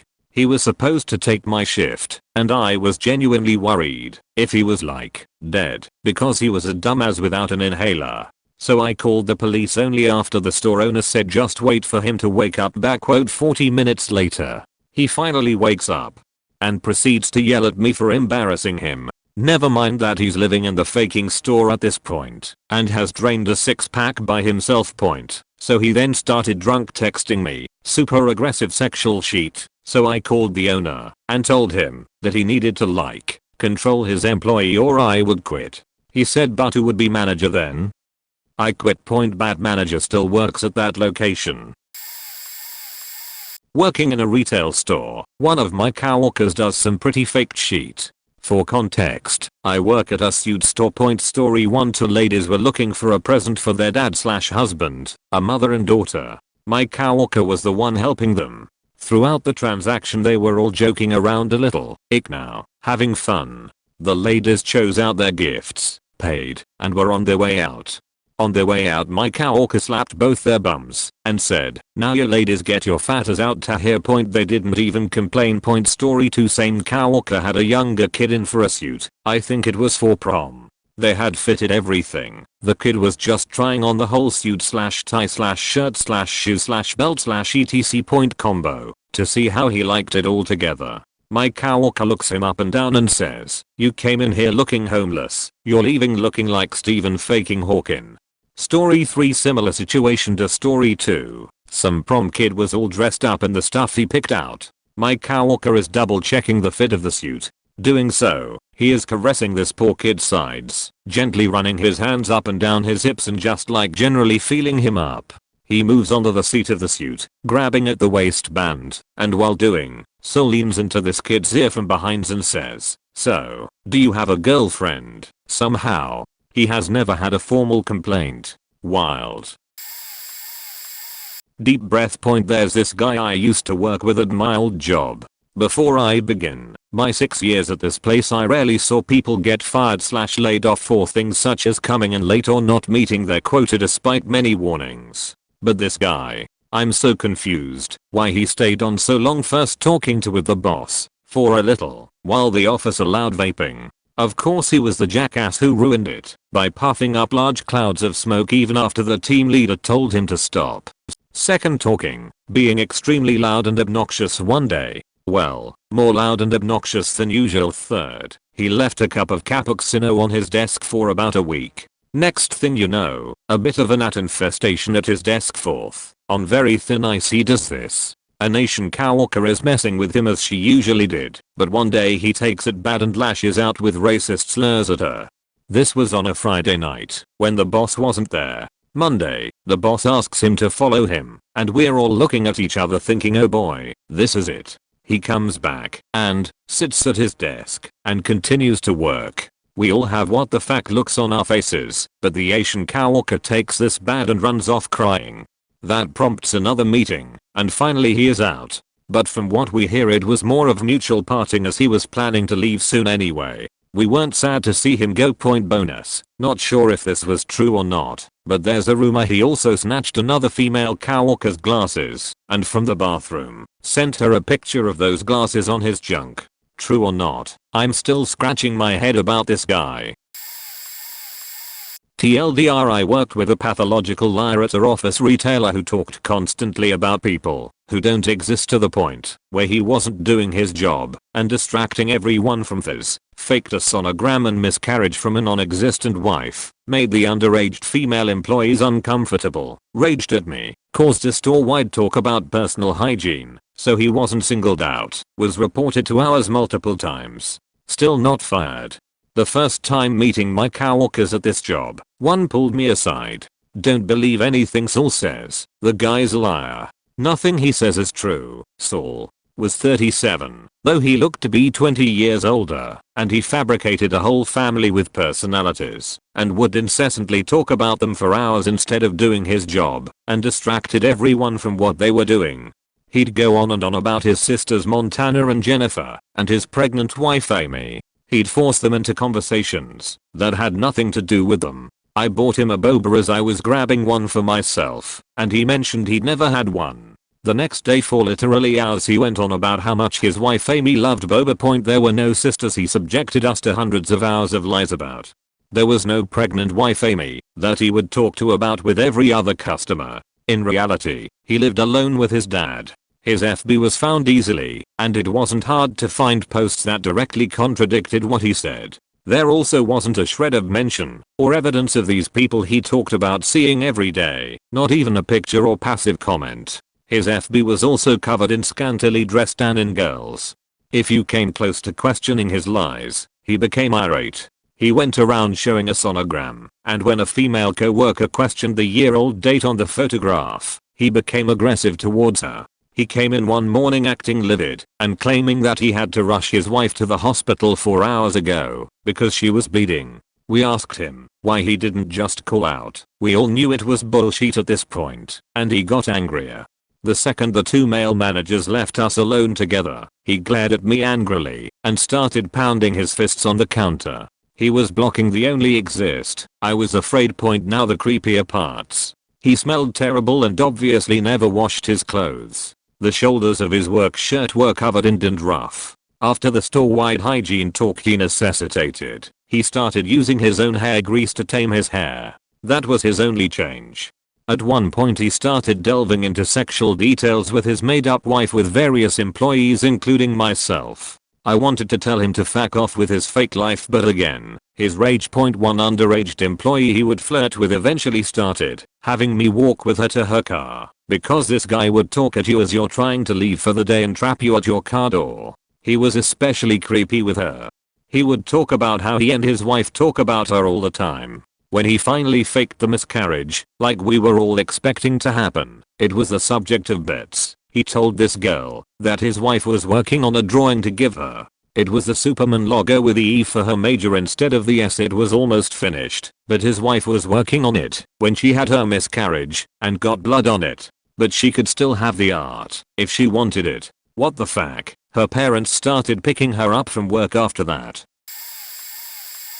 Bit late, but here we go. When I was 17 my uncle got me a job at a furniture store that was open only on weekends. Store is called Weekends Only. I didn't even go to an interview, was just told to fill out an application, and was told to come in at 8 AM on Saturday.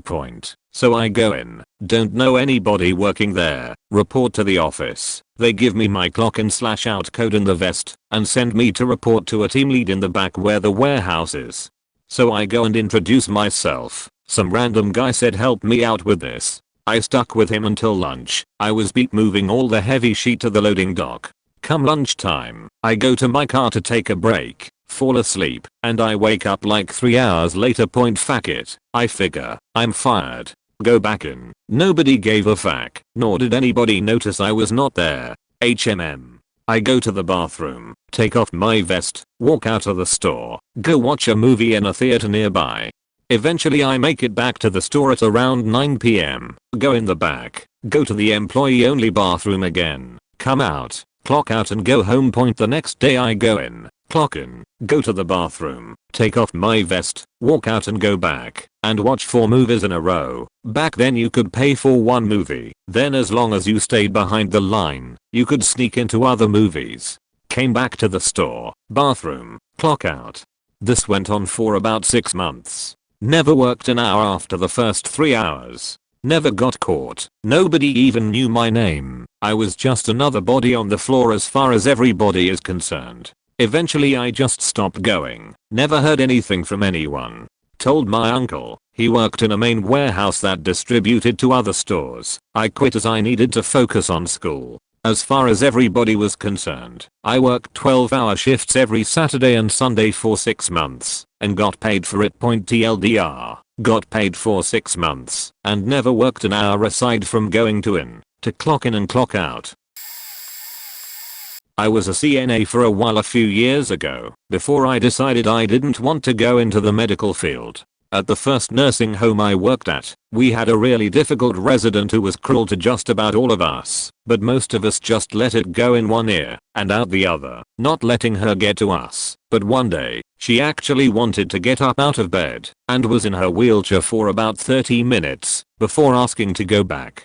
I went in and asked for another aide to help me. One of the not so nice ones came in, and the resident basically jumped from her chair to her bed and nearly fell. The other girl threw her hands up in the air, and I threw myself under the lady, so she wouldn't hit the ground. The other aide smacked her head. I went to help lift her up, and the other aide threw her into bed and smacked her bottom, and told her off.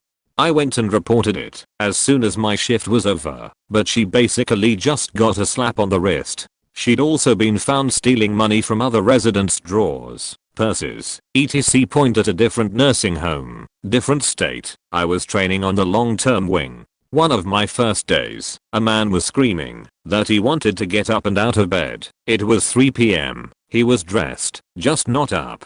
The aide I was training with brought me into the room, shut the door, told the man to shut up, and when he didn't, she yelled at him to stop his screaming, or she'd leave him in his wet brief all night. She also threatened me in that room, grabbed my arm, and told me I'd get fired, in front of a man who was very much awake. I quit the next day, and told them what happened. Supposedly this wasn't the first complaint they'd had about this woman, and I'm sure it wasn't the last.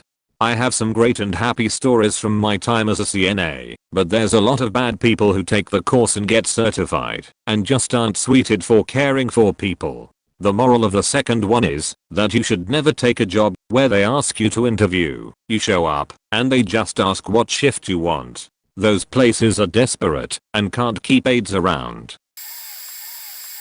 So I kind of unwittingly instigated this, but here we go. I was working for a private ambulance company and was also in medic school at the time. If you're not familiar with EMS, at least here in the US, not sure if it's a similar culture in other countries, it's a close-knit community and a lot of people know each other. My boss was the nephew of the owner and was a total piece of shit, lazy, just barked orders, avoided doing calls, sat on Facebook all day, hired every female.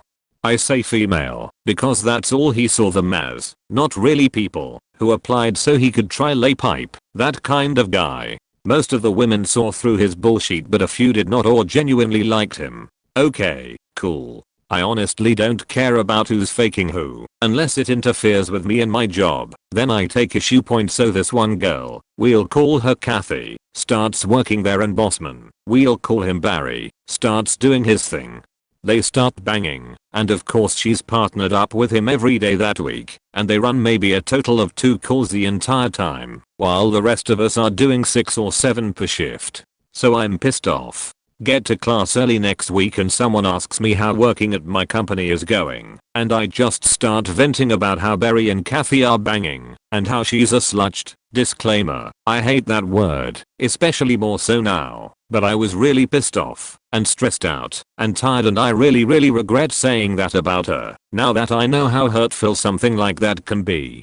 Well, apparently someone in my class used to work with Kathy at another agency and was still roommates with her friend, and all the shit I was talking got back to her. I should not have said the things I said, and I take full responsibility for being an asshole and talking shit about someone behind their back. It actually makes me sick to this day to think about it, and this was years ago.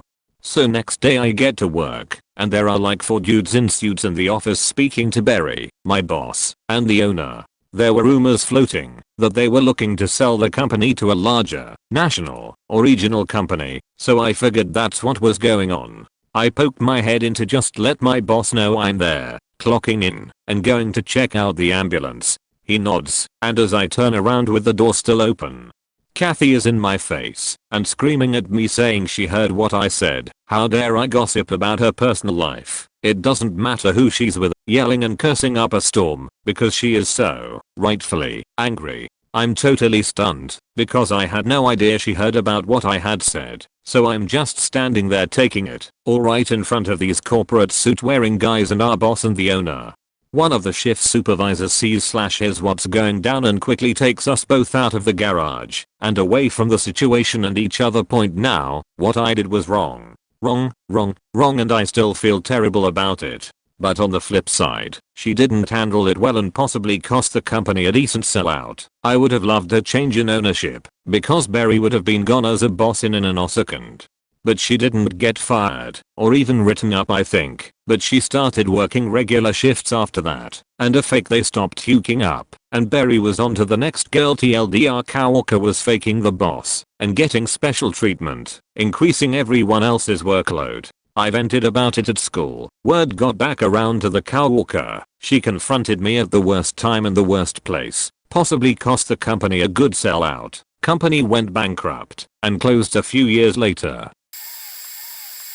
A cashier who came in absolutely smashed every single day. Every day. I mean stumbling, slurring, obviously drunk. She got moved to the garden center register because it was the slowest. Nothing else happened. At the same company, a manager who was unabashedly sexist. He insisted all female employees, regardless of position, should work registers if it got busy. Never once asked a man to register, and forced the only male register employee to stock shelves because that was a man's job and register is a woman's job. I had an awesome coworker who started going to register every time I was called up because he hated that sheet as much as me. We both got reamed by him for disobeying. We argued that it made no difference what gender worked the register and which helped the floor, but our genitals were more important than our job skills. I quit because of that manager. Only time I ever said go fuck yourself to a manager before walking out. Sheethole rhymed with toes. Shop at the depot instead. Oh, almost forgot. Same place. Some early morning employees arrived one day and saw a drunk angry man chasing a woman through the parking lot. She ran to a car and locked herself in. The man started pounding on the car screaming at her. The employees stayed in their cars and one of them called the police. The man was arrested.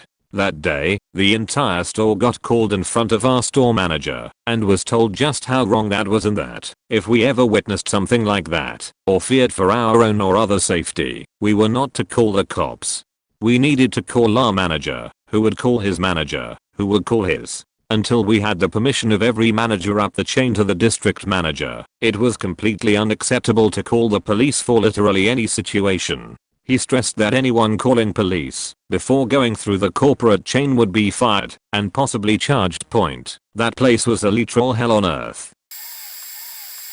I worked a shift once during a rush hour at a restaurant. The dishes were piling up and we couldn't keep up. One of the other waitresses ended up marching back to the kitchen to figure out what the hell was taking so long. There was only 2 people working the dishwashing that night, and when she went back there was only one. My coworker asked where the other was, and apparently the other guy didn't know. But she'd been gone for almost an hour. So she looks out the back door, assuming she had gone for a smoke. Lo and behold, the girl was sitting in her car, smoking a joint and listening to music. My coworker ran out and told her she wouldn't tell our boss if she got out and started hustling, but the girl ended up just crying and then going to the boss and telling him on her own anyways. She eventually got fired for posting stuff on social media about the job being trash and all that. But she was rehired in less than 2 weeks. This girl was notorious for being awful at this job. She'd send the dishes out still dirty, and when confronted she'd scream and cry about it being unfair. One time she literally laid on the flooded floor and just cried until she was sent home. She'd shove the waitresses out of the way when putting things away. She even yelled at the boss a few times, telling him that the job was too stressful and she just needed to be alone. Every time someone complained, she'd just get a warning. Mostly because they would never be able to find someone to replace her.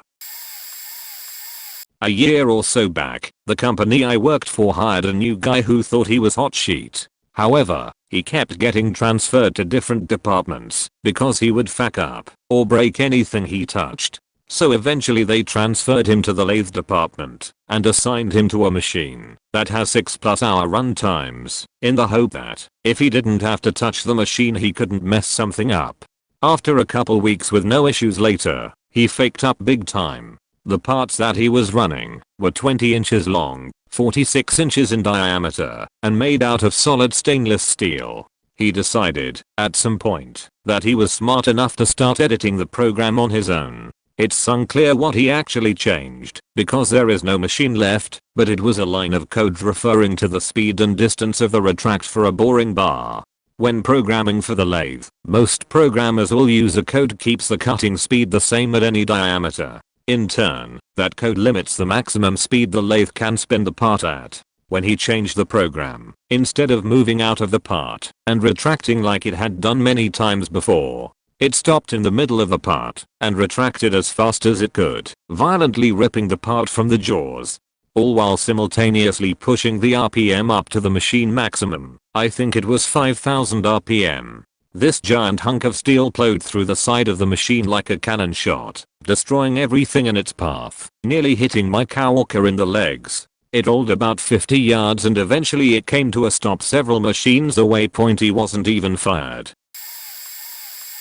I work in corporate hours and there are a lot of things you can do and not get fired, at least right away. Especially if you're an executive, especially in a country outside of the US, and also if you're a protected class. I worked with this one lady who was crazy, and on the hour team, she would hold meetings and start shaking and yelling at people, and some were shocked at first, but she kept going on leave for mental health issues and was allowed to come back for a few weeks or months and then went on another leave. She ran out of FMLA, but the company didn't want to get sued and allowed it because the legal team had a conservative risk appetite. Finally she resigned. It was a great day. In the US, where I was based, there was no tolerance for sexual harassment, but some of the other countries had weird stuff going on. I heard a rumor the hour director in Mexico used to have the admin assistants rub his feet and give him massages because they were his women. When I met him, he was very nice, almost too nice, like he was hiding something, and then heard that rumor after he resigned, so not surprised. I think it was a forced resignation, but not 100%. The Brazilian and Italian executives always had side women, and some of them at work, and were always given a lecture when they went on assignment in the US that she did not fly and to behave at work. One executive had his fairly large bonus withheld because I think he would get too flirty at evening events and someone complained, but I don't know the details. I just know he had $0 payout and heard the rumor one Italian executive refuses to respond to women, so the female leadership would have to ask a male leader to write an email on their behalf. Just weird backward stuff that you learn as you work your way up. It's all politics and understanding the best way to get your job done. Even as ours, you can only do so much sometimes. It's helpful to have a whistleblower hotline so that employees can bring things up that are handled with an external third party, and that way people are held accountable. For context, I'm 19 years old, female. I interned at a tech company in Texas last semester. For a company outing, my manager who is also married, took us out to a bar to celebrate my last day on the team, even though he knew I was underage. So I thought B was just extremely chill. My manager kept buying me tequila shots, but not for anyone else. And again, I thought he was being just a super cool manager. Eventually he gets so drunk he tries to make a move on me in front of literally everyone else on the team, and obviously I get extremely shocked and turn him down. I cried so much that night because I was extremely shocked, and he was extremely aggressive. The next day at work I didn't even know if I wanted to come into the office anymore / quit the internship, but I muster up the courage to after speaking to one of my coworkers about my concerns about whether I should just quit to avoid awkwardness. She told me that everything should be fine and not to think much of it. My manager comes up to my desk and asks to speak in private about what happened, and I assumed he intended to apologize, so I followed him out to take a brisk walk, but he just ends up trying to make a move on me again. I immediately headed back to the office after pushing him off for the second time. I told that same coworker I confided in before, who also witnessed what had happened that night, and scolded my manager for what had happened on the walk, and I ended up turning in my laptop and work phone immediately because I didn't know what else to do. Apparently my manager hasn't gotten in any trouble for what happened, and no one has spoken to ours about it either. I work in a grocery store, and my boss has done so much shit that for most places you would get fired for, but here nothing really happens. But the worst one was this. It was a Saturday, which is one of our busiest days. It was sometime around 1 PM and my boss, let's call her A, comes up to me and my other coworker saying that she is going to take her lunch break and her is our department phone. Okay, that's fine. So me and my coworker continue to be working on the floor. 30 minutes pass by, which is the time of our lunch break, and she does not come back. To us it's nothing weird, she will stay in the back doing nothing all the time. So we continue to work. After a while our area manager asks if he my coworker and I have seen her. We both tell him no, and it happens quite often. After a while, I realize that it's about 1:45 PM and I still haven't taken lunch, and I leave in an hour, so I give the phone to my other coworker and tell him I'll be back in a bit. I take my lunch, and as I'm heading back to the clock to punch back in from lunch, I see A running back in and punch in.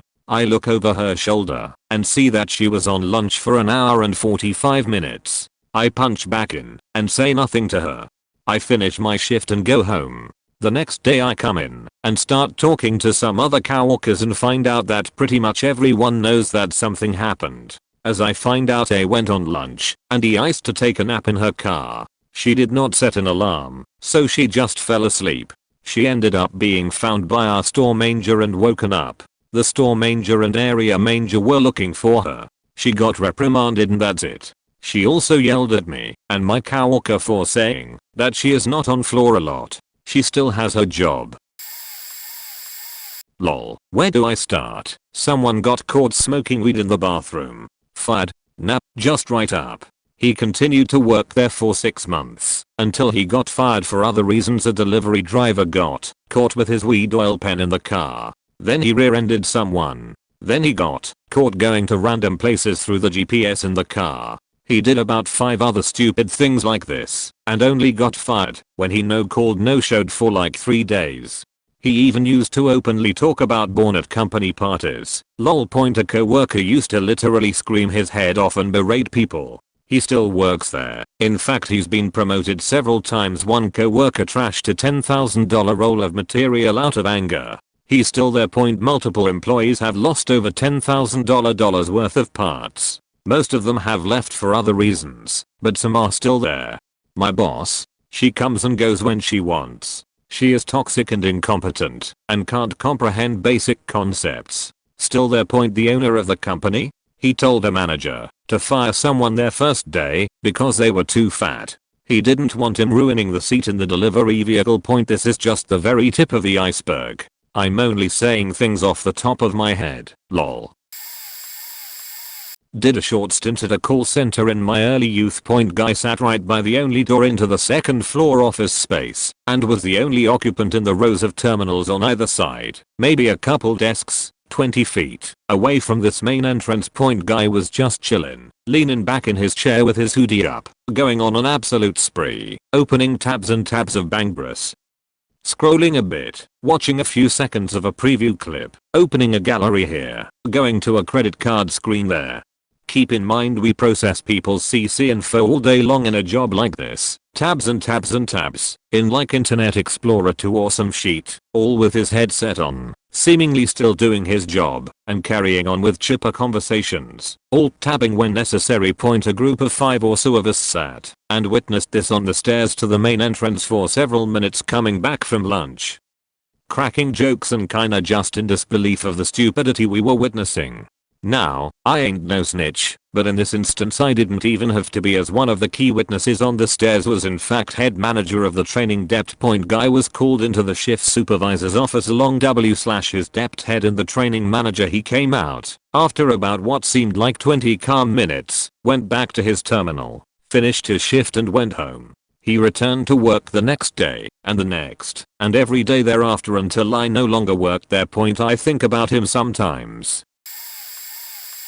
An employee sexually harassing a female coworker on a daily basis to the point where he would purposefully try to get one-on-one with her alone. He would say creepy things to her and touch her in ways that she felt inappropriate.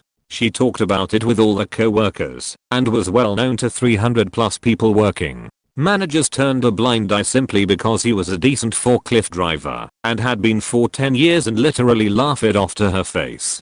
Also, a male employee was in our maintenance closet when a female employee attempted to grope him. He reported it immediately and was told that she was just joking with him. Point managers trying to take advantage of people's misfortunes. Don't ever talk about a death in the family too openly, because then word will get out about what you might inherit. A manager might ask you if you were willing to sell that item to them for cheap. Tell them no.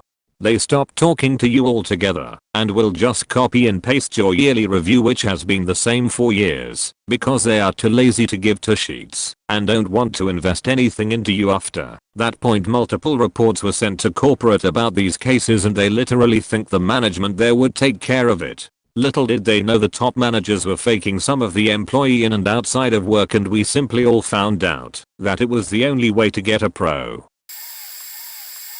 Worked for a large ISP/telecom. They decided to implement Siebel. This was a big project, a major effort involving about 1/3 of the people in the company. Although we had a good core group of project managers, the company brought in an outside manager, someone who had no skin in the game. I could write a business case on what was done wrong, or what wasn't done. A few items, there was no schedule. I escalated that, and they produced one, but every task had hard constraints, meaning it was essentially meaningless. During a conference call with about 60 people attending, he threatened to beat up a vendor who was simply asking for requirements. When the project got down to the final weeks, he cancelled Thanksgiving time off, so hundreds of people cancelled their plans. Then he changed his mind, or had it changed, and the company paid for the initial cancellation fees plus the difference between original fare and new fare. This exact same thing happened at Christmas.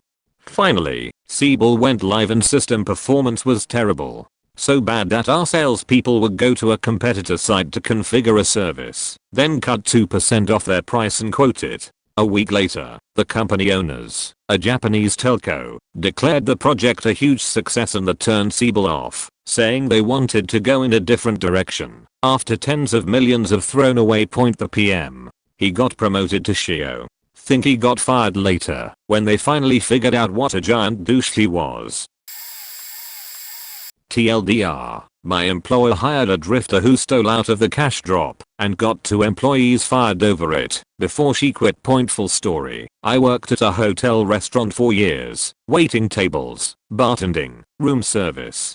The new kitchen manager was always flustered, didn't seem to know how to do her job. I got along with her, though, and had enough experience to take on the nightly audits, zeroing out every check and inventory. In exchange, she gave me the better shifts. Then a coworker got fired out of nowhere. Rumor was that her nightly drop, where you take all cash revenue and drop it in the safe, was light several times. It's an easy mistake if you suck at math, but that was my forte. And before this new manager, I was the only person who was trusted with it besides the manager. The night I'm training the new server to replace the one who was fired, my manager offers to do the audit while I train the new hire how to stock the back room. I knew she was terrible at math, so I offered to do it for her. She got terse with me and told me she had it. After we're finished stocking, I see my manager is still having a problem with it, and she gets so frustrated that she just crumples the audit together and says, "I don't have time for it," as she stuffs it inside the nightly drop envelope. The next day I come in, someone else is working my shift. I ask around, and they said I was suspended for faking up the audit so bad. I explained I didn't do it, but they said, "But you always do the audit." I even went to the kitchen manager and reminded her that she did the audit. She said, "Well, that's not how I remember it. I think you just had a bad day. Don't worry, I'll get you a new shift soon." I figured arguing wouldn't help, and if it was just an accounting mistake, it would get resolved with no damage. A few weeks later, I was officially let go when I paid the hotel visit in person after nobody returned my calls. The sales manager gleefully showed me the shift calendar with my name scratched out. "Look at that. Your name isn't on here anymore." I had been the star employee for 2 years, working every holiday and special event. Fired over someone else's mistake? No. Turns out the kitchen manager was robbing the nightly drop for months. She made a solid effort to try to move cash transactions into bill to the room charges, which is why she struggled doing the audit. She made off with over $20,000 by the time they figured it out, which was a month after they got a new kitchen manager. No, she wasn't fired. She skipped town one day. Turns out she didn't even go by her real name. As far as I know, the management never pursued her with damages, but instead covered it up. And they wouldn't rehire me either. At a nursing home, a CNA flipped the former Don out of her chair and broke her entire face in the process. A bit of background. The former Don, aka Big Boss, was now living as a resident at her old facility as she now has advanced stage dementia. She was considered a favorite by many and directly worked with a lot of the older staff. Everyone was telling the CNA to slow down while pushing her in her wheelchair because she was prone to putting her feet down, and this could cause her to hurt herself if she was going too fast. This CNA was in a hurry and didn't listen, and right in the middle of turning around to say, "I got this," the resident put her feet down. The combined walking speed of the CNA and the sudden stop of the resident's feet hitting the floor trebucheted her into the floor face first. She got up looking like Rocky Balboa by way of Clive Barker. Her nose was on the other side of her face. Her orbital socket was destroyed. Her cheeks were turning the color of a smushed PB&J. And this isn't even mentioning the pool of blood. Then this bitch had the nerve to look at management and say, "So am I in trouble, or what?" It was ruled an accident, so she faced no repercussions aside from some gossip being thrown her way. Understaffing is a beach. Some guy I worked with would steal money from customers, foreign customers more specifically, the kind where they are just visiting or just moved and still learning the language currency. He told me how they could pay in cash and he would always keep a portion of the change because they didn't know any better. I thought this was horrible. I had never seen him do it, so I figured he was the type of guy to tell something like this to newbies and watch them get caught. I was wrong. I saw a lady hand him a $100 bill for like a $5 transaction.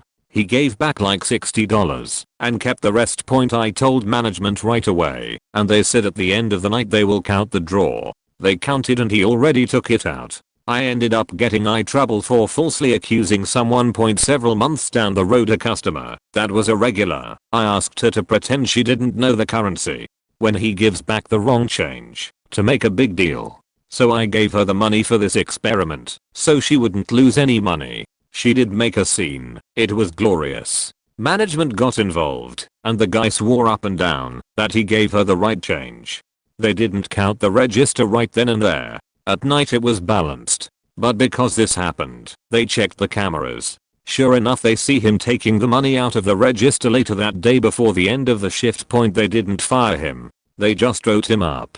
I quit after that. Because I know if I did something like that I would have been fired. Not that I could fathom doing something like that. Had a well-paying job with an employer I had wanted for years. Worked for an awesome manager who was open-minded, knew me well, and trusted me. I was killing it. Living the dream. A girl on my team was a bully. I was her replacement. She moved laterally on our team, and I outperformed her old stats. She had a way of putting her opinions first, and if anyone dared to disagree or suggest alternatives, she told everyone how stupid and ridiculous your idea was. People were less willing to share ideas around her. Management was aware, and did nothing. She'd also walk around to her favorite Coworkers to gossip for an hour before sitting down to work each day. She gave me the cold shoulder. She once called me a beach in front of dozens of colleagues because I sometimes challenge ideas to work out all options and thought of a more concise way to word a marketing email. She often would whisper to colleagues, then they glance at me and quickly look away from across the room. When I mentioned to another colleague that she and I disagreed on a task, she declared in front of our team that I talk shit behind her back. I had my nose to the grindstone every day. My most productive days were her PTO and sick days. When corporate layoffs came around a year later, I lost the job. She stayed on. It makes me feel like bullying is more important than effort and rationale. The bully one. Used to work at a parts store at which we delivered parts to local mechanic shops, county service shops, private customers who order a large quantity, etc. Well, the main delivery vehicle was in the shop for repairs this particular day, so the boss lets the delivery guy, who's been working there 15 plus years, take his personal vehicle to make a delivery. Delivery guy leaves. About an hour later he finally rolls back into the store and boss man asks what took so long, as this delivery usually takes 20 minutes tops. Delivery guy, well, your truck wouldn't accelerate past 30 miles per hour, and once I reached the customer and was headed back it started to overheat, so I had to limp it all the way back. Boss man, let me go take a look. Boss man and delivery guy go to check out the truck, and once they came back into the store, my boss is screaming at delivery guy. How could you not realize the e-brake was on? And instead of calling someone to come get you, you continue to drive it despite it overheating. What the fuck? Boss man retired a year or two after that. New folks bought the business and delivery guy was promoted to manager. I left shortly after as I had gotten a better opportunity. Through the grapevine, I've heard he still works there. I worked at a car dealership earlier last year where one of the salespeople committed something so unethical multiple times that I still cannot fathom how he is still working there. Our internet sales managers enlisted one of the product specialists, we'll call him Luke, to help him monitor and disburse internet sales leads, since there were so many customers contacting the dealership online. They used a customer relationship management system, CRM. Once a customer contacted the dealership, they would input the customer's information into the system, which car they were interested in, and then assign that customer to the next available salesperson. Sometimes, if a customer inquired online through our website without calling, it would atomically populate this information into the CRM, but it would always assign that customer to the internet sales manager or Luke first. The dealership thought that Luke would make for a great salesperson, so they moved him into sales along with the 7 or 8 other salespeople including myself. What they forgot to do was take away him administrative access to the CRM that automatically assigned online leads to his CRM. Luke was receiving all of the online leads when they were supposed to be disbursed evenly to the sales team. I found out because I was one of the only salespeople who could see which new leads in the CRM were assigned to their respective salespeople, so I could see every lead that was being assigned to Luke's CRM, which was vastly disproportionate to the others. There wasn't a clear way for anyone to discover this oversight with Luke's CRM, unless they knew what to go looking for.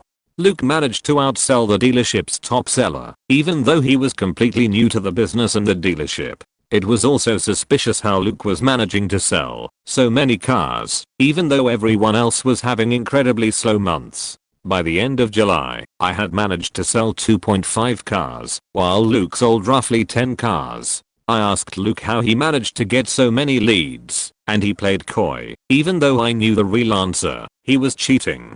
Shortly after that I left to go work for the manufacturer, but I later found out that he had managed to set a new record for the month of August. Unfortunately, the internet sales manager had to make adjustments to the CRM, and he noticed that Luke had access that a salesperson shouldn't have. As you can probably guess, Luke's sales numbers torpedoed, and now he's looking for a new opportunity because he hates how stressful and competitive the job is. Recently either a temp worker or operator dropped a metal paddle used as a spatula to scrape tahini out of buckets into the prep buckets. Well, let's just say they were too lazy to pick it up or at least tell someone about it. We make large batches of hummus in a pretty big machine. They dumped all the staged buckets into the machine and started the mixer/pre-cut of the beans. Heard a really loud thumping/grinding. Stopped the machine, opened the lid to look and see if anything was wrong. Couldn't see anything wrong. Started the machine back up to once again hear the grinding getting worse. Stopped again. They still could not find anything. 5 hours later, after not figuring out what was wrong and dumping approximately 10k worth of hummus, they finally get me.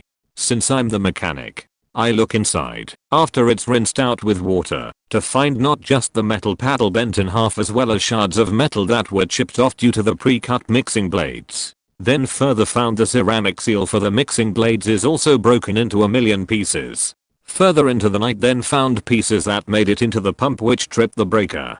The pump head is shot now and bent to sheet. Had to shim the fack out of it as well as put it on a lathe. It was a clusterfuck of pure laziness. I don't know the total amount of money lost due to time as well as product and parts, but I would estimate it around 100k. Still haven't found out who the culprit was though. This happened the week before New Year's. My first ever job was at a summer seafood joint when I was about 15. I worked the first summer there and realized it was absolutely bonkers with underage drinking running rampant and an entire staff who just did not give a shit. Needless to say, it was an absolute blast with all sorts of cheeky shenanigans going on day to day. So next summer rolls around, I get the call that I'm welcome back, and I get my schedule to start in a few weeks. Naturally, I told my best friend about it, all the crazy drinking parties after work and free booze. Of course he wants a job, so I put in a reference for him, and they needed an extra dishwasher, so they hired him after a quick interview. The second summer goes by with similar hijinks, and he's obviously thrilled with the job. That is totally cool, serving 16-year-old son copious amounts of booze after work. So the next summer marked my 3rd year with them, and the 2nd for my friend.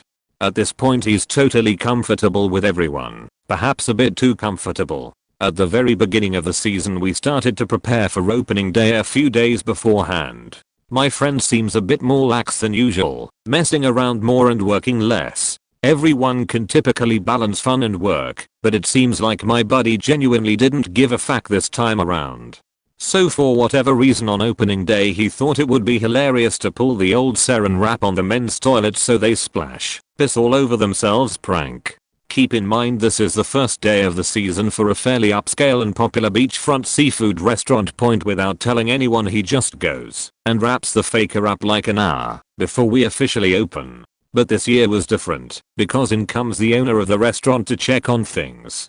He's never done this before on the first day and none of us are aware of what was just done to the toilet in the men's room. The owner makes small talk with the manager for a bit, takes a walk around, and then excuses himself to go use the faking men's room. Again, none of us aware of this little prank, so naturally none of us thought anything of it. About 10 minutes later we hear yelling. A lot of yelling. The yelling gets louder. Cursing begins to follow. It turns out the owner went in the men's room. He didn't piss and have it splash all over himself. Nope. He sat down and took a sheet on a faking toilet with a saran wrapped bowl. So the end result was this saran wrap glob of sheet and piss that made a huge mess, clogged the toilet, and generally made the owner feel like a faking fool. My friend's punishment? Go home and you are suspended for a week. They called him back to return to work, and he basically said hell no. So not only did he not get fired, he just ended up quitting after a short vacation. I believe a guy I used to work with was running some sort of fake model agency account on Facebook. He would stay all day logged in, checking female profiles, and another coworker once saw the username from this FB account and the name led us to this model agency, with job opportunity posts for events nearby, but requesting a lot of body pictures, using bikini or underwear, from the candidates. What got us the most angry and disgusted was that sometimes we got him checking profiles from girls who really looked underage, and this guy had, by the time, a baby girl, his first daughter. He just spent the whole day in that behavior, Facebook browsing and then spending time in the bathroom, leaving to have some phone calls, and he was really close to a guy who we thought that could be helping him not get caught or whatever, being part of that situation. Anyway, I was an intern and couldn't do much, but my boss told the financial manager everything me and the other 2 employees saw during some months. Curious to notice, my boss was a gay man, and me and the other employees women, and we were really disturbed about the possibility to be working with a perv/pedophile that very often offered us rides to leave the company. The manager called this employee to talk in private and gave him vacation a few weeks later. We thought he was going to be fired, but nothing happened really. He came back from vacation and the creepy stuff just continued. Thankfully for me, I was offered position in another department the next semester and didn't have to talk or work with him anymore. The former president of the company had to submit his expense reports to me because I reported to the president and he had to sign off on the errors. One time, former Pres gave me his expense report and I noticed that the receipt for his limo had an expired area code, so I called the number and the guy who answered had no idea what I was talking about. I looked at his past errors, years going back, and it was always the same receipt. He was using a receipt so old that the city changed their area code, but he never changed it on the receipt. I told my boss, but he basically blew me off. Then, as luck would have it, another employee saw the former president and his wife at the airport and witnessed them get into their own car and drive away. So I waited. I knew exactly what he was doing. Next day, he hands me his along with his limo receipt, plus tolls. I didn't confront him, but I again told my boss, who really didn't want to do anything about it. So I went to the company lawyer, because this guy was besties with the owner, and I was afraid of losing my job. She told me that my job was safe, and they confronted him. He came clean and the owner suspended him for 3 days with no pay, then gave him his pay back plus a few extra bucks for his trouble.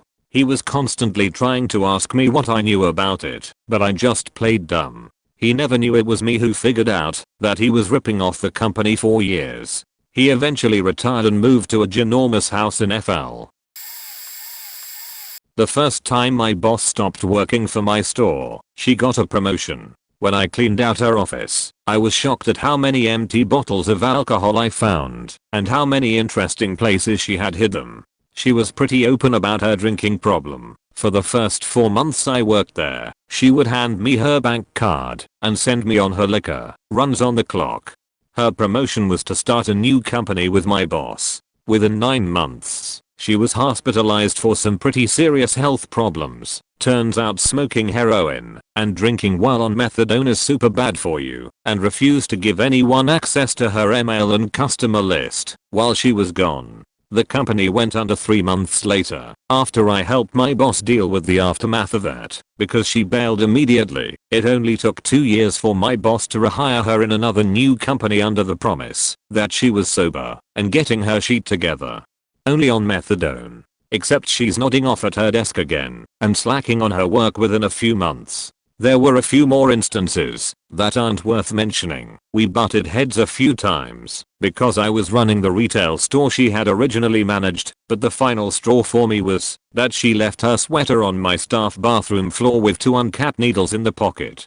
I told my boss because I was sick of confronting her and because I was honestly concerned for her health. I think I specifically told him that she was going to die at her desk one day if we didn't get her help, and he responded that her work ethic hadn't changed and it was probably under control. I left that whole shit show a few months later. The last thing I said to my boss was to make sure he kept that girl as far away from the retail store as possible. Advice he chose to ignore. He put her in charge of their books and bank account. About 20 months after I left, the retail store closed. Turns out she had stolen approximately $500 to $2,000 a week from each cash deposit. My boss didn't even alert the police. Point last I heard, she was still using, was covered in track marks, and had gained about 100 pounds. She's not quite on the streets of Vancouver, so the people I spoke to aren't totally concerned for her yet. All of my crazy coworker stories are from my bosses. They're all faking nuts though, so if someone says they want to hear it, I'll share. Point edit. Okay, 1 vote yes. Here we go. Point 1 of the first jobs I ever had was in the coffee/food service industry. My boss was always high, or about to be getting high. His best friend and shift manager, also always high. Everyone on the team, same thing. Everyone used together. I was 17, and my boss was 27. Everyone knew he that had it for me bad, and he eventually told me that when we first met/I turned in my application, he didn't know if he should hire me or ask me out. He also got me high for the first time and would regularly do so. Looking back, SMH. I needed the job, but if I had involved/present parents, there is no way this sheet would have flown. The next boss. First of all, he was an unapologetic racist and also a race supremacist for our race, which is not white. He would routinely antagonize customers into near physical altercations with customers, to the point that I had to call 911 a few times. He was also a terribly controlling bully, and gaslighting was his specialty. He also liked to get his gun out very obviously whenever a black customer was in the store. And he wouldn't fire anybody, no matter how incompetent they were. Wife of the boss above worked with us. She once lost a $750,000 item for over a week. She didn't steal it. She had no reason to steal it. I was there when she lost it, and it literally just faking vanished. Eventually it was recovered in an incredibly strange spot. Another time she let a customer leave without paying with almost $25,000 worth of customized products. It took us about a week and a half, some detective work, and a threat of police involvement to get the products returned. She also was a terribly controlling bully who used emotional manipulation and browbeating in order to get her son, my ex, and I to go along with either her or her husband's wishes. My last boss was incredibly mild in comparison, lol. But he was still a watered down version of my racist boss, so that was fun. We somehow lost our Amazon account because of the previous manager's mistakes, so he instructed me to basically forge documents and send them to Amazon in order to reinstate our account. I stared at him and told him that what he was telling me to do was fraud and that I couldn't be a part of it. TLDR, all small business owners are crazy facts, and most likely the reason they own their own businesses is because they have been fired from all of their other jobs. I started hostessing in college. In my very first shift I was standing at my station, and behind me was an alcove with a wine wall behind it. It was this pretty fancy upscale restaurant in the historic district of a major city, and had exposed brick and red velvet curtains. Kind of dark inside, and there were absolutely no cameras in the whole building besides one room with the safe. The first floor was small and just had a bar and a couple of tables. The main dining room was in the basement, so you had a spiral staircase leading down, and there was a big wine cellar where you could have a romantic dinner for two. Lots of proposals happened there, and this is where the expensive wine was. I was standing at the entrance checking reservations. It was about 20 minutes before the restaurant opened.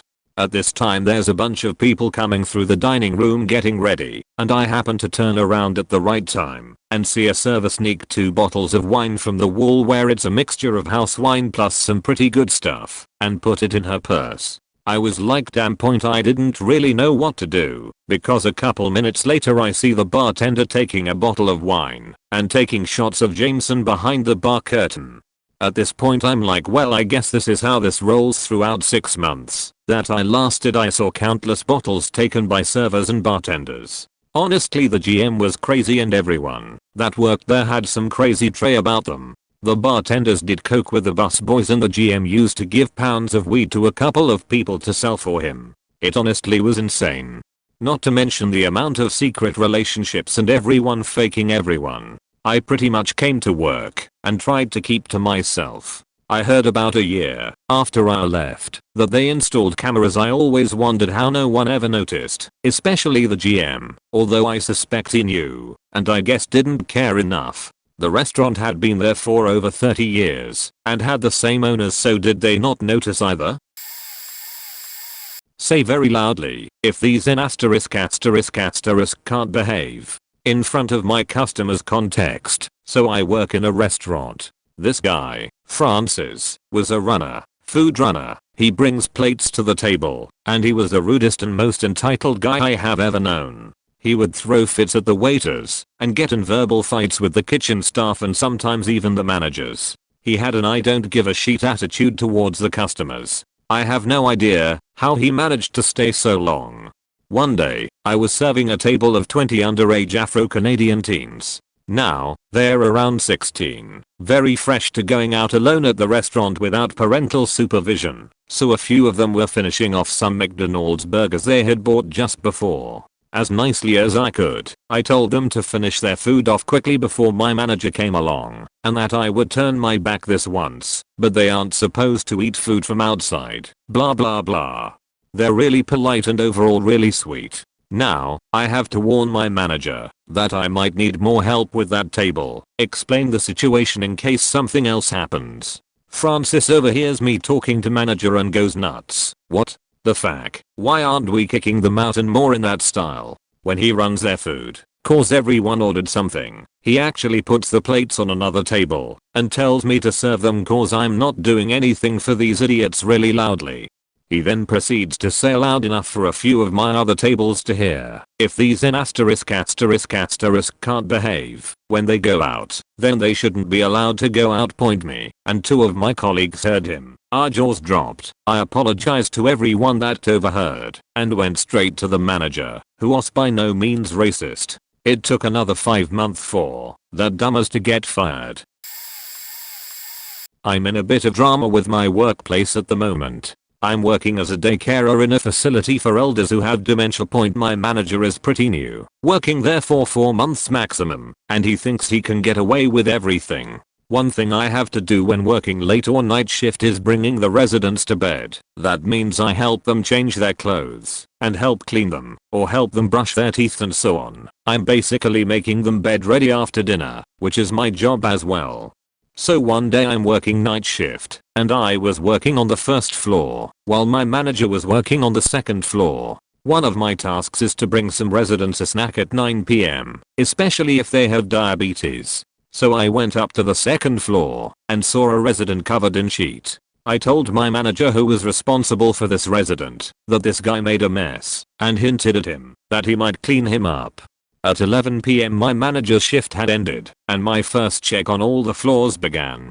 Guess what? That guy I found at 9 PM covered in sheet was still laying in his bed being covered in sheet. My manager just didn't give a fuck and left it to me, and one of my co-worker another day he comes towards me and wants to give me the medicine for some residents just because he is a lazy piece of shit. He wants me to do his job, and although I'm not even qualified to do that stuff, he insists that I take the medicine and give it to the residents. I said no to him, but I really wanted to say fuck you. You have to be really careful when you're in the care business, especially in Germany. A few days ago he observed me when washing residents and making them ready for the day. He didn't leave me for 2 hours looking after me every faking second in hopes I would do something wrong. I did not. He thought I did. He is the manager, right? He called me in his office and handed me a piece of paper saying that I would do dangerous care to my residents. I'm still in shock because it is absolutely not true. I got this warning saying I'm a threat to my patients. I called in sick the day after and packed all my stuff after that shift. They will never see me again. Fuck this guy. I work in a thrift store. I don't know if you'll remember, but back when the Austin serial bombings were happening, a Goodwill down there got a scare, which ended up not being a package bomb, but just some employees messing around with an old incendiary. Decide that was donated. Shortly after that incident, the store I work at quite clearly posted a printout of our procedures for when various explosives are found, including bullets, which basically amounts to stay the fuck away, notify the manager immediately. Manager calls police. Manager and employee who found the device fill out an incident report. Maybe we evacuate the building depending on the device.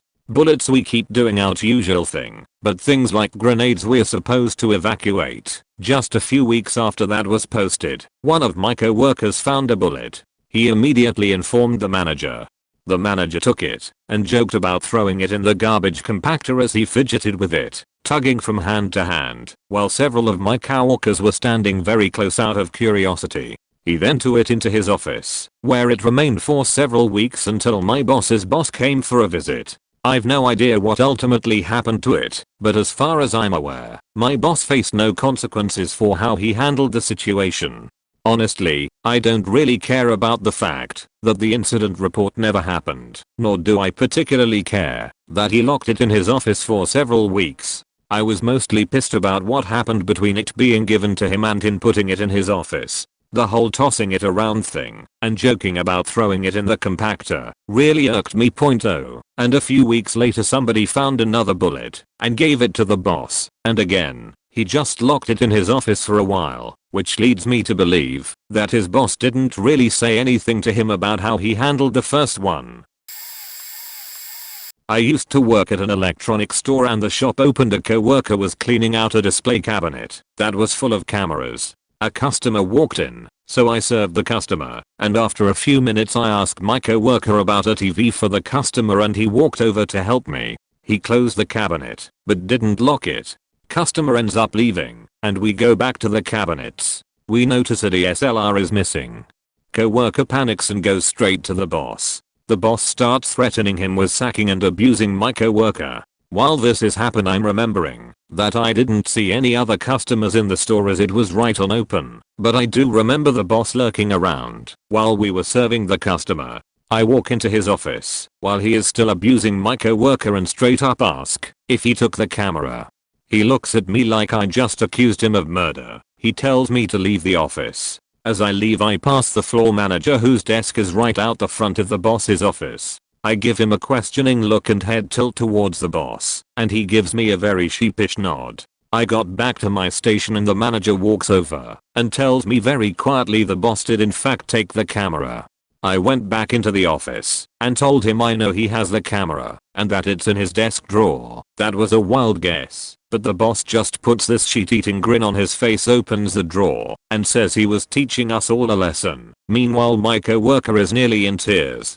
Months later I come back after a week off and find out the camera had been sold by the boss and I think nothing of it until our Christmas party comes around and his girlfriend is using said camera. When we got back to work I looked up the invoice and the camera, it had been sold to somebody who had only one purchase on that camera, but no contact details. I put 2 and 2 together pretty quick.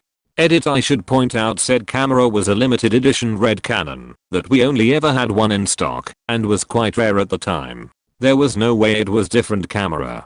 After I quit I found out that he was fired for stealing multiple alliances and writing them off as faulty.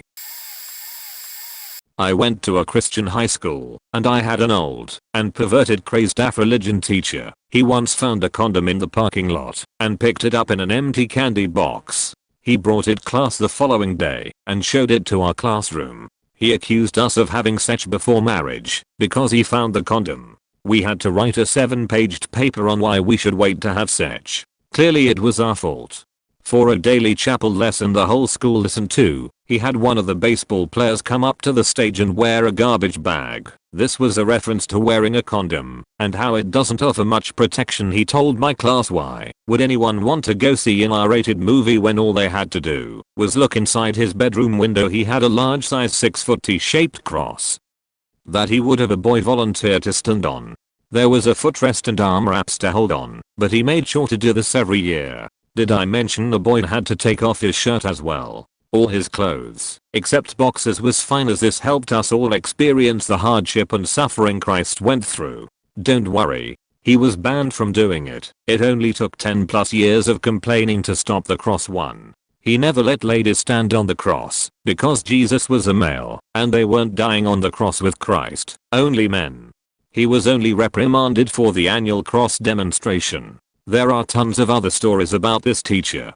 He left on his own accord due to many loyal years with the high school. Truthfully, I think so many people complained he was asked to quietly leave. Every semester, students would complain, but he would only get a verbal slap on the wrist. He was never given a warning or threat of termination. He made my skin crawl, and I dreaded going to class. Taking a corporate-owned stock Jeep Wrangler off-roading point. Now that might not seem like a big deal, but the person found a random field on Google Maps. Turned out to be private land. Took the vehicle off-roading and got it stuck. First he called a few friends to help him out, and they all got stuck. About 5 cars. Then they called a tow truck who also got stuck. Then the owner of the land came out and called the cops. Cops came with another tow truck that was able to get them all out. Got lucky and didn't get a ticket due to cops' shift change. How do I know this story? Well, the person we are talking about also posted the whole thing on Facebook along with pictures and selfies from the event. To this day this person is still employed by the company and is looked upon favorably. Another story, same person. This guy was flying back from a out of town visit. He got into the local airport very late. Security didn't open the walkway entrance to the airport from the plane yet, and he was getting impatient. So he decided to start pressing buttons and happened to press the airport breach alarm. Turns out that gets security's attention pretty quick. All the passengers got let off and security grabbed this guy and detained him. They labeled him a threat to national security and eventually released him on bail. He had to go to court and plead his case. Turns out this guy is lucky because the judge let him off with a warning. All the managers knew about this, again still employed and looked highly upon. My boss would show up drunk on a regular basis. I don't mean tipsy, I mean trashed. Would drink a 40 ounces in 24 hours and brag about it the next day. Drove company cars drunk on what I would assume was a daily basis and got in more accidents than I could count. Would show up bruised and beaten, probably from wiping out drunk. Lol, the job required interacting with customers, to which he failed miserably. One customer even telling him to go drink another bottle of wine and a Google review from another customer stating he was drunk. Kept booze in his desk and even would step out and sit and drink in his car. Would even show up on his day off looking like a bum. No offense to bum that are reading this. Disheveled, dirty clothes, looked like crap overall. It was so bad he was drunk when he interviewed me. All I saw was promotion, so I took the job fairly assuming his days were numbered. But it continued for 2 years and he felt he was a god in the workplace, blowing any small accomplishment he had into saving the world. Lol. Completely unrelated, I took a medical leave that I'm still dealing with, and within months the place was sold. This guy ran the company has the ground just about 1 year later, and he has been through 3 jobs and currently unemployed with his being fired for drinking on the job on at least 1 job. I know the guy who canned him. Crazy thing is it's a $150k plus job and he just drank it away. Even worse is he hired his son, who failed miserably, sales job, but kept him on and fired better staff. They would even trade drinking stories from the weekend. I know it's an addiction, but, well, what a tool. I live in a small Canadian town and used to work for an extremely popular spaghetti restaurant. Apart from the horrible management, there was no managers at the 2 different locations, only the owner and his ex-wife. That let rampant bullying, drama, and harassment happen. No matter what the issue was, if it wasn't easily provable then the person who brought the issue up was at fault and would be the only one punished.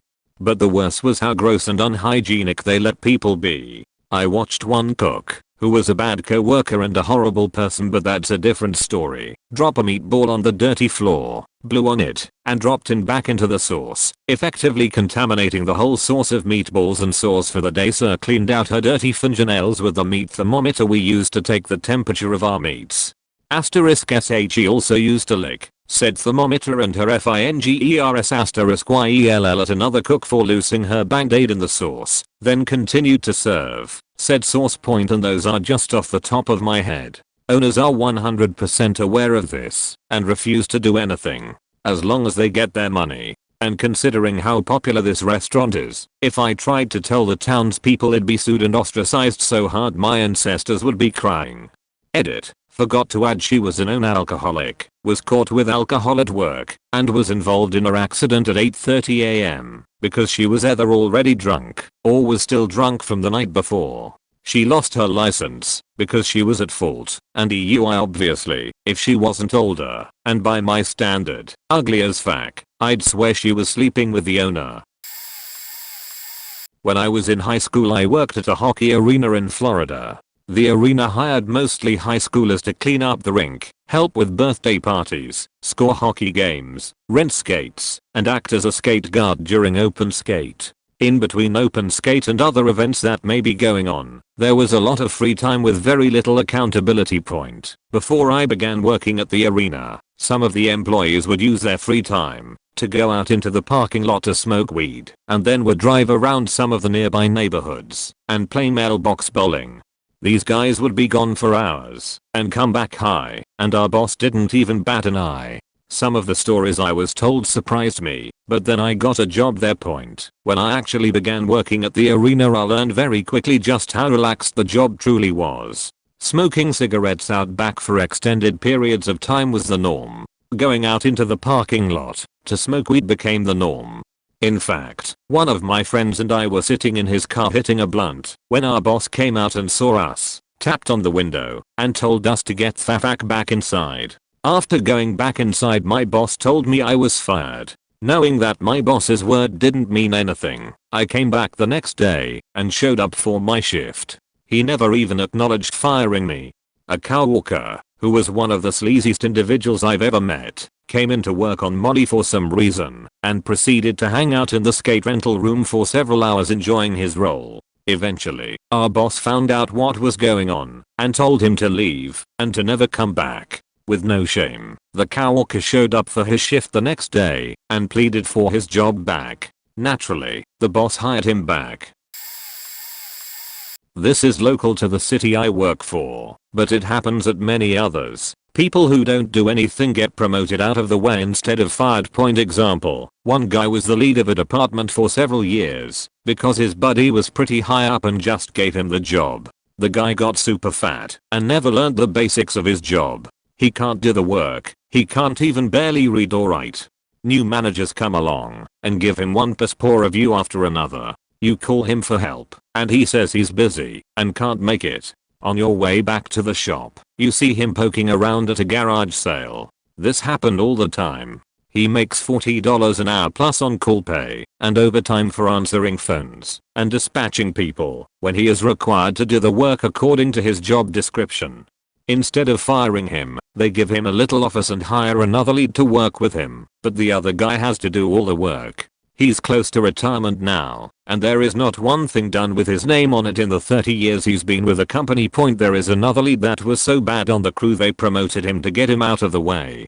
He gets caught monthly stealing overtime by claiming he was there whenever an issue happens in his department after hours. He makes over $100,000 a year and hasn't worked a day since I met him 14 years ago. Literally sits in his office playing on Facebook or buying and selling cars on Craigslist. He doesn't even try to hide it. I don't know how the hell these people get away with this stuff. Everyone knows about it and they enable it. By no means terrible, but boy do I still chuckle about these 2-point training a new kid to serve during my college tenure at a Ruby Tuesday. End of the night I show him the coffee maker and the hot water spout on the top of the machine. I explain that we fill it in the morning, but have to hold the spout down and empty it every night. What he doesn't know is that it's hooked up to a water line. Poor sap held this thing down for 3 to 5 minutes as I keep telling him we must not have brewed a lot of coffee today. Manager finally asks what this kid is doing, calls me over, slaps my wrists, and we close out the night. Get home and the manager texts what an idiot. Same store. I brought in some bank snaps post 4th of July. For some odd reason the dishwashing area backed right up to where a couple electrical boxes were. Made complete sense. Anyway, closing out the night I toss a bank snap over into the dish pit. Dishwasher flips, looks around, goes back to work. Wait a minute, throw another. Same reaction. Over the next hour I toss one randomly here and there, and he finally pipes up. Does no one else hear these noises? We, the cooks, play dumb. Kid goes back to work, and I unleash a box of bang snaps right near the electric panel. Kid drops to the ground, which is covered in water, and covers his ears. Goes to manager, same manager in previous story, and says he refuses to go back into the pit until we figure out what the noise is. Manager is clueless, tells him back to work after looking at the electrical box. Minute later I toss a bang snap into the manager's office. We make eye contact. I toss him the bang snaps and he says UA asterisk asterisk HOLE. Didn't throw a bang snap in there the rest of the night. TLDR. Had a manager that was laid back and secretly loved my pranks. My coworker is always late and calls in sick. She uses her daughter as an excuse all the time that it became so predictable. My boss keeps her around because she feels sorry for her and her daughter. She gets the schedule she wants. Meanwhile we all have to fax a request to the office for our days off or vacation requests to even be considered. She also has horrible work ethic, eating samples and half-assing her job. Most of my coworkers don't like her that much. Working with her is like watching over someone or training them again and again, as if she has the memory of a goldfish. And when you do help her, she pushes people away acting like she knows what she's doing. She's kind of condescending when she speaks to you, and she always complains about body pain. Yeah, I get you're a single mother, but we all have stuff going on in life, and she makes it seem like her situation is the worst to be in.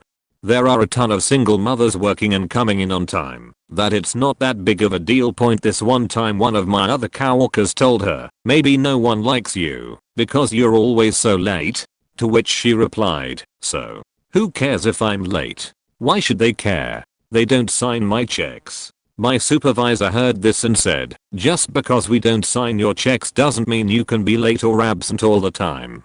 What she doesn't know is that when she's late we have to wait until she comes before we can leave. SMH. Also, a lot of her past coworkers have approached us and warned us that she's a backstabber. So, lol. I think it's not fair they're keeping her because there are obviously more deserving people that need a job and work their ass off. About 10 years ago, I was working for a large company that did online car listings. Long story short, there was an executive from a car company whose deadbeat son, when pressed by his father to do something with himself, said he wanted to be a web developer. So he called up the CEO of our company and we were forced to hire him. He knew some basic HTML, that was it. One day, he started panicking. Holy shit. My code. It's gone. Oh fuck no, it's gone. He was in full freakout mode, and one of my colleagues rushed over to help him. He explained that he must have hit something by accident on his keyboard and now all of his code was gone. No worries, let me teach you about undo. And he hits CTRL-Z. No effect. HRMM. That's weird, my colleague says as the freakout next to him continues, and a crowd starts to build from all the commotion. Well, no worries, you're using an editor with a lot of undo states, so we'll just keep going until we get there. Now, he proceeds to hold CTRL-Z. After a second or two, he's wondering how the hell this is possible, and he's looking around the screen for some clue as to what was happening. Noticed that the little handle on the scroll bar was all the way at the bottom, extremely tiny, and growing. Realizing what's happening, he scrolls the seemingly blank file all the way to the top, where the code is magically still intact. Now the pieces were in place. This guy, remember when I said deadbeat earlier, had fallen asleep at his desk, as he had done many times before, with some part of his body on his space bar, and panicked when he woke up because he had no idea what to do. Remember, this guy had been hired to be a software engineer. Not only did he not get fired, but when the downturn happened in 2008 to 2009, he was one of the first people we identified to be let go as part of the layoffs. We can't fire him, but we can lay him off, right? That's not us being assholes, that's everyone recognizing that the economy is shit and we can't afford to be doing this kind of on-the-job training. So we let him go.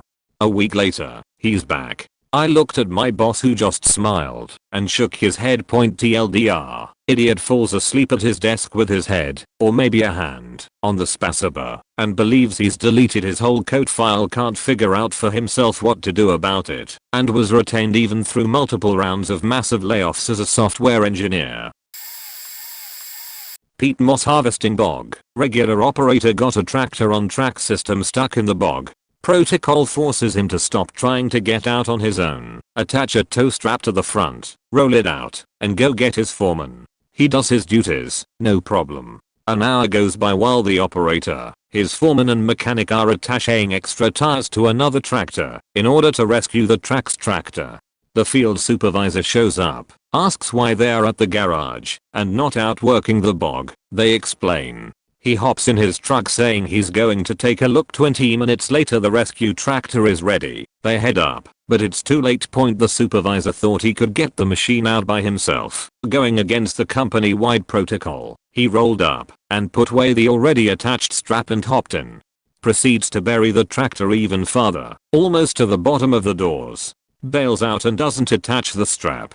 By the time the rescue crew shows up, the front of the tractor is sunk past the strap attachment point. Fast forward 3 weeks, an outside company with deep woods equipment was hired to pull the tractor out. By this point it had sunk to the mirrors and the cabin filled with water and moss. It's cost around $15,000 for the rescue of a $160,000 tractor, which was almost new, 600 hours, and then another $20,000 in repair costs. Supervisor was not fired or transferred, instead put in charge of the garage where he proceeded, fudge the books to cover up the cost of repair. Still no repercussions.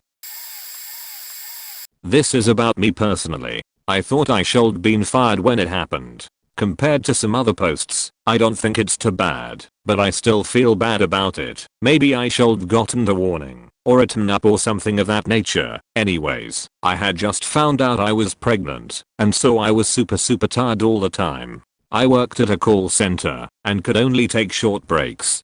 I decided I would stay at my desk, lay my head down for 5 minutes, and then the sound of my coworkers talking would wake me up.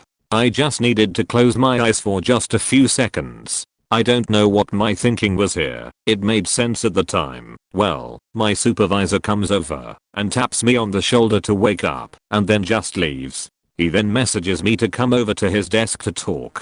He asked me if I was okay and if I realized how long I'd been asleep for. I was out for 45 minutes, just sound asleep. I apologize and then just go back to work like nothing. At my work, they also have quiet rooms. This is where you can go and diffuse after difficult calls or just need a break. The lights are naturally dim, or you can turn them off completely.